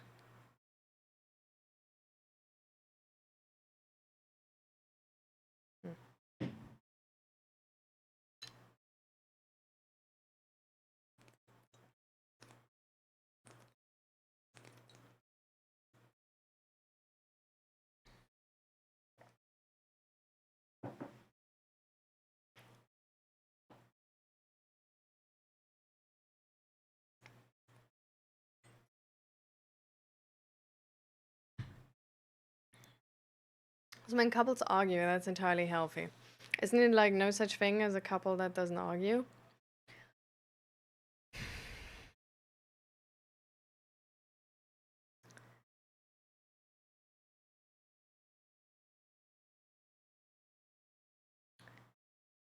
I think it really depends. So I think this question is technically not hard to answer, but practically very hard to answer. Because it really depends heavily on how you define arguing, for example. If arguing means like fighting, like throwing shit at each other essentially, and just like screaming at each other, that's not entirely healthy. That is like the communication just went into this huge poof, right? Because it doesn't work. Like, it escalates because it does not work. So that's not entirely healthy, or like, like, oh, perfect, and like that's just a normal way. No, that means there needs to be done some work. Like, there are some optimizations necessary. People have to figure things out. It doesn't mean like break up, but it definitely means there's effort which needs to be put in there. that couples disagree. And that, of course, like disagreement can lead to discussions, right? Like couples are very joined together. Like, how are we going to spend our money? Do we buy that house or not? Like, you can disagree on that. And there's going to be discussions on that. Like, which are the reasons pro and con? How do you feel? How do I feel? How could potential compromises look like? Is there a compromise we're both happy with? Is there not? And then there's so many, right? And in these discussions, like, it can get muddy because there's so many emotions involved because that person is so close, right? Because we want their love. So then when we feel like, I don't know, for example, we feel like we have an inner complex that if we feel stupid, we think like we don't deserve love. We come across stupid to our partner, or we feel like we come across stupid to our partner. Then we feel like we don't deserve love. We are going to be insecure and we're going to go directly into maybe like overcompensation and stuff like this, right? So also these like just sort of disagreements and this discussion about this disagreement can become muddy, and usually is somewhat muddy, but it usually gets better, right? So like the more you are together, the more you work on things, the more you get to know each other, you know your partner's triggers, you know your triggers. There's it can like either become better or worse. It sort of depends on the dynamic you guys build, but depending on the dynamic you guys build, it can turn to a point where it's really peaceful because you know your partner so well that you see it coming and you adjust for them. Like essentially you integrated their struggles with your life and your character, and they integrated your struggles with their life and their character. So then, I don't know, you, for example, like have these couples where like, I don't know, she doesn't want to go outside alone, and like he doesn't want to go outside alone then either. Like there's no disagreements about that because they agreed at a certain point like it's worth it for them to make that compromise like it is, and for that like something else happens. So now it like completely switches. It's not a argumentation point anymore for like most things, probably. Maybe once in a while, you know? But that you disagree on things, it's like at the beginning, in the like, if you just got to know each other and if you love each other and stuff well, that sounds like you don't love each other later, but you know, in the beginning when you're really like full on, like full focus, full obsession on that person, there's probably not going to be a lot of disagreements because you like whatever they say, like you're going to take it for gold. You're going to be like, "Ah, speak more, my love." Like you're going to be delusional. And at a certain point, that's going to stop. And you're going to be like in reality again, where you have like real lives to integrate, right? Real decisions to make. Like, I think especially if you're like an adult, that stage comes earlier because that integration starts earlier. But the moment this integration in your real life starts, there's going to be an adjustment period. There's going to be a lot of disagreements because you, like, couples live different. Like, they're not the same person. And that's good, right? Like, we want them to be different people. We want our partner to fulfill us, essentially, to give our life something that we didn't have before. Otherwise, we would have been perfectly fine alone. But we are also very adjusted to living life the way we knew, the way we decided for us. So then we're going to have to adjust with our partner to find a way how to make it work together, right? So, for example, if my schedule is like working along here, here, and here, and I want to do something with my partner on that day and that day, and my partner works the other way around, well, there needs to be some kind of compromise. Like something needs to be changed, right? Something needs to be fixed. And if these things aren't talked about, if these needs aren't talked about, it's gonna get like way more complicated. But yeah, so I wouldn't necessarily say there's a couple without disagreements. I think there are couples who know each other so well, who've spent their whole lives together, when now, because they lived already like 40 years together or something, their lives are so similar to each other that they actually, in a lot of things, do have the same opinions, right?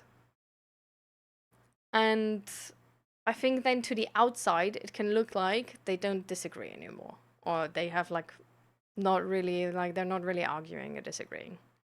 Then there's a bunch of couples who only argue behind closed doors, where you never see it. Like they will smile in front and like completely stand to their partner, and then doors close, and they're like, "What the fuck did you say?" Right? Like, we look stupid now. Thank you. And that's gonna be a thing too. So it really is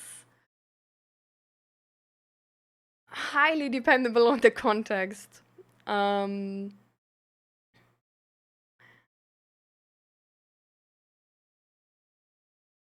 But you should always, I feel like personally, right? My life wisdom in that regard is like there should always be a commitment for better. Like whatever, however it works, like however it's going, it's not going to be perfect from the start. It's never going to be perfect anyhow. But it's especially not going to be perfect from the start.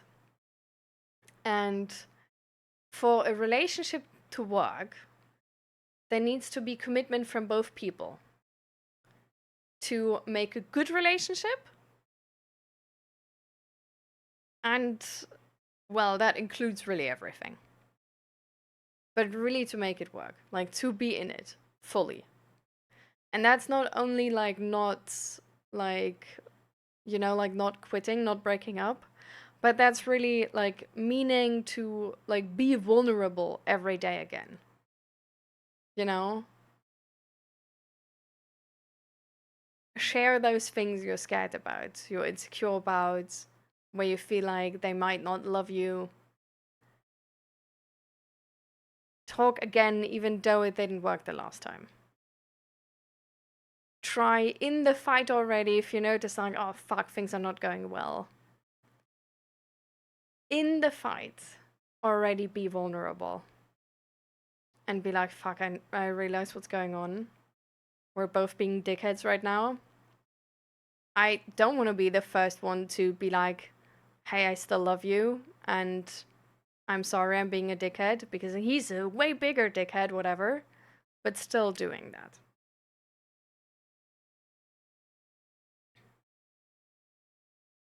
Just this commitment to cooperation.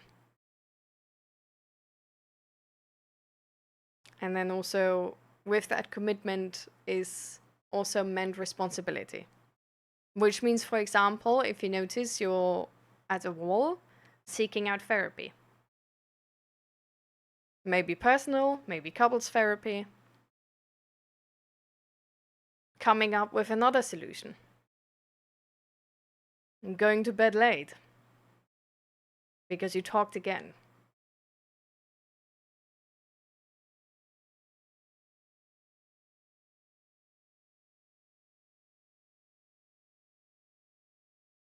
And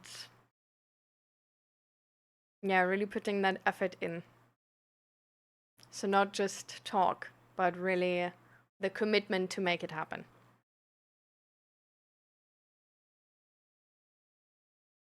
I need to as well give you a heads up for the next 3 months leading into September and October. For what? How is it like with the, like, still with the withdrawal symptoms just, or what do you mean?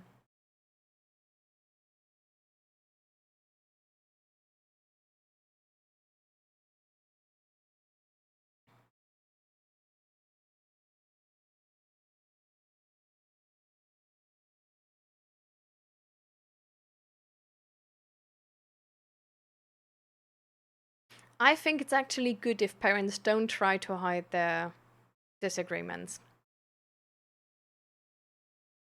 I think it's actually really, really positive. Because the thing is, so with my parents, the first part of the disagreement was always visible. Like they would scream at each other when we're there. But then the part where they like, they went apart, everybody like calmed down and they like got together again, that part we weren't around for. So we only learned to like go poof, and we never learned to actually like come around together again. I think it's either you show nothing and you can't show nothing, so show everything. Like be open about it.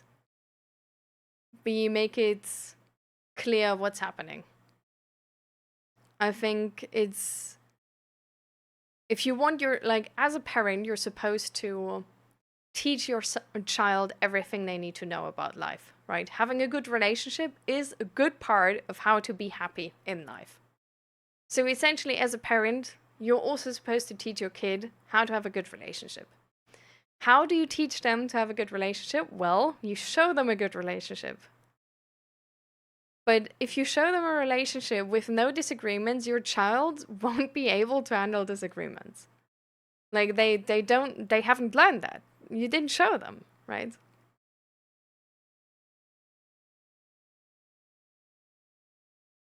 There's a murder trial coming up in my area, and it's something I'm very heated about. I see. I mean, is there a way how you can what do you, how do you want to engage with it? Like, what's the plan for that? Like, do you sort of like want to limit the influence it has on you, or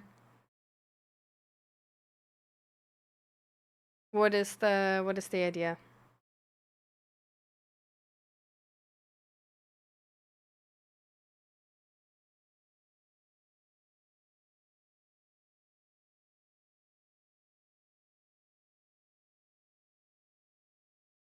Hmm.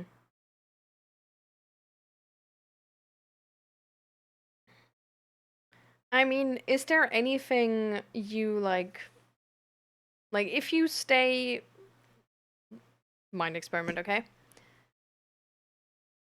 How about you stay not informed about it at all? You just check in like once a week if it's still going or if it's already over.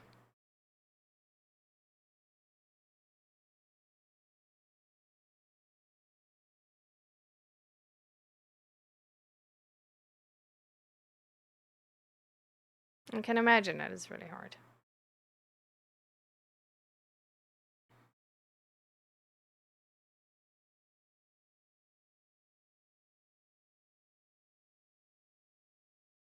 Still, how would that feel to just like not stay informed about it and just check in once a week?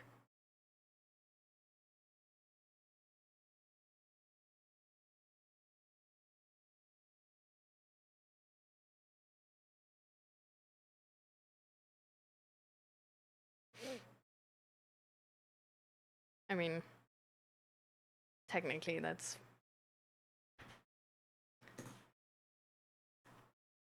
not too unlikely.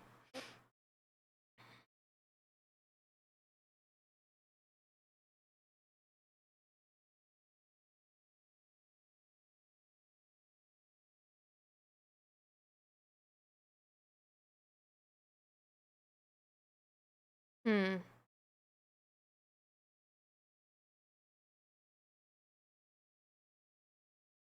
I mean, the way you on behave, right, is your responsibility. So I think you can do whatever you want, right? Like you can go full in, and with that, like, I don't know what that could like possibly mean for the stream,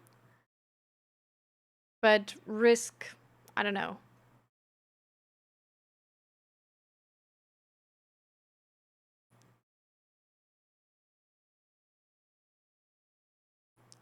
But yeah, it's not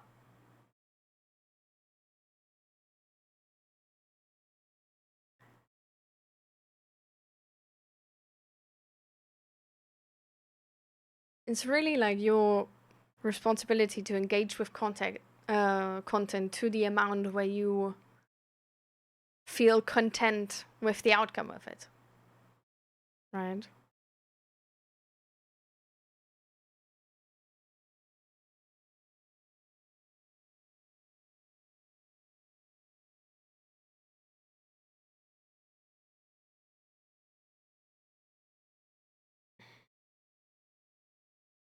We usually don't go as deep into these things here in the stream.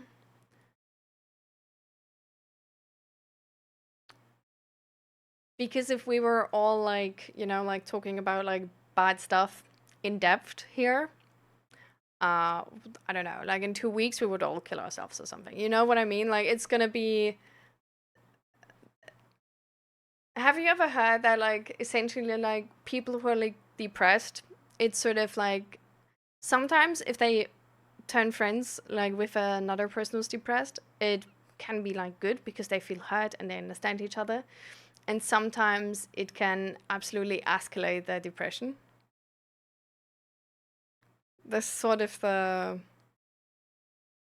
um yeah, why we sort of like rather stay away from that, because we don't want people here to be like um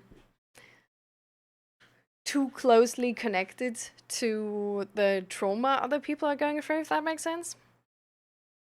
um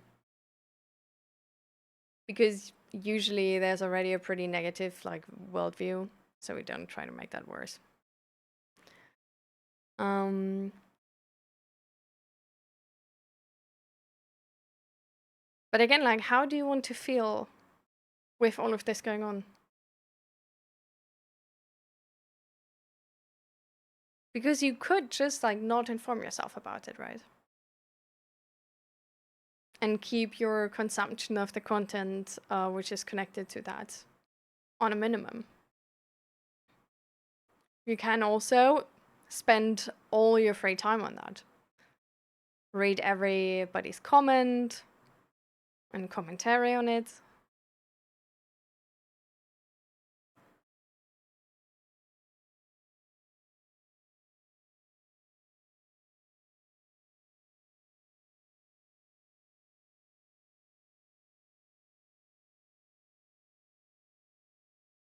So what do you want to do there?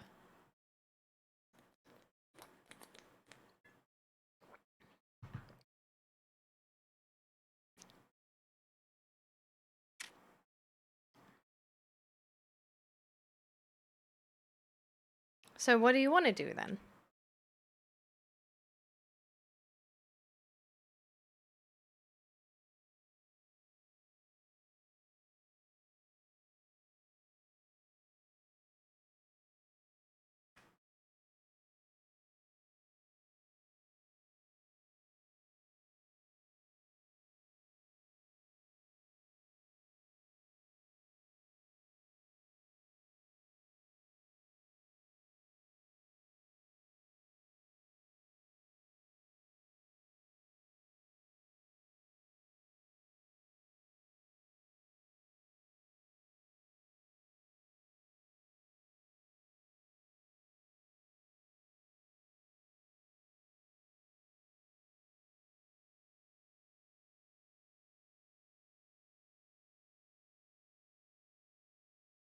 Hmm.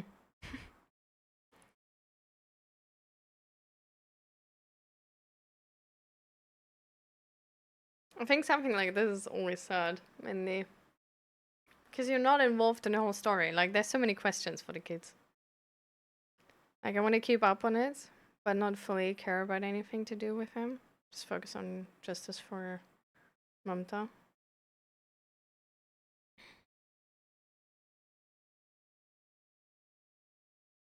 Why?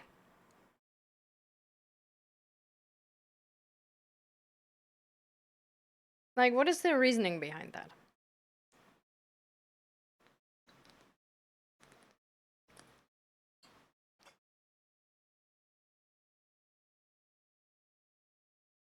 And hi, Fluffy. Welcome, welcome. Welcome back. And also welcome back, Lady Reinag.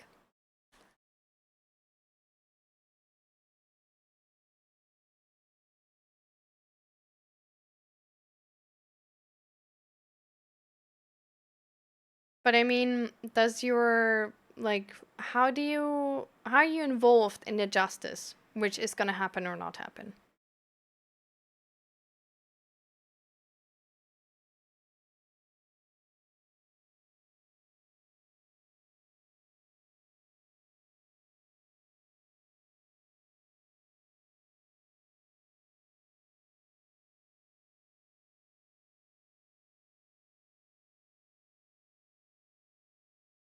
Hmm.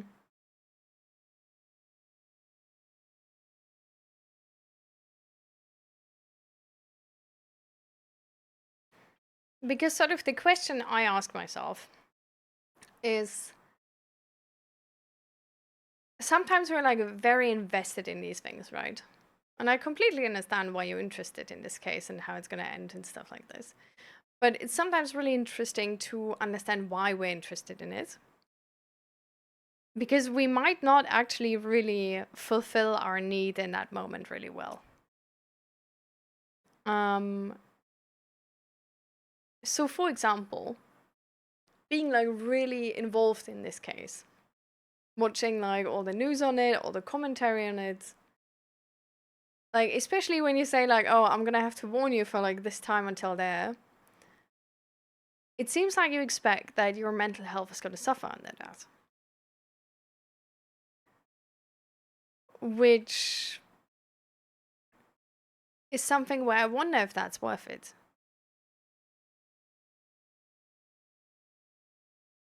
Like just to you personally,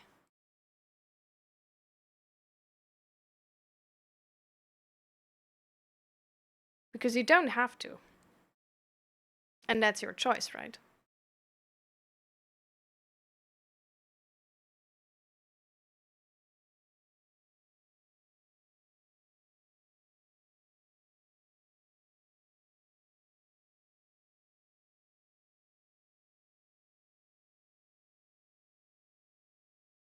I just know I'm gonna get angry at his lame excuses of how he possibly couldn't have done it. Yeah, exactly. I mean, that's not the only person you're gonna get angry at, I think.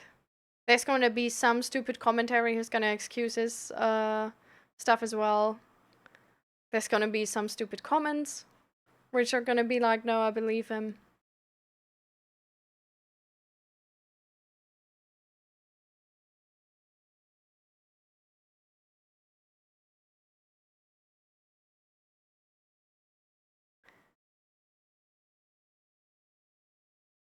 So I know, of course, that if you're like close to this case, like you want to know how it's going out, maybe. But I just want you to make an active choice here. And like know what you're choosing in that moment, right?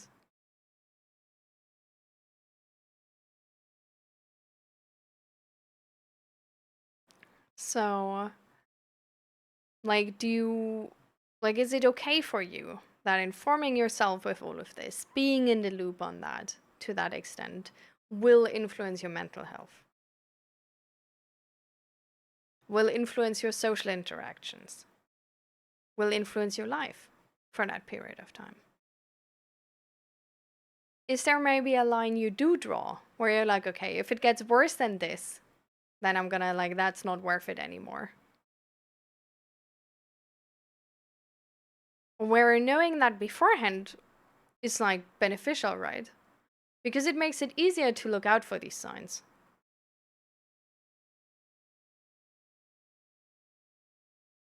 And that might mean like not informing yourself as much as other people about the case. But just to the point where you yourself can still enjoy your life, right? And it feels like worth to you, like it's worth the price.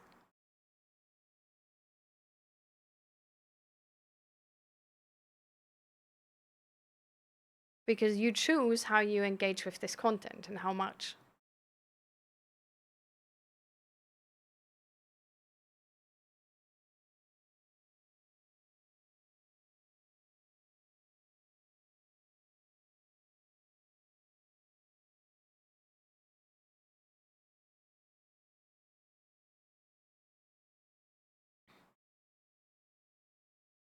We're sort of in one, but like different topic than planned, I guess.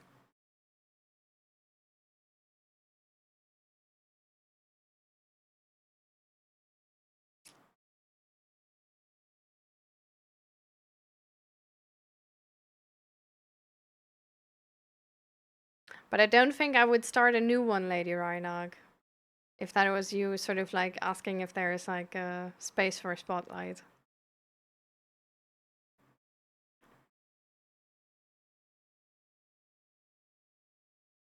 Because we're like going towards the 5 hours now. So I would sort of like have this conversation and then probably wrap it up. Okay. Don't worry about it. I'm just all over the place with it. Yeah, I mean, it makes sense, right? It has a lot of emotional connection to you. But I think this is also important. I there's like sort of why I'm bringing it up.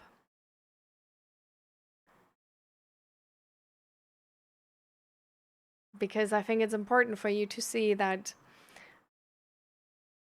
at the end of the day, you need to choose how you want to be influenced by this, right? Or you have a choice there.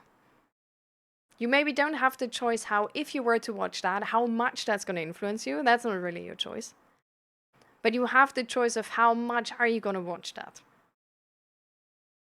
How many news are you going to consume of that?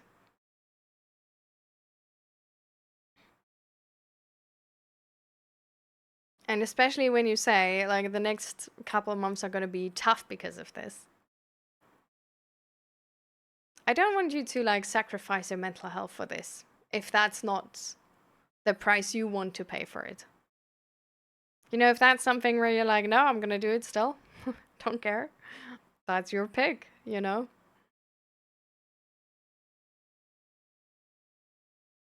But just be aware of that choice.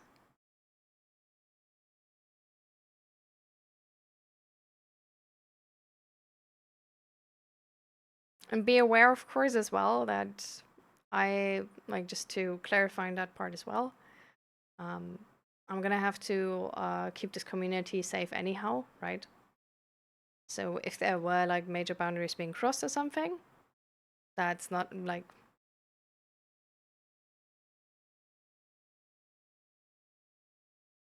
you know?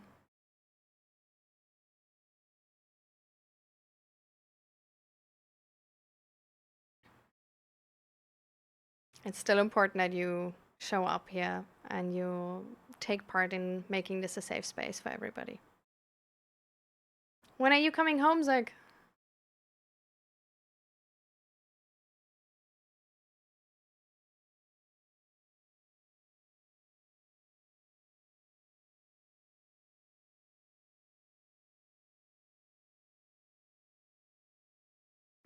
Laterish.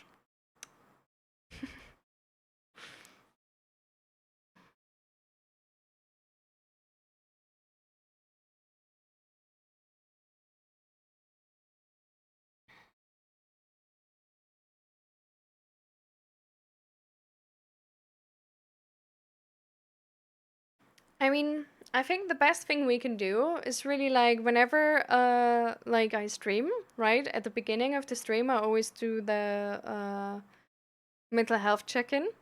And this is specifically for situations like these, right? Like, it's meant to essentially for you to look back at the past week or since the last stream, see how it's been, do like a sort of quick evaluation, and then make a judgment of, like, if you want to, like, change anything there or no. But it's just sort of the reminder we always have for checking in how you're doing.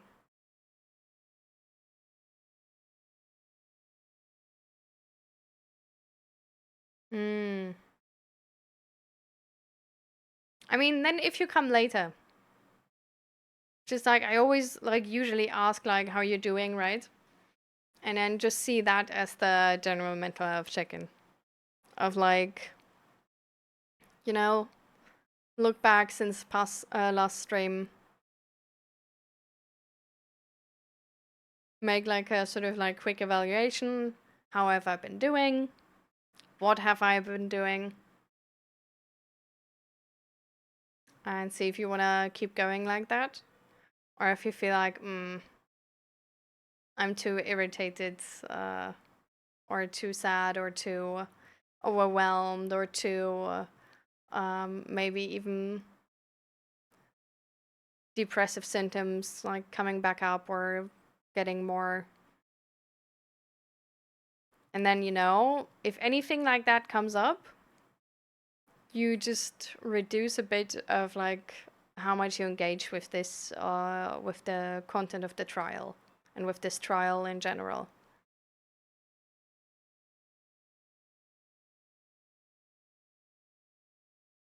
Good for you, Navandro.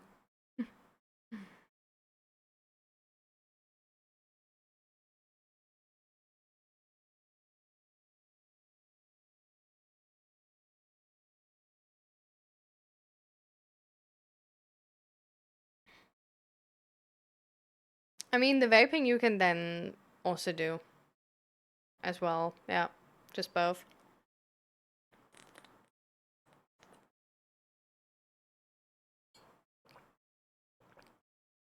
Like, especially with the vaping, like, if you really want to keep going, you should know that you shouldn't push yourself too far, right? Like, if you stress yourself out too much with like engaging with this trial, it can very likely lead to you starting vaping again, or just becoming like so like big urges all of a sudden, and like side effects, withdrawal effects, that you want to start again. So just be aware of that. Like, that's a thing which can very likely come your way.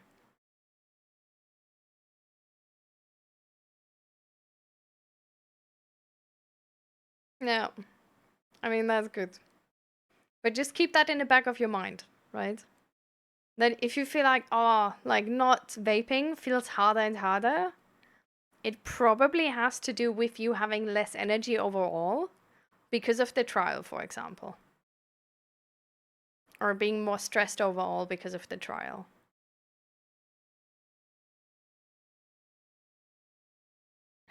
One thing you can do as well is just check in with yourself every day and have like a reminder on your phone to like essentially like write diary. And like you don't need to, like write like, oh, today I did this and this and blah blah blah. You don't just write diary how you want. But essentially stick to the questions of like, how much did I engage with the trial today, and how do I feel, and how strong are my vaping withdrawal symptoms. Like, how easy is it to not vape? Essentially, actually, like, better, how easy it is, like, how hard am I struggling to, like, not vape today?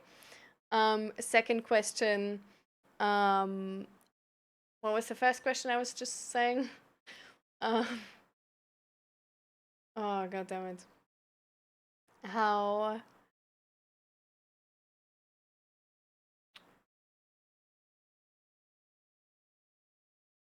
how good do I feel mentally? And then third question is, where could that come from? And that's then like, how much did you engage with the trial in comparison to the other days, um, or with like something else?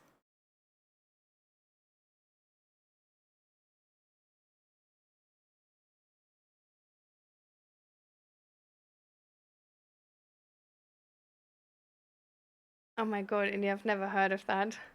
But you just train your body to be like, it's poisonous. Understand, please. It's poisonous.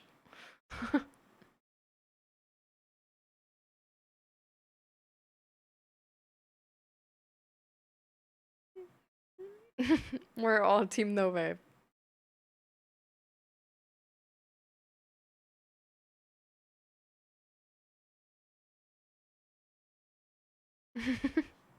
Oh.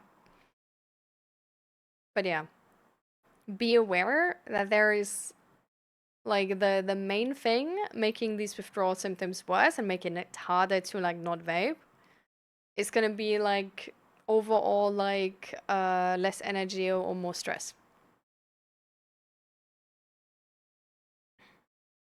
So then you know you pushed yourself a little bit like too hard to the edge.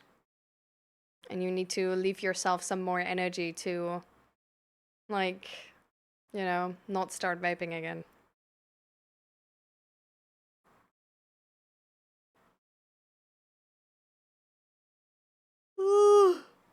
All right, guys.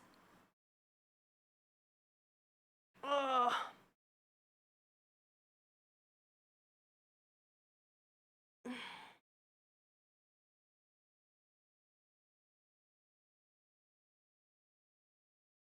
Are you happy with the talk, Peaches? Is that all good? Are there any questions left or from anybody else?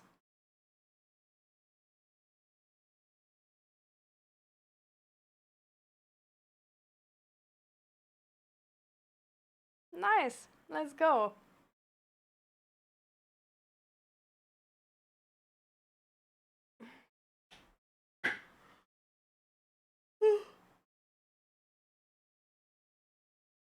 Sorry.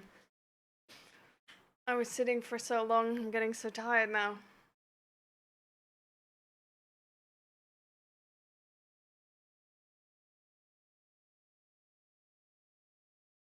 But you can be proud of yourself. Ooh. You could write letters to yourself, which you can open after like sort of for like every week of like not vaping or something.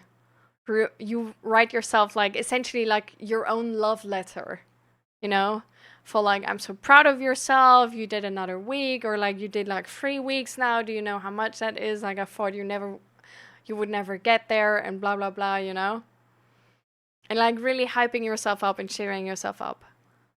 Like I feel like this could be actually like a big motivation.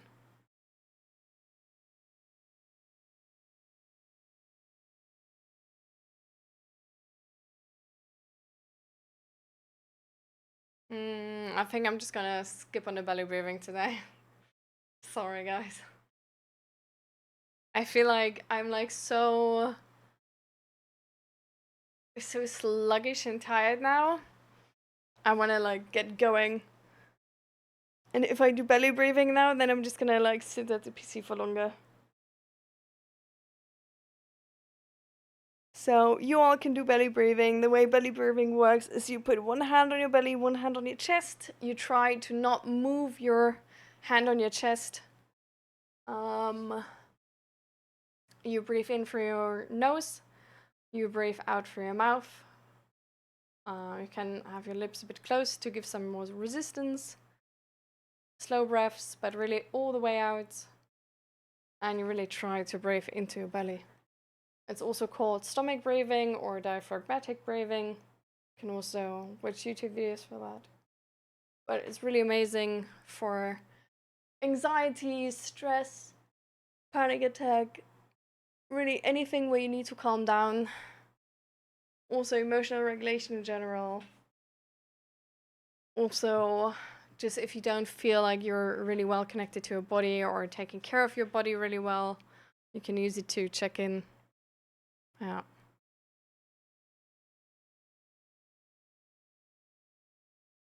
Sure, Peaches, go for it.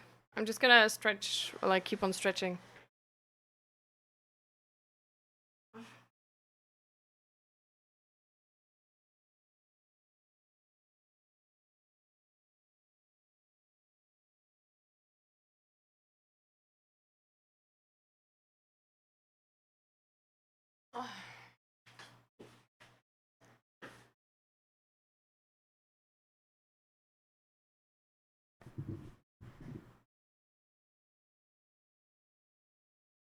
Well, the light doesn't look too good, sadly.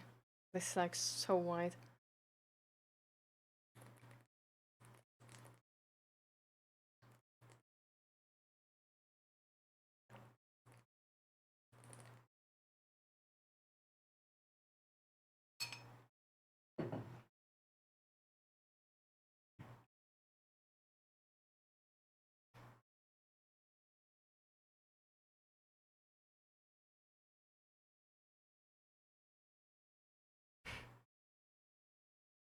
I'm glad you're saying this.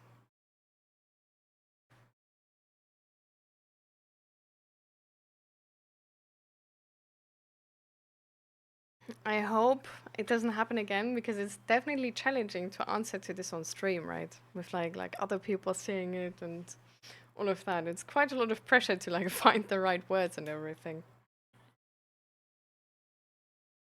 Like especially if like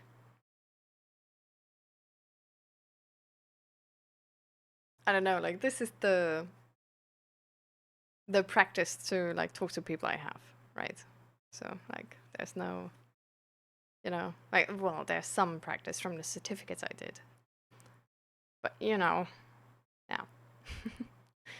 I thought about actually maybe signing up for BetterHelp because I heard from some people that apparently some of the BetterHelp coaches are not too good, and maybe I could make a difference there. But then I also thought about maybe I could just like I don't know how much like BetterHelp like takes away, and maybe it's just like smarter to like offer mental health coaching like over like my own website because then it's like I can make it cheaper because I don't have to pay BetterHelp, but I don't know. Because I think in a one-on-one setting, there's like so much more which can be done.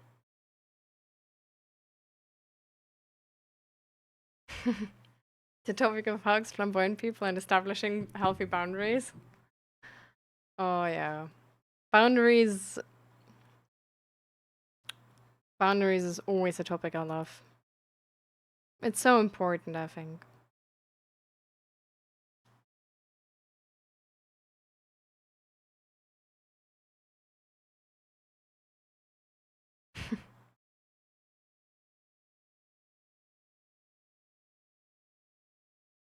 I would say do it on your own side, because then also people from chat can come to you as well.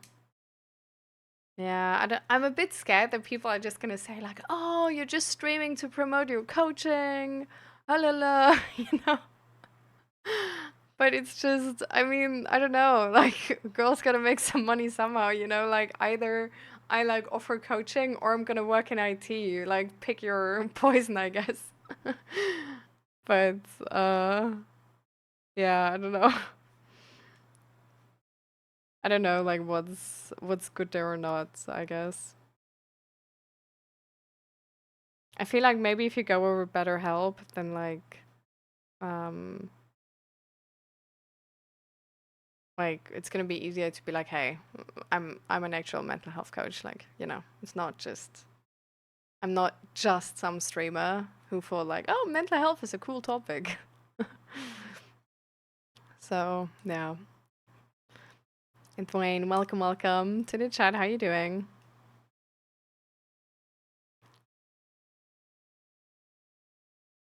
The pros and cons are really just the marketing. That Better Health would take care of everything else. You would have it in the bag. Hmm. I guess. I mean, marketing's pretty good though.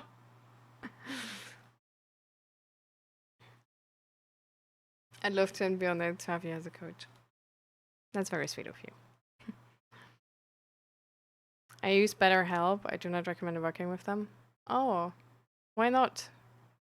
I hear like, wait, was it you who said like somebody was saying how literally some coach was just like ghosting them for like 4 weeks or something? That's literally why I thought like they clearly need some good coaches. They clearly have there's they clearly need some better people there. There's a spot open for me. But yeah. But I don't really I really hate taxes, guys. Like do you know how annoying taxes are? Do you guys know? Such a hassle. It's like trying to find out how taxes work in the Netherlands. If you like the official sources are even in Dutch. Like it's not, and the official sources are always bad. Like any source on tax is like if it's from the government, it's always like way too complicated. Like I can assure you.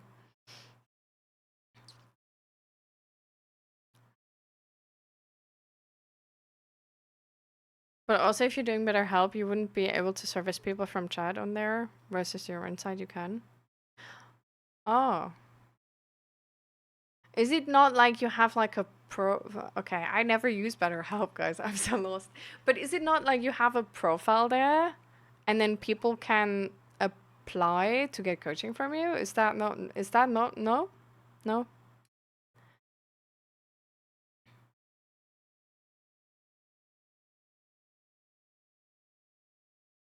No. Because you can only service people from your area.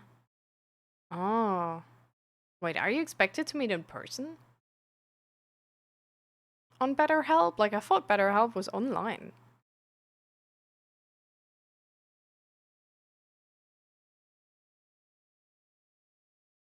Therapy of grade now in crypto. Well, you still need to pay taxes on that, though. If you don't, they're gonna catch your ass. Still. Like, crypto is actually... Well, there's been... let's not get into it. There's been changes, though. If you want to read up on it, you're welcome to. But crypto is not that easy anymore. I'm just saying. I heard. Okay, I heard.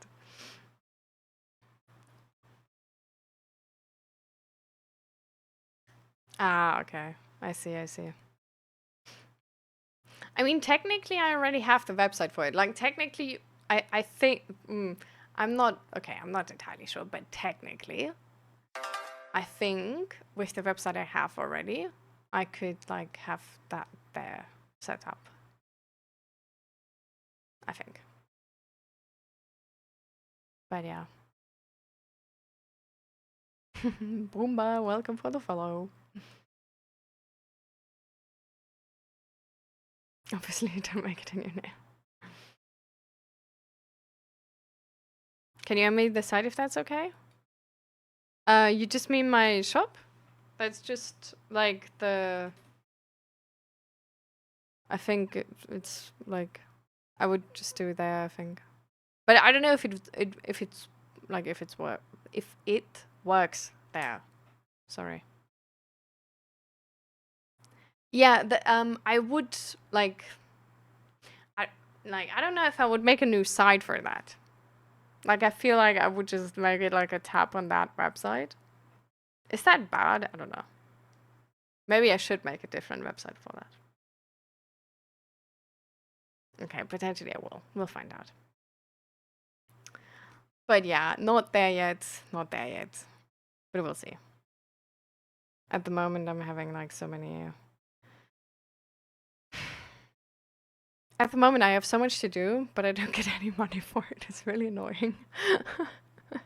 It's like, I have the job for my mom, and I will be paid for that. Like, I'm independent with it. But the thing is, it's just, like, someday I will be paid for it, you know? Like, at the end of the year or something, like, when I'm done or whatever. But, like, now it's just...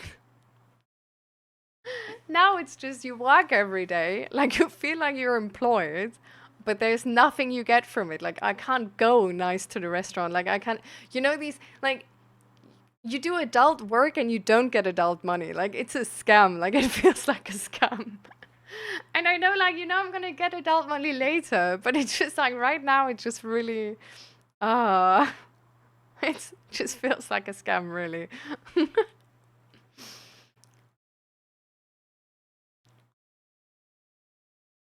Yeah, that's true, Indy. Yeah.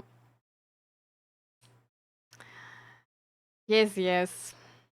Okay, guys. I'm glad to have your opinion on this. It's easier if you have opinions from other people. It's like sort of like market research. Well, you know, it's not really market research. It's like opinion from like 2 people. But, you know, it's better than 0. I also thought actually, okay, hear me out. I thought about, apparently on Streamlabs, you can stream to 2 different broadcast platforms. So I could stream to TikTok, for example, or to YouTube. But it's like, to whatever platform I stream, it's going to be in like not horizontal, but vertical.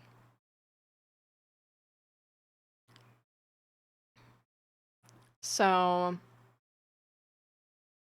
I don't know if it's that, you know, that's maybe interesting.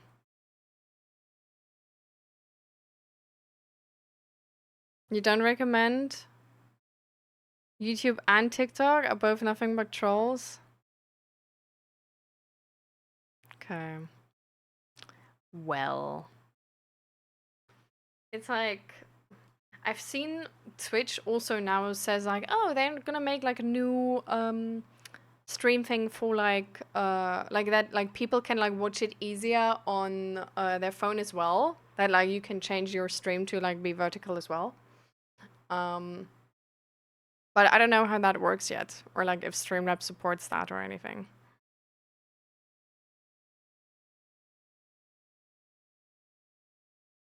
I feel like a scammer right now on sick leave because I never take it off. I could technically limp around at work. Well, I mean, enjoy your free time, you know? Like, it's not that deep. Like, I interviewed the grandpa of Zeg, and he literally said, like, so I asked him, like, what do you need to be happy in life, right? And he literally said, like, you need Unfug. And what that means is, what does that mean, actually, in English?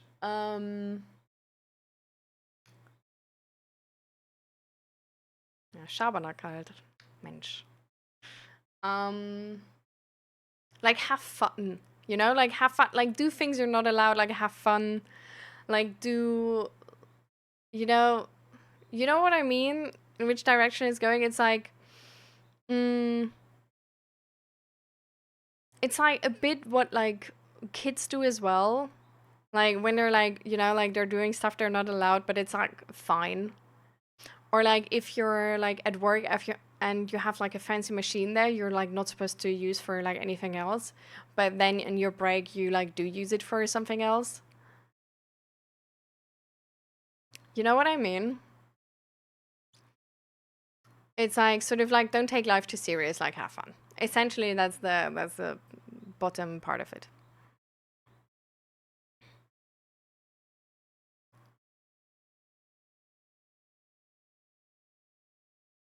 Hmm. Oh, is TikTok that bad? Jeez. I thought I thought it would be different. Hmm. I mean, we could just stream to TikTok and then just be um, like that. I don't read the TikTok chat, but just like come to Twitch to chat.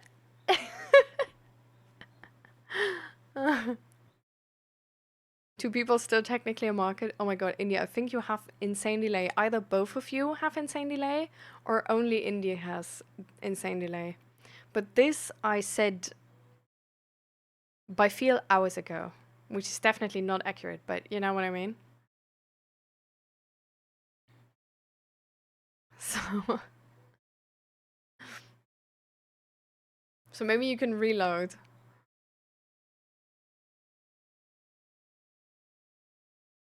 But you can't call it Twitch on TikTok, you have to call it Purple App. Lol, really? Is that how it is right now? Ay, ay, ay. Yeah, I started to like post some of my clips on TikTok, some of the stream clips. But I don't know if it's like if it does anything. TikTok will ban you if you mention the streaming platforms. God damn. Let me check. I thought I had like Twitch is putting in the tags of the clips you can like share. Um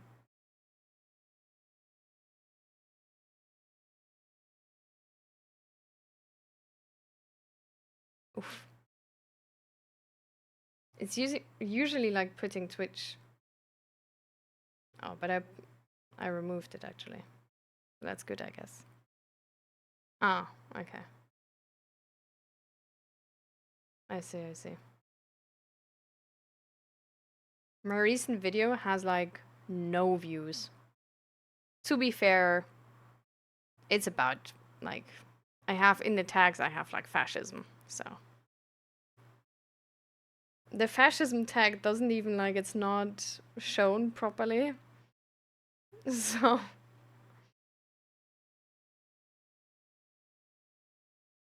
I think it's just one of those topics where like if you mention fascism, you're just like shadow banned. So I don't know if my TikTok is ever gonna be famous.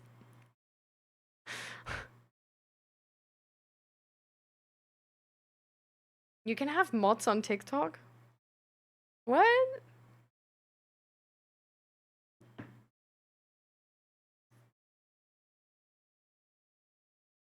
Views on which TikTok? I don't know. Guys, I don't spend time on TikTok. I don't fucking know. But it's very complicated. Oh jeez. What if I just don't mod? Like if I okay, like do I have to mod for like videos as well or just for if I were to live stream on TikTok?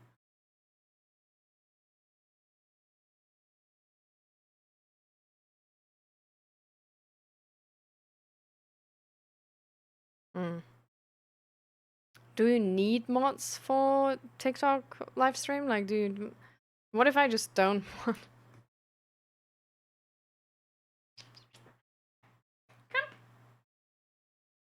No?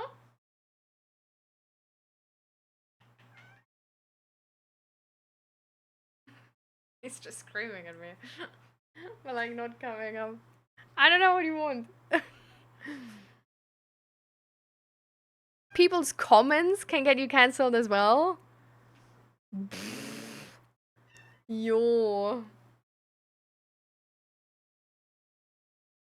Okay, that's crazy. Damn. Okay, so not TikTok then. Whatever. And like YouTube, you say like also like no.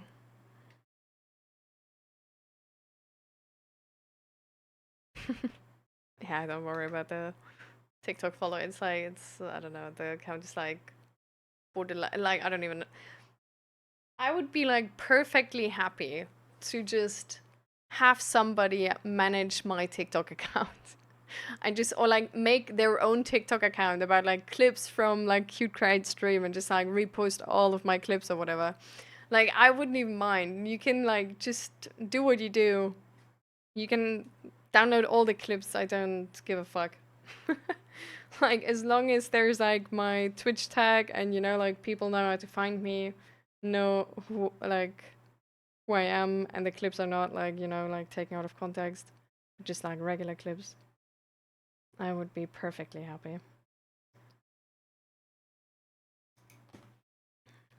Because I always know like I should, you know, like put clips on like TikTok and Instagram and all of these things, but I only have 24 hours in a day. And I don't know if like this like Twitch now makes these like AI clips, right? And I don't know if they really like do anything for TikTok. Like I don't know if they're gonna like help anybody or like anybody gonna be like, oh yeah, that stream sounds like super fun.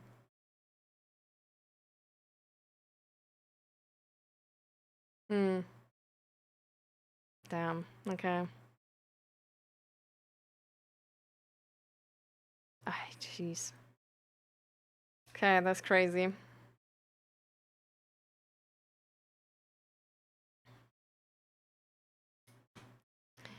Well,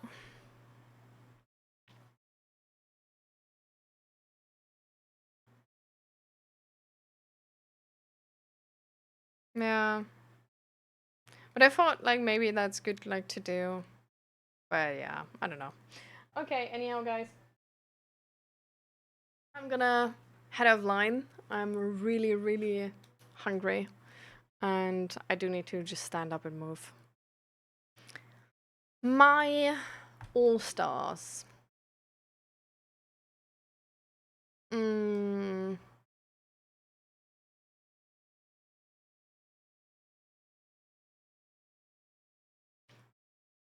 I think my all stars was that we were able to like resolve the situation from before. So I think that was like really like I was really glad that we were able to do that. 1 second. All right. I'm getting baited to stream longer again.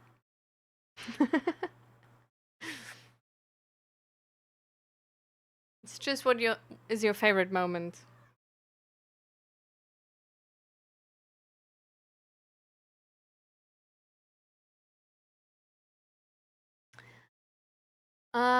I think apart from that, flamboyant. I'm talking about my grandma. That was where's the cat? Is the cat gone? Did the cat just like leave? The cat just left. Was here for a second and then just left again. And I think the small talk at the end. Really. Well, small talk is nice. Honestly, also the start actually. Like the start of the stream, like today morning, I really felt like so like, ugh. I don't want to stand up. I don't want to shower. I don't want to eat. I don't want to stream. I don't want to do nothing. I just want to sleep until the day is over.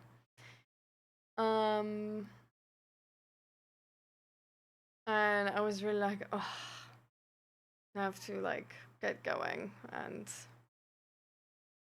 I don't know. I was also a bit worried. Like, is this now like like is this depression symptom or is this just like a fibromyalgia slash depression symptom, right?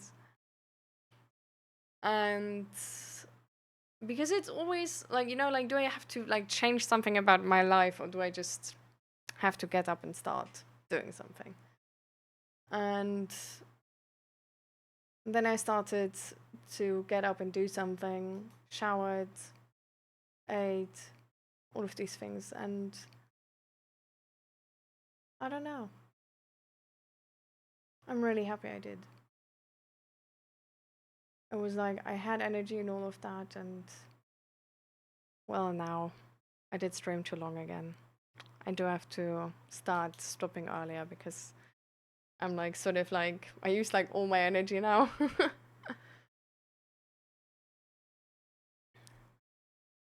But yeah, just sort of like sharing that was nice as well.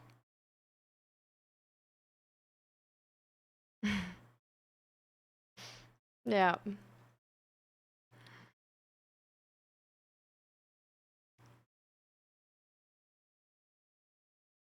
So yeah, I was a bit like sort of like scared how that's gonna, you know, be be approached by chat, and it was good. So it was nice.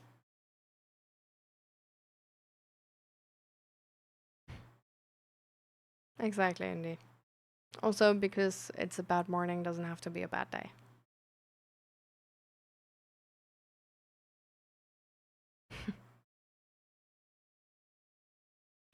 That's sweet of you.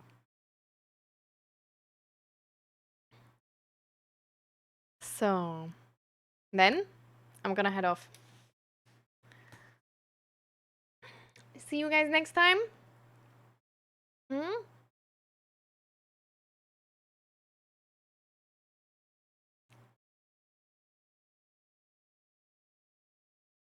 If this is just a joke, it's not funny to me. Just FYI. Okay, so it is a joke.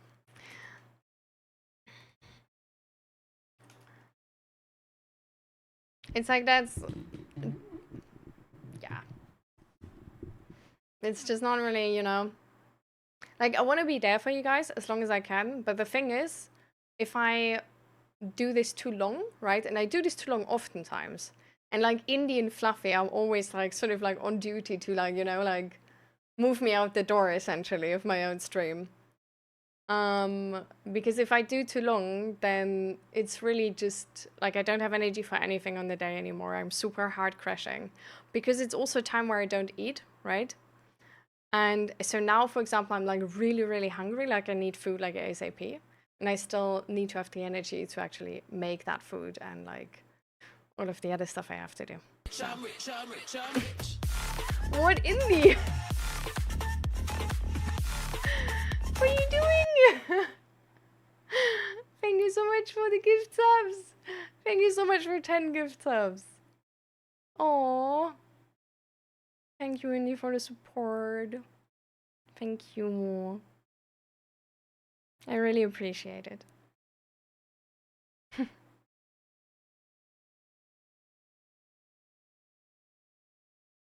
I see you, Indy. I see you.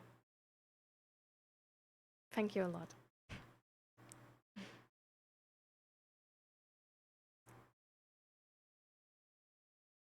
I will. Thank you a lot, Indy. I'm really glad to have mods like you. So for anybody else, here's the Discord link, then the YouTube link if you want to rewatch anything. Yeah, resources. If anybody wants to check out the free resource list, we have anything there from like book recommendations to my family's recipes to articles and suicide helplines, like really anything.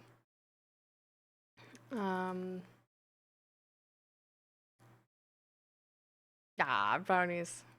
Don't be jealous.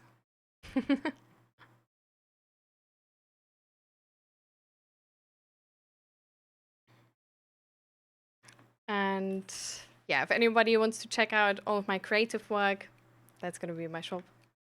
So thank you all for being here. And I mean, obviously, I have to say it, that I love my simp indie the most, you know? So bye, guys.